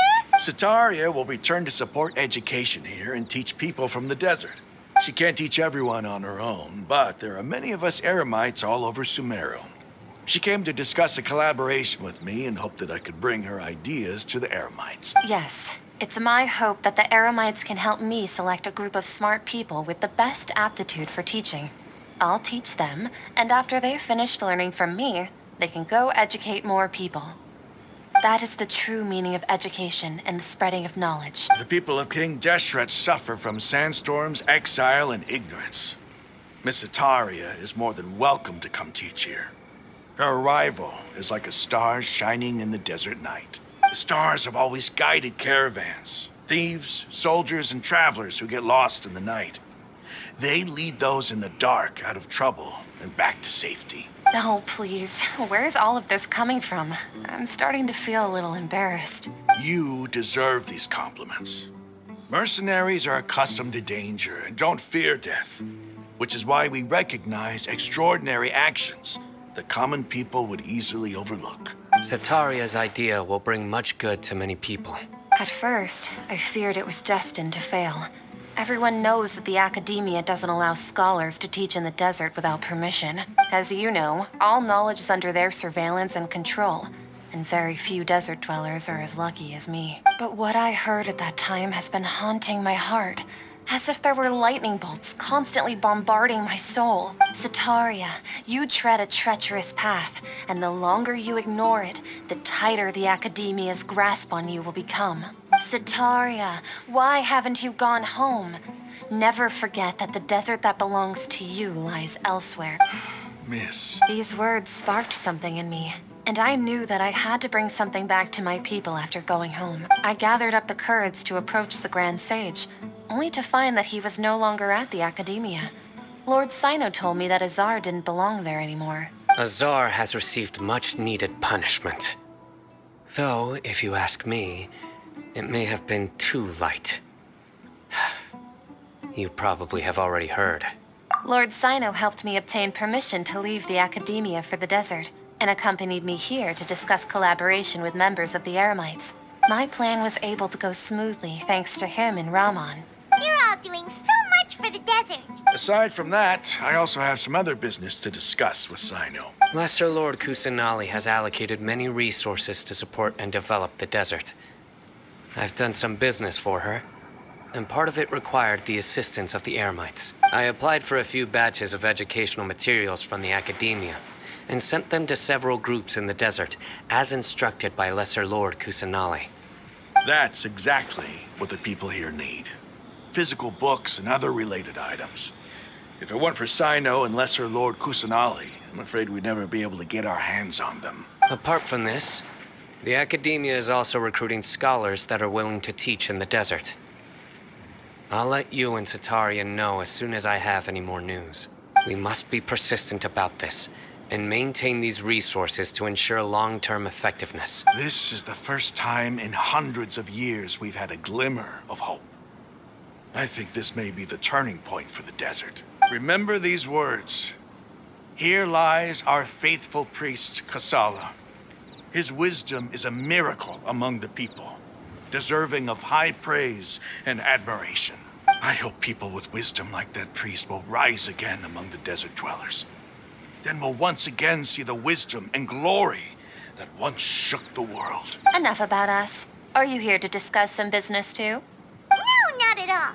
We're actually here on behalf of Nilu. Nilu wanted to write to everyone, but she wasn't sure where the letters should be sent, so she asked us to come find everyone personally. A celebration feast will be held in 2 days at the Grand Bazaar. She hopes that all of you will be able to attend. At the feast, we'll also be celebrating Sino's reinstatement as General Mahamatra. Although, judging from your appearance, it seems you've already been reinstated. Paimon thought you would only start working for the Academia after the feast. Celebration? Feast? It's the first I've heard of it. Tighnari was right. He really didn't know. This feast is for you, Sino. Sounds to me like you'll have to be there. It's rare to see that kind of expression from Lord Sino. You must not like feasts very much. No, not really. But I'll go. Well, I still have a lot to handle here. Besides, I need to look after Miss Sataria in the desert, so... I'm afraid I won't be able to join you. Although, if you'd be so kind, please give a message to Miss Nilu for me. The message is, I'm sorry for how I treated you before, but now I understand the beauty of your dance. It's like a light shining in the sky. You and the art you symbolize are not only beautiful, but also lively and powerful, so much so that it was prohibited. Please keep dancing, and someday I'll be able to appreciate your art in person. Okay, we've got all that down. Our job here is complete as well. Oh, Sino, remember, party's in 2 days. Make sure you're there. Got it.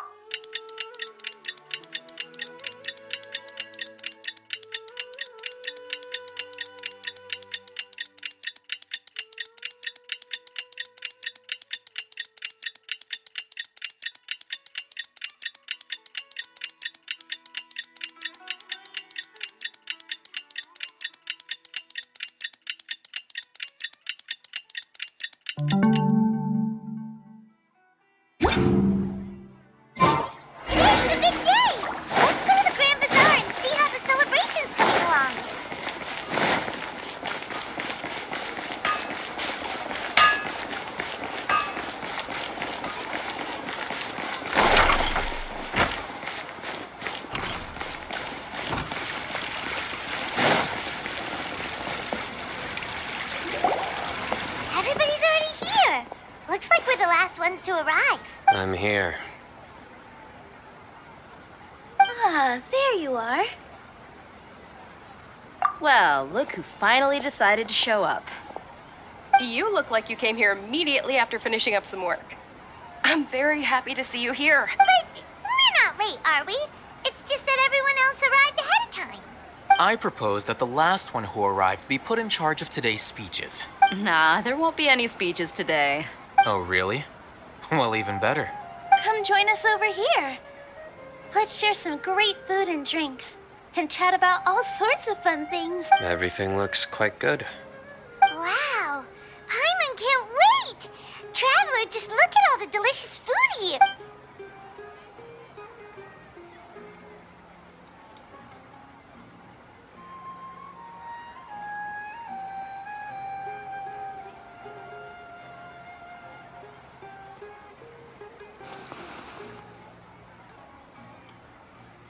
Whoa! It's so delicious! Oh, this grilled meat tastes amazing! The food was specially prepared for you by everyone in the Grand Bazaar. And we have gifts that were sent by the residents of Sumeru City when they heard we were holding a feast. Everyone that came said that you saved Sumeru and wanted me to thank you all on their behalf. Ah, feels kinda nice to be seen as a hero. I could get used to this. Being a bodyguard is also a hero's job. You've always been amazing, Dia. My lady sure has a way with words. Thanks. I'm glad to hear it. And I'm happy to meet everyone that participated in the great plan. Don't mention it. Come to think of it, we've really done something impressive together. It's unbelievable. We owe it to our abilities. And luck. Really? Why do I remember everybody thinking that luck was against us and feeling like we hardly had a chance of succeeding? That's how I remember it too. It's luck that brought us together, and it was luck that let us form a team. Then, it took even more luck for us to formulate a plan and implement it successfully. Moreover, judging from the results, everything worked out well. Yeah, everyone gave it their all when it mattered most. It was almost like a performance. We took the stage and put on our best show. Everyone played their part. And thanks to everyone's efforts, the performance was a great success. So, would you say we're good actors too? It's such a blessing that Lesser Lord Kusanali was able to return to power at the Academia. Yes, even after being abandoned and neglected so many times, she's finally returned. Uh-huh. Lesser Lord Kusanali once used all her power in a great disaster, which resulted in her losing all her wisdom and memories of the past. The Academia basically abandoned her because of it. This should be something everybody should remember. Huh? You look surprised. I didn't say anything wrong, did I? No, everything you said is correct. That's good. Something wrong? Yeah, what's with that face? You knew all of this already. Even if those two giants of the Academia are here, I still have to say it. Those sages really have some nerve. 500 years ago, Lesser Lord Kusanali used all her power for the people of Sumeru. And what did they do in return?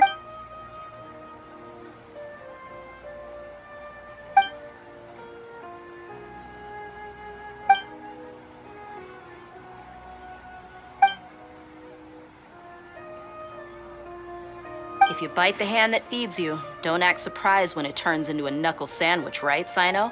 Perhaps I shouldn't say this, but their treatment of Lesser Lord Kusanali calls for a more severe punishment. You could simply tell Lesser Lord Kusanali that you wish to have Azar and his accomplices severely punished. I respect our deity's decision and won't interfere in any way. While we're on this topic, why didn't you accept the Academia's invitation to become the Grand Sage? Are you trying to say that I'm fit to be a sage? Not at all. But every person handling the selection process has said that you are the most suitable candidate to lead the Academia right now. Why? Because he dethroned Azar from power? Could you try to put it another way? This is a good thing, yet you're making it sound like I overthrew Azar for my own personal gain. But seriously, though, I always wondered if you had some personal motives behind it. I did have my own motive, but it had nothing to do with being a sage. If the rules of our nation were suddenly cast by the wayside, then it wouldn't be long until chaos ensued. I had no intention of letting their dreams disrupt my life. By that, you mean your life working as the Academia's scribe. Precisely. Wait, is that all? So, that's the only reason why you joined us and came up with all those plans? It's reason enough. You've certainly got quite the personality. You flatter me. All right then. How about you? You've already resumed work as the General Mahamatra, right? That's right. Will you be happy with that life? It's not about being happy. There are merely a lot of things that I must do. Even so, keep your spirits up and try to be happy, okay? And try to smile more every day, just like I'm doing now. Thank you. I'll keep that in mind.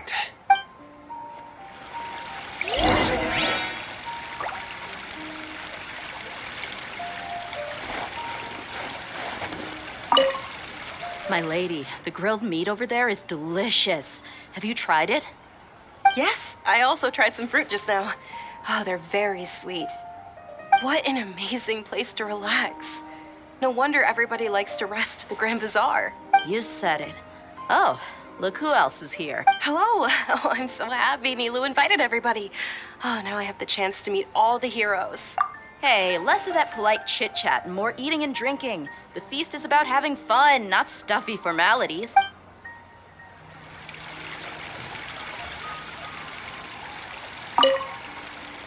I seldom participate in such lively gatherings, but the atmosphere here is quite good. No. This gathering today has a unique meaning. The Grand Bazaar is lively because the people here feel happiness from the bottom of their hearts. Unlike the farces at the Academia. That happiness is an emotion that'll be forever alien to those bookworms who have driven themselves insane by studying. I seem to have taken both keys when I left the house. Oh well.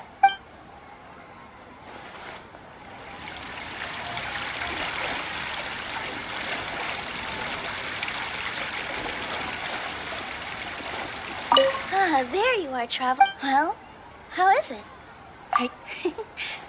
It's the first time I've ever invited so many exceptional people to one place. I was a little nervous myself. You see, every guest here is quite extraordinary. It's unbelievable that we've got everyone together here. Almost like a fairy tale. Make sure you live it up tonight.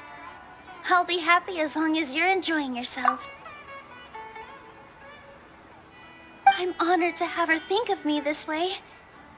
If I have a chance in the future, I would really like to invite her to one of my performances. I can't explain why, but I just feel elated right now. Thank you.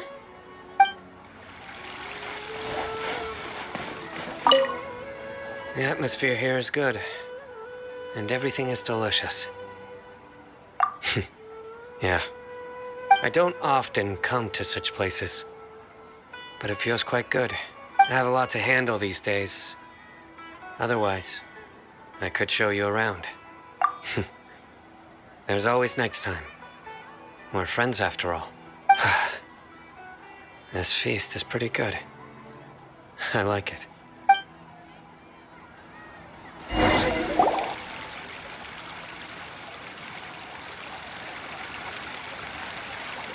Hey, what's wrong? Your head is starting to droop. Hey, you can't just fall asleep here. Paimon will go find something delicious for you to eat. You'll wake up once you've put something yummy in your tummy. Of course, just wait here for Paimon.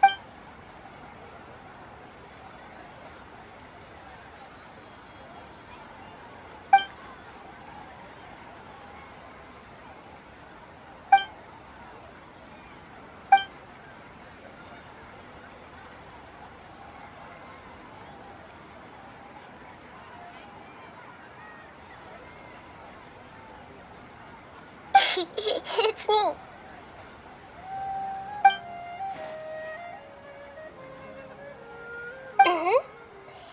You may blame me for being a bit too self-indulgent. I was thinking about talking with you, and the next thing I knew, I had made a connection with you. The connection between us is amazing. It's like flora and the fence it grows upon. I heard there's an amazing celebration feast today at the Grand Bazaar. I wanted to have a look for myself, so I snuck in. Lately, I've been so busy dealing with all the fallout from recent events, so I really haven't had any free time. Although you've already helped me with a lot, there's still one more thing I hope you can help me with. Please say thank you to everyone for me. Oh, is it not convenient for you to do that for me? But if I just show up all of a sudden, people will become all quiet and stiff, won't they?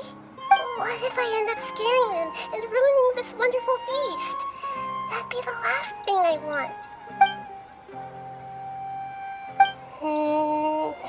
Let me think about it. Okay. Yes, I have.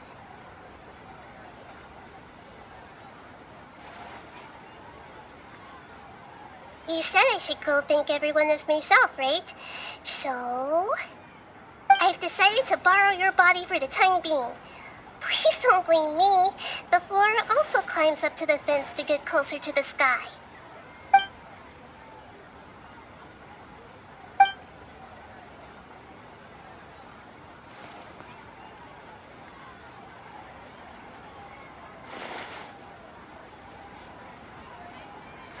Everyone!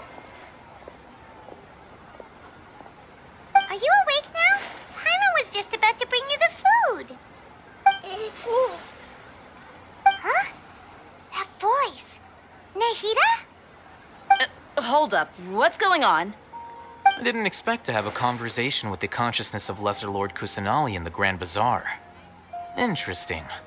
Is this also a part of the feast? No, of course not. Are you Lesser Lord Kusanali? Hello, Nilu. You know who I am? Yes, I already know every one of you. Nilu, Alhaitham, Sino, Dia, Paimon, and Dunyarzad.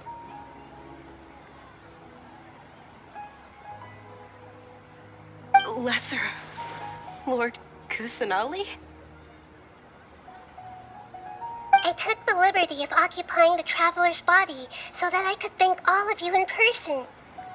Thank you so much for rescuing me, even if that meant placing your own safety in peril and taking the risk of becoming enemies with the academia, the sages, the doctor, the balladeer, and even the entirety of Sumeru.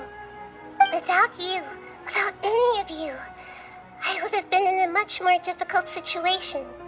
Had you not helped me to resolve the crisis, not only I, but Sumeru and even the entirety of Tevat would have suffered great misfortune. People refer to you as the heroes who managed to rescue a god. I'm quite fond of this name. It not only explains your identities, but also bears witness to your relationship with me. Please, allow me to present to you my most sincere gratitude. Lesser Lord Kusanali, you have done so much for Sumeru, and I didn't even have a chance to do anything for you. You don't have to do this. Dunyarzad, the suffering you endured during your illness is also proof of you being with me and praying for me. Thank you. You don't need to be so ceremonious. It's always been my duty to protect you. This is how the relationship between the Academia and Dendro Archon should be. We just did what was necessary and set things back on the right path. You're an Archon, but you act so humble. You really don't need to be so polite with us. I'm honored to have been able to take part in this plan. I hoped you liked the dance I dedicated to you. Thank you, all of you. Thank you so much.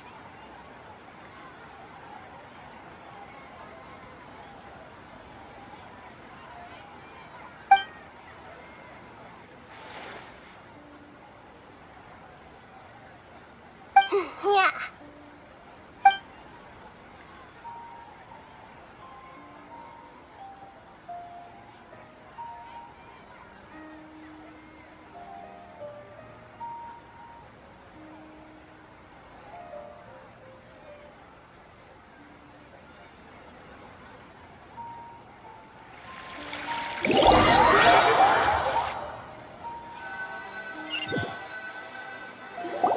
Are you awake? Did you rest well? After Nahida left, you ate a lot of food. You've become a glutton. That just means you still have a lot to learn from Master Paimon, the Sage of Gluttony. Alright, since you're awake now, should we go and have a chat with Nahida?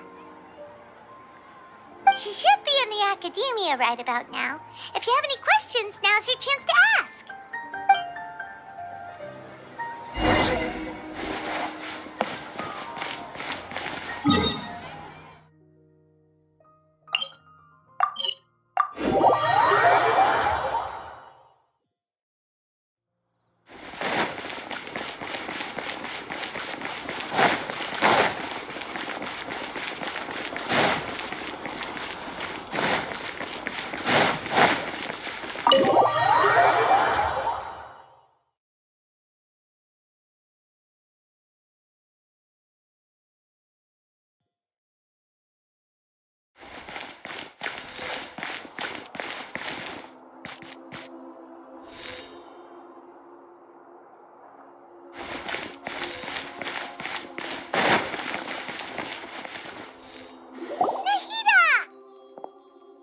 Hello, Traveler and Paimon. What a fantastic night. I'm still immersed in all the happiness and joy, like a candle floating on water. So are we, and that's why we're here to talk with you. Is there anything you want to know?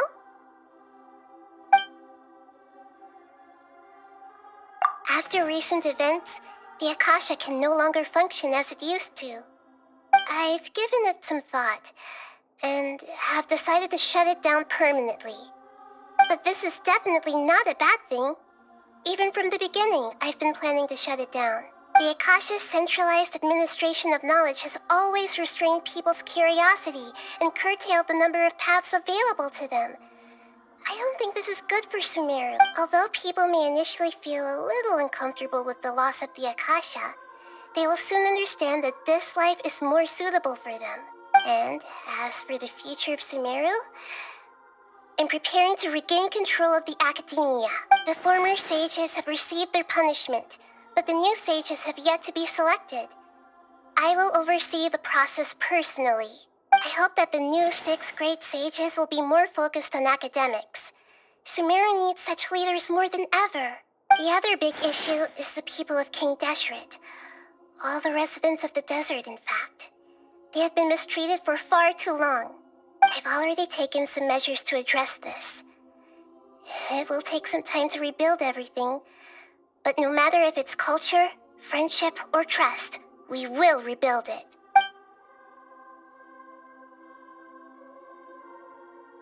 You mean, what happened after the doctor put you to sleep? Not exactly. The top-ranked Fatui Harbingers, up to number 3, possess power comparable to that of gods. I was no match for him in that kind of situation. However, in spite of the bad situation, I still managed to make a fair deal with the doctor. I'm sure you remember the entity that changed your fate, the Heavenly Principles. In fact, the Heavenly Principles has been quiet since the Conria disaster 500 years ago. I used this point as leverage against the doctor. I told him that the Heavenly Principles may be awakened if I destroy the Gnosis. Although it's just a bluff, he still fell for it. I assumed that the Heavenly Principles wouldn't just stand by and let such extensive damage to its laws take place. And as for what I exchanged for the Gnosis, the exchange served as both punishment for the doctor as well as a boon of new knowledge that I couldn't refuse as the God of Wisdom.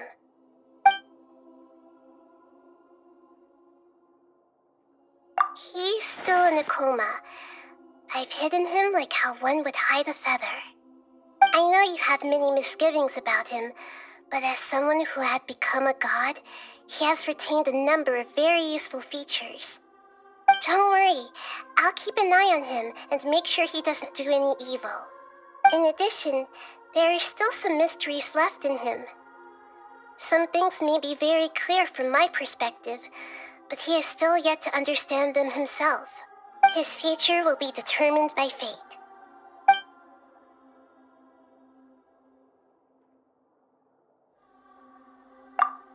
Is that where you're headed next? Fontaine, the nation of justice? As far as I know, that nation operates on a judicial system. Does their archon personally judge people? No, there's a chief justice in Fontaine. Generally speaking, the Hydra Archon, Focalor, won't preside over individual trials. However, even then, Focalor will still make herself present at just about every trial. It seems that she just likes to immerse herself in that sort of atmosphere. As Archon, she still reserves the right to influence the final verdict. Anyway, let's just say she's got, a very unique personality.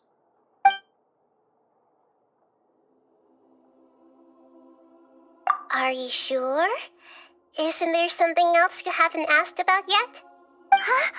You mean... About your brother. While you were resting at Gandharvaville, I took some time to perform an Irminsul search for information on your brother.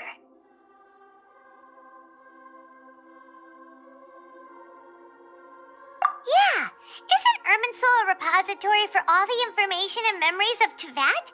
So there shouldn't be anything on her or her brother.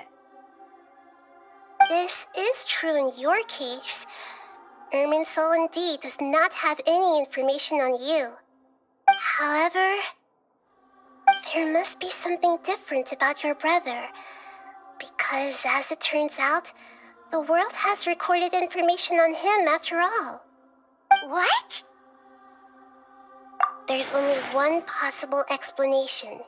He belongs to this world.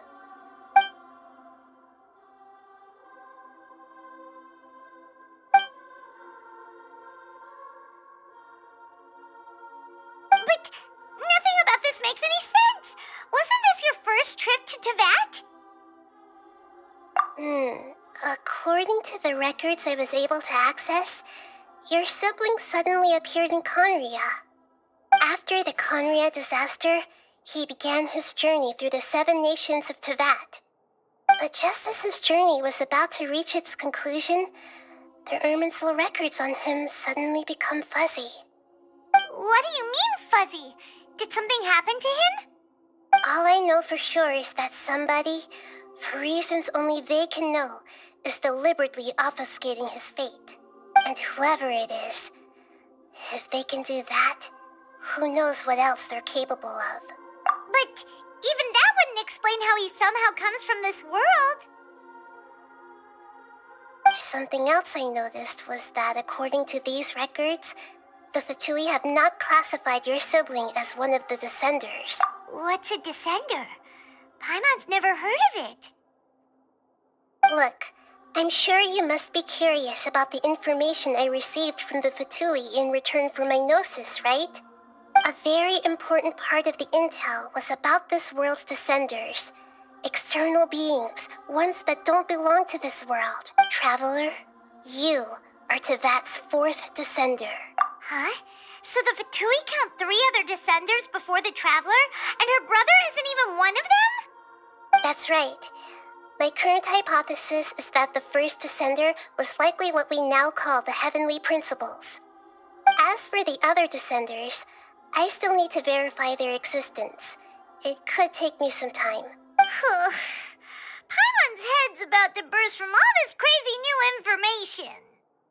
And yet, even knowing all this, I'm sure you must still have a lot of unanswered questions. I must say, I truly regret that I can't help you more as the God of Wisdom. There are many questions in my heart as well. I will need some time to go through each one of them. And soon, you'll also begin your journey anew and depart from Sumeru. I'm very interested in your future.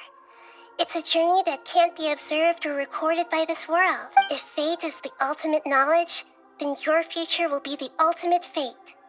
Paimon's sure glad we got to meet you, Nahida. The pleasure is all mine. I can't thank you enough. Alright, that's enough talk for today.